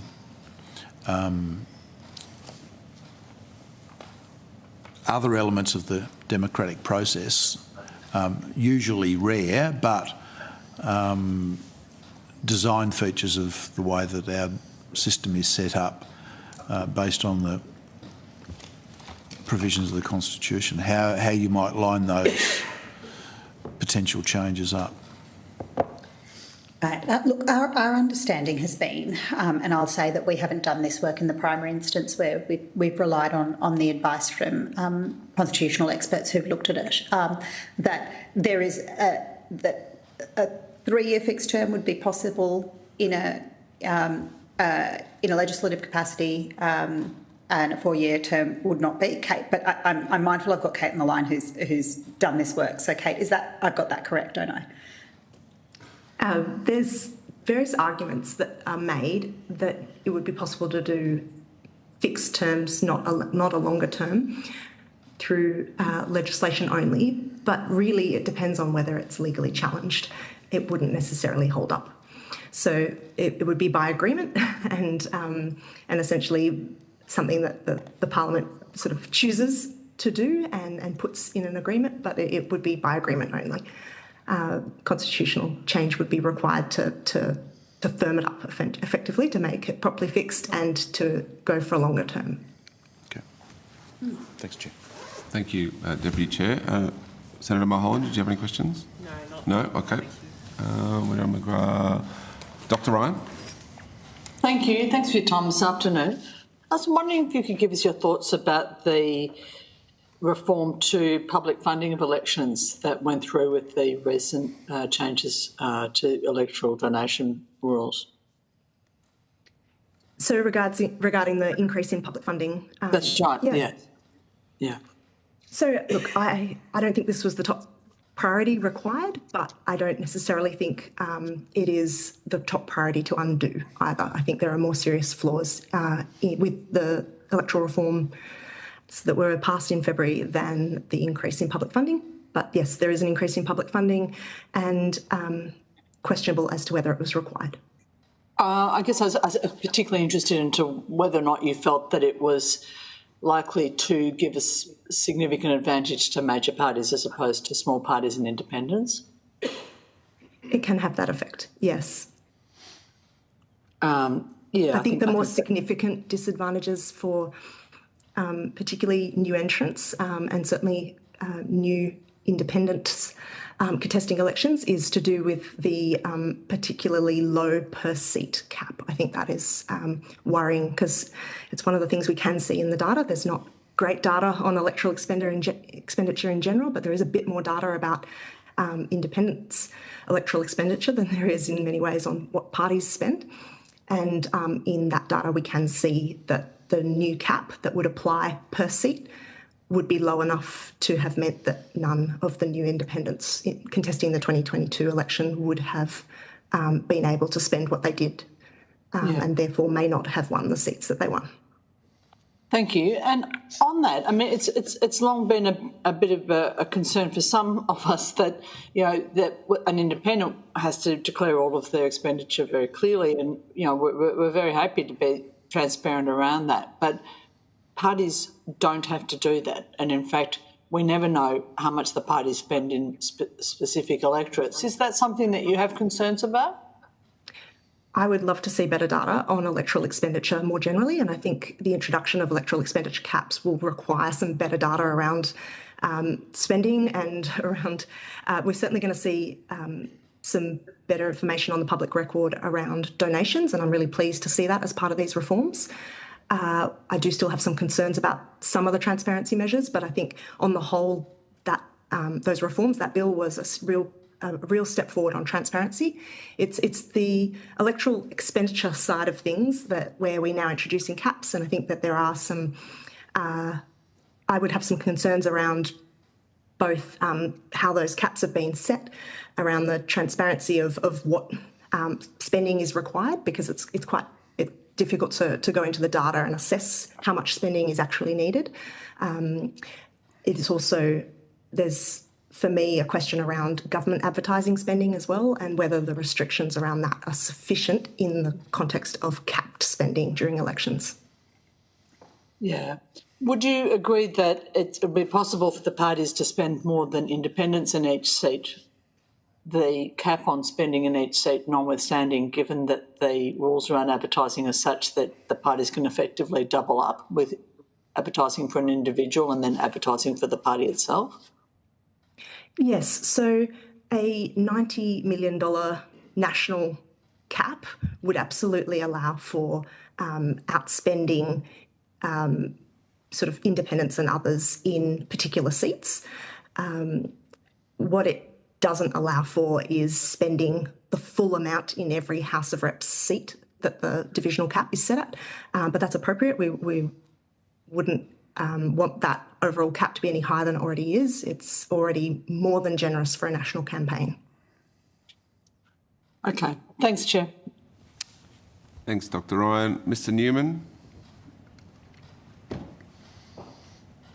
Thanks very much. I noticed some interesting graphs in your submission, and I'm interested in you exploring that about the degree of mistrust that people have and how we compare internationally. And particularly, I was struck by the fact that the exception was in areas of corporate influence, where you felt that Australians felt very much that corporate influence was too great. So I'm interested in you exploring, explaining those graphs. Sure, absolutely. I mean, so the trust story internationally, Australian democracy is really strong and our trust is relatively high internationally. Where the concerns are is that our relative position, while strong, the absolute levels of trust in government is still low. So it's still a problem if we have widespread sort of suspicion that government is not acting in the public interest or that government is acting for big interests and for corporate interests in particular. So we do see some of that in the data. And the one area where in relative terms compared to sort of the OECD average and other countries, we would compare ourselves to where Australians are sort of particularly more suspicious is around corporate influence. So I think transparency around political donations is a really good start in terms of actually putting on the table the sorts of things that have the potential to influence and demonstrating that they are not affecting decisions in government, that decisions are made in the public interest, not in donors' interests. So I think that's part of the equation, but I do think there's a lot more we could do to reduce the influence of money in politics, or at least the perception of the influence of money in politics, including through greater transparency around lobbying activity. Because when we are interested in donations, we're interested in their potential to influence, and we won't know that unless we understand what's happening on the lobbying side. Now, am I right in thinking that, based on your research, that mistrust is so high as to that about 30% of people are not satisfied with democracy? And that was about 2022. Is there any more research that you've done since then? So the 2022 data is the Australian Electoral Survey. There will be a new one out, hopefully December this year. So there will be a new data point on that for 2025. But yes, there is a significant minority of people who are concerned about Australian democracy, about democracy not delivering, or about losing faith in democracy. It does beg a lot of questions about preferences for other systems. And in fact, other data shows us that Australians strongly preference democratic systems and democratic institutions over alternatives. So that is clear, which is great. There is still something in that, though, around discontent and around democracy and government, therefore, potentially not being seen to deliver for everyone. In your submission, you talk about young people in particular having some degree of reservation or scepticism about trust in political institutions and democracy generally. So can you explore that, and if there's any global influences or any of those things are domestic? Absolutely. Yeah, we do see that various groups, particularly young people, but some others as well, who you could say are not particularly well served by the status quo, have lower trust in the current system. And so there's a real link between those who are in financial stress, those who are renters, those who have other forms of disadvantage, having lower trust in both in government and in democracy. So there's some real signs there that some people do feel left behind, left out. Sometimes those concerns seem to manifest particularly in not feeling like they've got a voice. So coming back to the questions of representation, perhaps. In other cases, it may be more around what people's expectations are for democracy, because a lot of people see it as much more than, simply a vote or a voice, but in fact, much broader aspects to the social compact as well. And you're aware that this committee, and you were involved, I think, from memory, this committee looked into civics education and the importance of it. What about that linkage between civics education, trust in democratic institutions and our parliamentary system generally? What's your observation since you addressed us a while ago in relation to this topic? Well, what we can see in the data is that people who understand more elements of democracy have sort of a stronger educational foundation in the democratic fundamentals, have a much greater trust in it too. So we know that higher education levels correlate with trust in democracy, trust in government, but also that specifically civics education, people with greater sort of understanding of the system have greater trust in it. And do you think if there was some degree of certitude with respect to fixed terms or simultaneous elections or greater political representation, proximity to politicians, more politicians, greater access to political representatives, that would enhance people's appreciation and understanding of the importance of democracy and representation? I think on the question of fixed terms, we know it's a relatively fixed terms alone, without the longer terms or the larger size of Parliament, is a relatively more popular reform, and part of that is that it's obviously well known at state level already, but it's the predictability of it. It's perhaps taking out some of what seem to be sort of partisan elements of the election timing or the politicisation of election timing. So I think on fixed terms, there's some public support. On the other questions, I do think there's a tricky dynamic because there's much greater trust, for example, in elections and in various institutions in Australia than there are in politicians specifically. And so when we're talking about increasing the size of Parliament and having more politicians, I don't think we can be clear-cut as to whether that is going to be either a popular or a trusted move, even if it's important for representation. The final point, Chair, is this.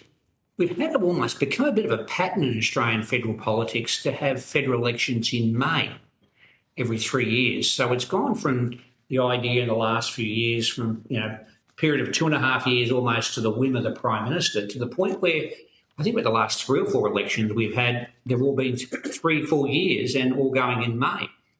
And I've got to tell you, and I just want you to comment on this, I've had as a federal MP during that period of time, people say to me, the federal election's in May in 3 years' time or 2 years' time or next year, as if somehow there's a fixed term to do it. I just want to know, I just want you to comment on that. That seems to be almost a quasi-fixed arrangement that we're starting to get into in Australian politics. Have you noticed anything about that? I certainly have. Even if there's a pattern there, I think we're still not getting the benefits of fixed terms because we don't have the certainty of it. So whatever choices the government of the day is making, we have a 24-hour media cycle speculating for at least a year in advance. Yeah. The thing I'd add to Kate's point there is that one of the real benefits of fixed terms is in the policy-making process and what government departments experience and the way in which the policy-making environment changes fairly dramatically in the lead up to and after an election. If the public service can plan for that, then they know the cadence by which to be providing advice up to ministers such that they can make decisions, pass legislation, etc.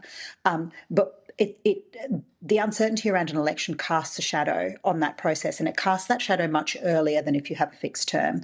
Whereas our state governments, we now have many state governments that have fixed terms, and you can see the benefit in terms of that just fairly regular cadence that the public service can predict.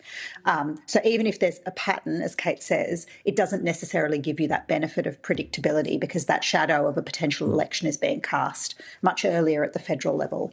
Or potentially, even if there's a particular political uncertainty and it might be politically opportune to call an election, then that shadow starts to be cast over the effective operation of government. It certainly reduces the cynicism people have of a political leader calling an election at their whim.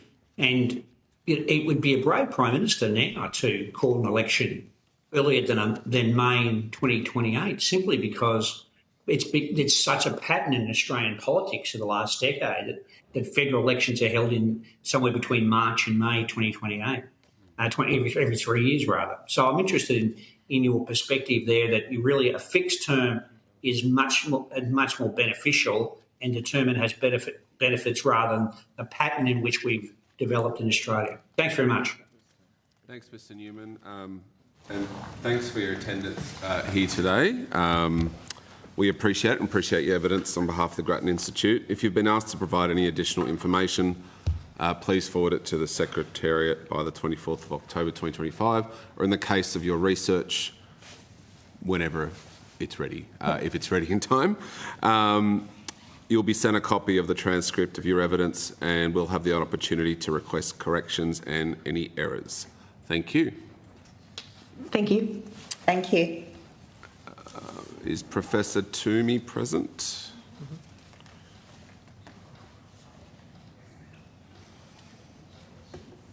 There she is. Thank you.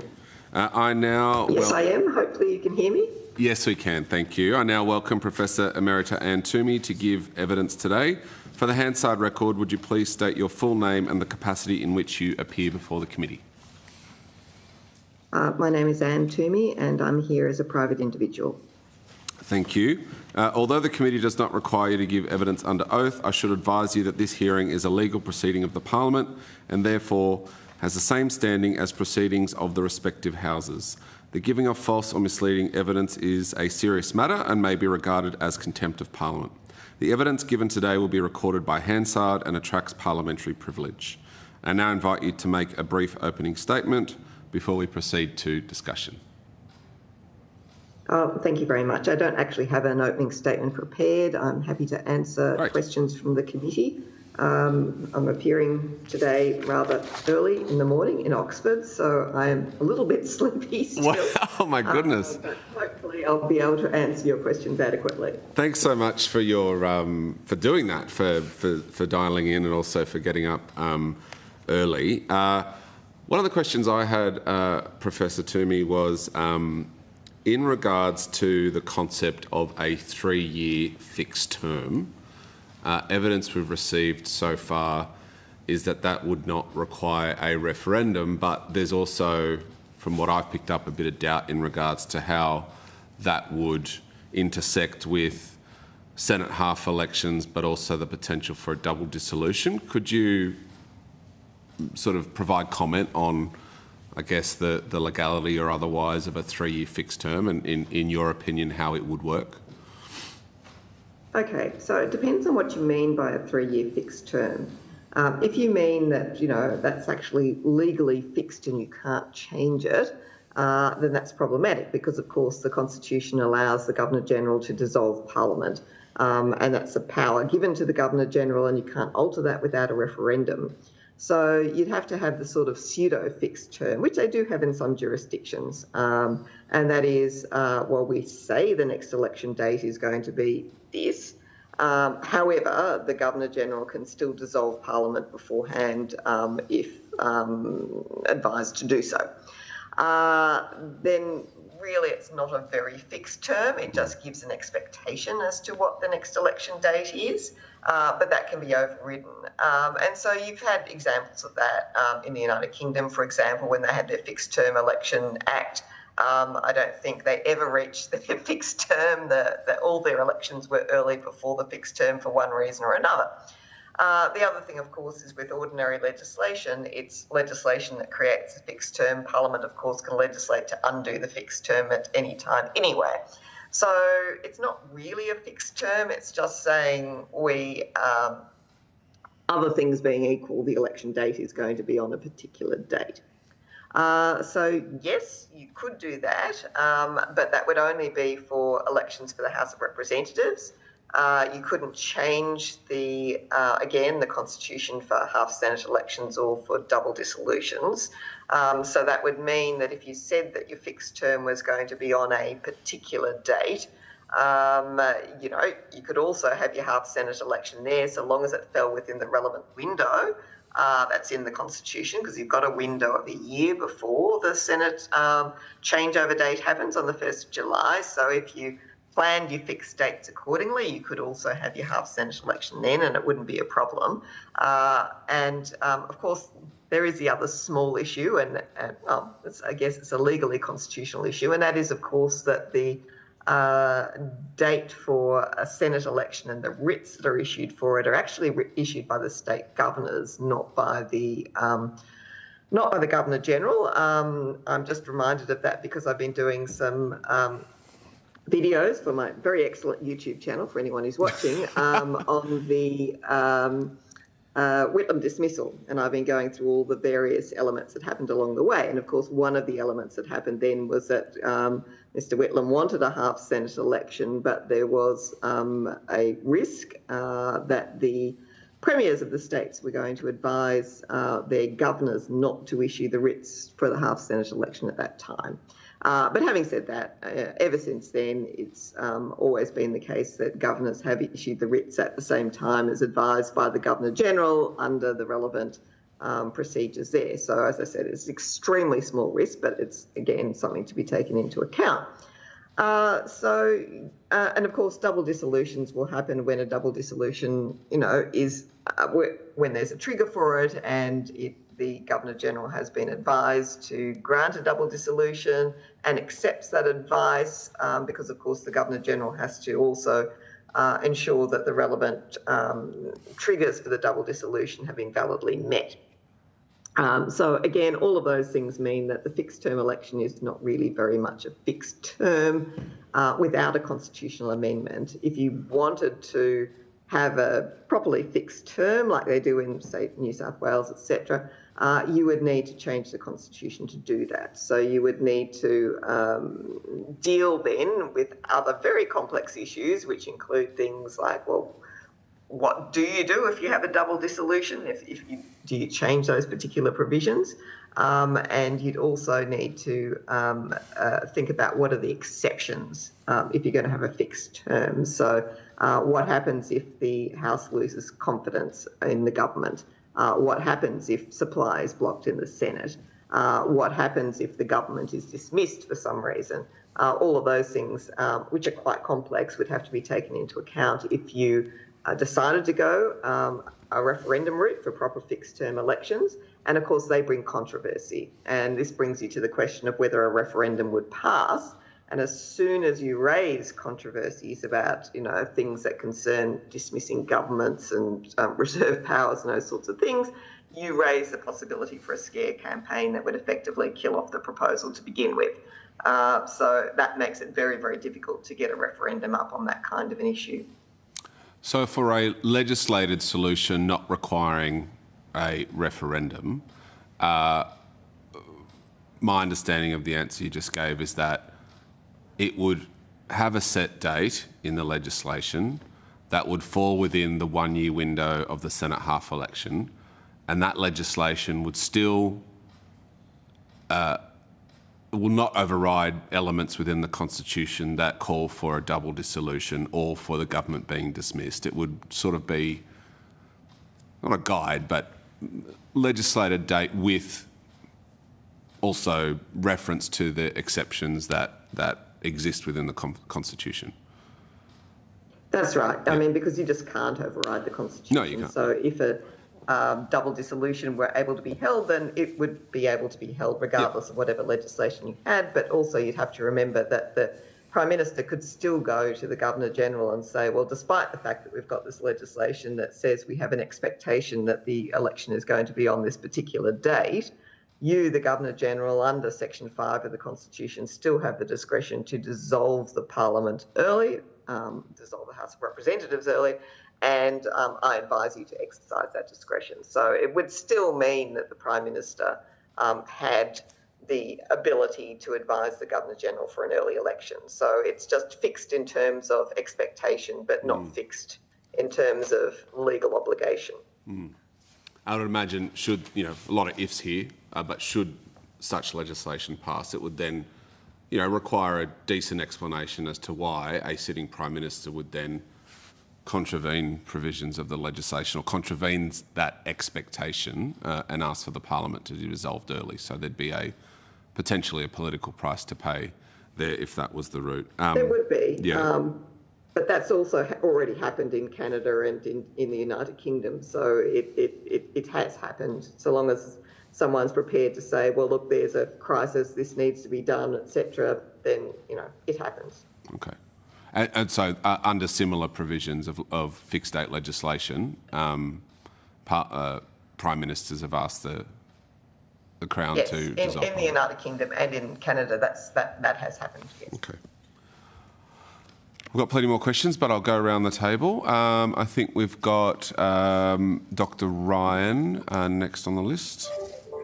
Thank you, Chair. Thank you, Professor Toomey.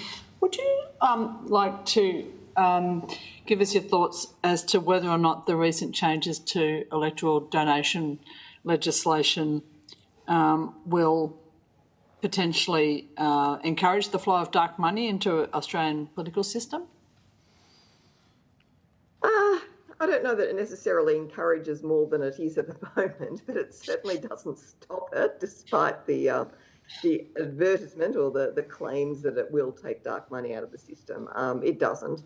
So there were some disappointing changes that were made for the final deal. So, for example, originally we saw the point at which you had to declare your donations. It was originally going to be dropped to $1,000 and then it was increased to $5,000. Of itself, that's not a huge amount, so you wouldn't think that would buy influence, but the problem with the legislation is the ability to spread donations. So you can effectively donate $4,999 without adequate aggregation provisions, which means that you could spread a huge amount of money over every single member or candidate for Parliament belonging to your favoured party across, the states and territories, and build that up to a huge amount of money. Now, that's still subject to the overall caps, but the overall caps are really high anyway. So, yes, you could still have plenty of dark money flooding into the system. The overall intention behind the legislation to take out, the concerns about dark money, I'm afraid has failed. And I'm very disappointed by that because I think it was a terrific opportunity to do that. Having said that, at least it created the structures in place. So you've got now caps on donations, caps on expenditure, etc. And, maybe in the future the legislation can be improved in a way that would effectively take out dark money. And maybe the experience of seeing how it goes might lend this committee or others in the future to improve the system. Would you be able to just explain to the committee how it is that donors can spread their money around using such bodies as nominated entities?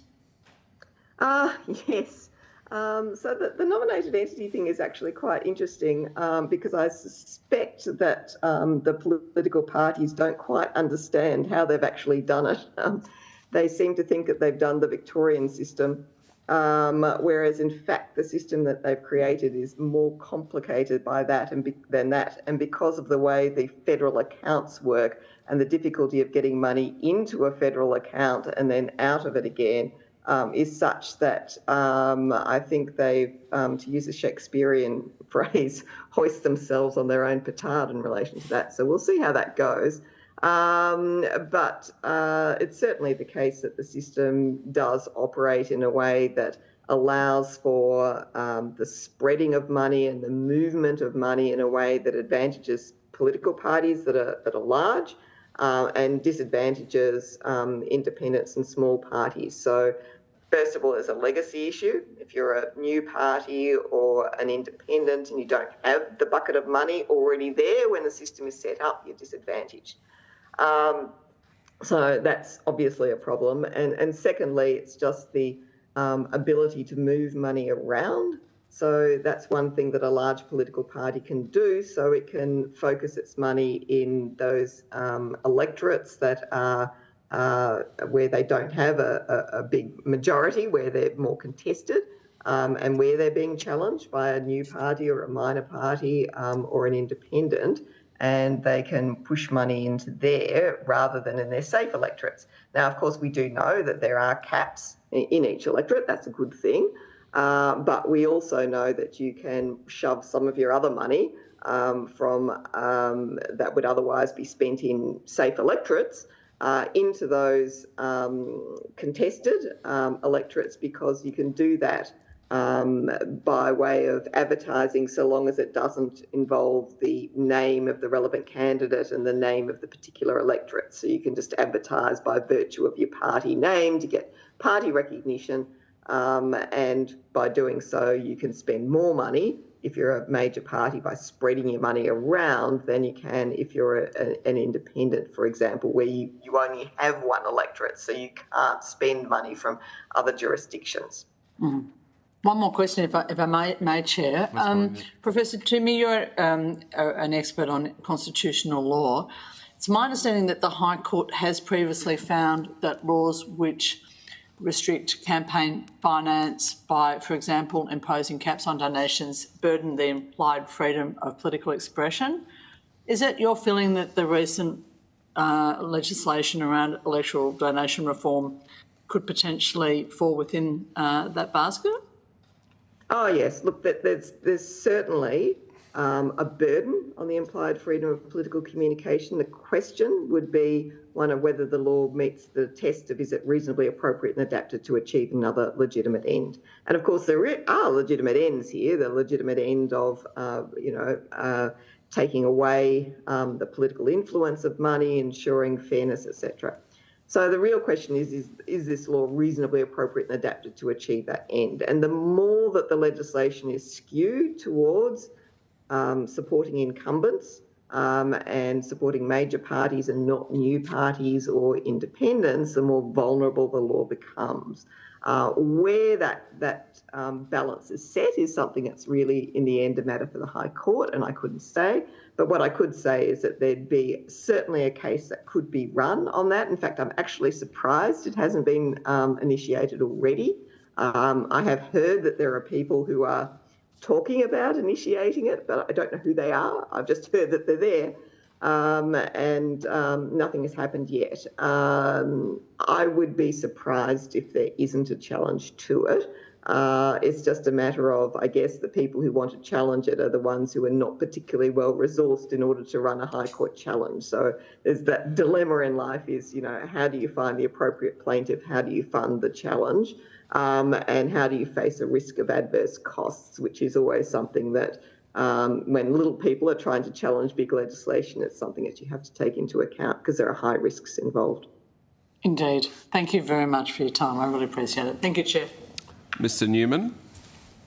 Thank you, Professor Toomey. I recall one day during the federal campaign driving for what was a political war zone in Blair in Ipswich, where there was corflutes and signs up everywhere. Not authorisation was almost an optional extra for some candidates.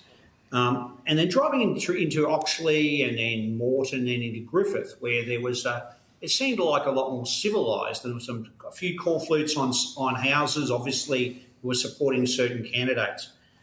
We heard this morning from the Electoral Commission about the vagaries and challenges of the 6 metre rule and their enforcement of these types of issues with local government and a pre-poll and polling booths. I'm wondering, without suggesting that the Electoral Commission operate as a police force or the DPP or the local council, are there constitutional issues if we were to give the AEC more powers to regulate or enforce or take action in relation to these issues? And to what extent should there be discussions to get some sort of consistency between local council decision-making and rules on signages across the country?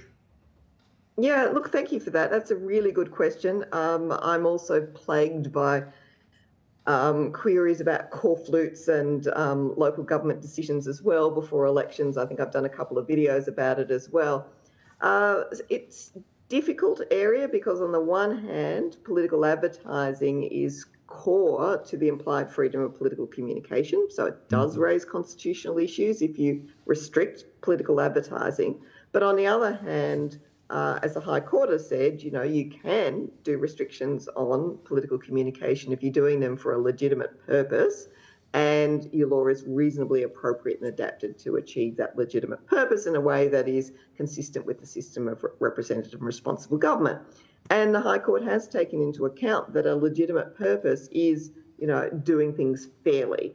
So, for example, the authorisation provisions on advertisements are really important so that people don't put out, false advertisements saying that, so-and-so supports whatever and pretends to be an advertisement by them. So it's really important that political advertising, to the extent that this can be adequately measured or asserted, is accurate, so that the advertisement you see is actually coming from the people who say that it's their advertisement, and those sorts of things.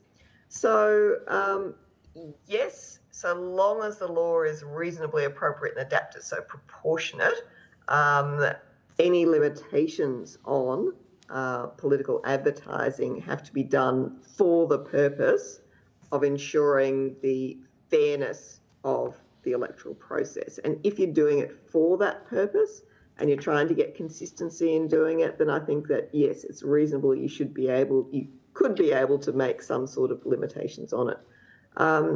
I have a vague recollection that South Australia has done something quite good on this in relation to call flutes and the like, but I don't know the detail of it. Somebody else, maybe one of your witnesses, can explain, but I think that there are greater restrictions in South Australia, and so far, as best I know, it hasn't been challenged, so it might be worthwhile looking into what South Australia has done in relation to political advertising. But equally, the laws about it, to the extent that you're relying on local government laws about advertising, I think it's really problematic, because each local government area has very different rules in relation to, what can be put up when and for how long before an election and all of those sorts of things. And it's terribly confusing to the candidates to know precisely what they can do, and it's really bad when it comes into litigation. And so, the person whose call flutes are up then has to sort of defend them and gets distracted during an election and has to spend a whole lot of money on litigation. And so we've seen litigation happen about this, every time in the last few elections in one or two electorates. So could you regulate it at the Commonwealth level so you had consistent rules? Yes, I think you could in relation to federal elections. But you just have to be really, really careful that what you're doing in terms of regulating the political advertising is done for the correct purpose and is proportionate and reasonable in doing so. And if you do that, then your legislation should survive. Yeah, thanks very much. Thanks, Chair. Senator Grogan? I'm fine, thank you, Chair. Okay, thanks. I think my questions have all been answered. Mr Burnell? Thank you, Chair. I'm just interested, Professor, in what other reforms you would like to recommend to the committee. Good question. Okay, so the existing reforms in relation to political donations and the like, as I said, the structure is there and the structure is good, but the point of the exercise should be, first of all, trying to take out the dark money and trying to reduce the cost of elections. A lot of the cost of elections is a war chest type thing. One side thinks it has to raise and spend more money because the other side is going to raise and spend more money, and you just ratchet up. Honestly and truly, the Australian people, in order to decide how to vote, don't need to see 3,000 advertisements saying the same thing. So you could reduce the amount of advertising and the amount that's spent on advertising, and bring down those expenditure caps, and that would then have an effect also in relation to the amount of money you need to raise. So I think dealing with caps, dealing with aggregation and making that fairer would be a good thing. Pushing back down the disclosure amount would also be a good thing. Dealing with government advertising, it would be a really good thing, because the unfairness of incumbents being able to effectively use government advertising to say, God, aren't we wonderful? We've done such brilliant things, and it's terribly important that you know all about this policy that we introduced before. That's just rubbish, and it happens all the time, and it's just exploitation. So we need proper rules about government advertising, which we just don't have at the moment. More effective rules in relation to lobbying would be a good thing as well. There's far too much that goes on that's unseen. So, yeah, that'd be a good start. There's plenty of things that could be done. I won't go down the lobbying route. That's open for... Oh, come on, let's do it. Go on. I've got very different views and a lot that have been circulating in the public sphere lately, but that aside, I am interested to get your thoughts about the influence of social media becoming more and more prevalent in elections. Specifically, the use of ballot builders and the way in which it can be used to manipulate a voter's intent based on a series of questions that may or may not necessarily align with parties' policy positions. So we had ballot builder in my neck of the woods that was, no matter what process you put in there, you could not get Labor in position one at all. So I just find that bizarre. I'm interested to get your thoughts on that around the integrity of people voting for the first time.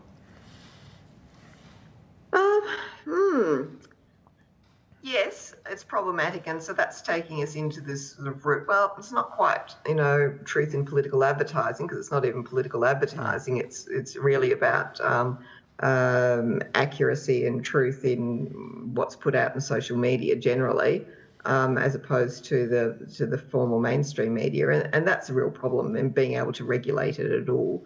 And it's a constitutional problem as well. So from the implied freedom of political communication point of view, people who have different views should be able to express them. The difficulty is when you're misleading people by saying that, Party X has this particular policy. If you don't like that policy, then you need to vote for Party Y. Again, to the extent that that's a political opinion, it's hard to do anything to regulate that. But if you're making assertions of fact that are verifiable that are wrong, then there might be something that you can do about that. But basically it comes down to education and trying to make sure that your electorate is a bit more sophisticated and can see when it's being misled. I think the AEC does a really good job in terms of responding to misinformation, particularly about the electoral system, or mainly on the electoral system.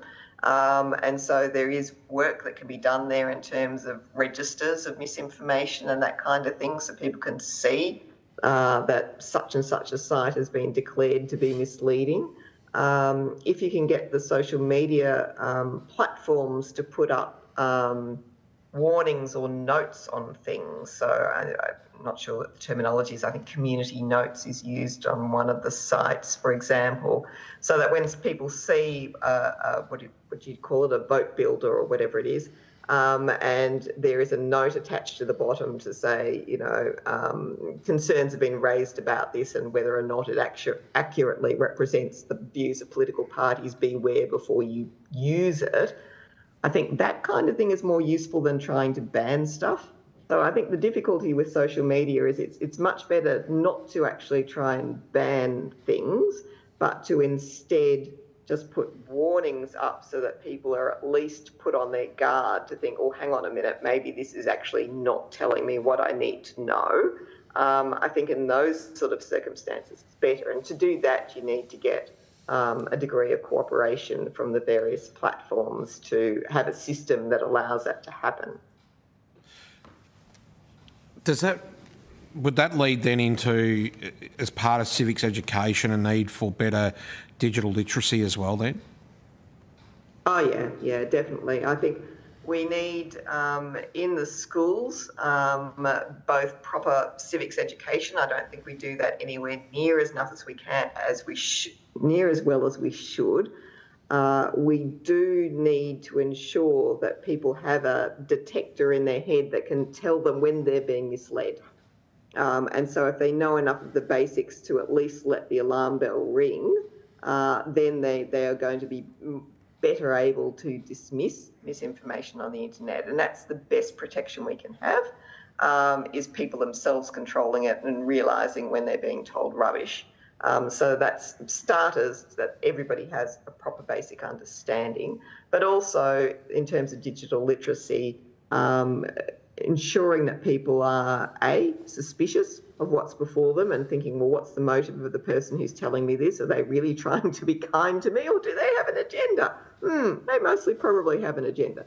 So you need to have that kind of suspicion, but you also need to be directed towards more authoritative and trustworthy sources, because there's a lot of very dodgy sources out there on the internet. And to be fair to the platforms, they actually do a fair bit in terms of demoting, as they call it, the really dodgy sites. From my point of view, every now and again, I actually go looking for the really dodgy sites to see people saying these sorts of things, and discover it's very hard because they keep sending me to the authoritative sites, which is a good thing on the one hand, but when you're trying to investigate what the bad things are, it makes it pretty hard to find them. So, as I said, there are some good things that the platforms are doing in terms of pushing people towards authoritative sources, demoting the really dodgy stuff. I think that's much better from a freedom of speech point of view than just trying to ban things or remove things. And as I said before, putting notes or warnings on things saying, you know, there are doubts about this, be careful, is also a good thing to do. Yeah, look, and I think that, you know, we have to be realistic too. I don't think we have the ability to move quickly enough to be all-encompassing to be able to stop the level of communication via platforms such as social media. It moves far too quickly. So, no, thank you very much for your insights on those questions. Thank you, We've Chair. reached time, Professor and members, so I'll thank you for your attendance today and for getting up so early and dialing in for us, Professor Toomey. If you've been asked to provide any additional information, please forward it to the Secretariat by Friday the 24th of October. You'll be sent a copy of the transcript of your evidence and will have an opportunity to request corrections to any errors. Thank you. And thank you, members. It's been a long day. I declare this public hearing closed. Thank you all.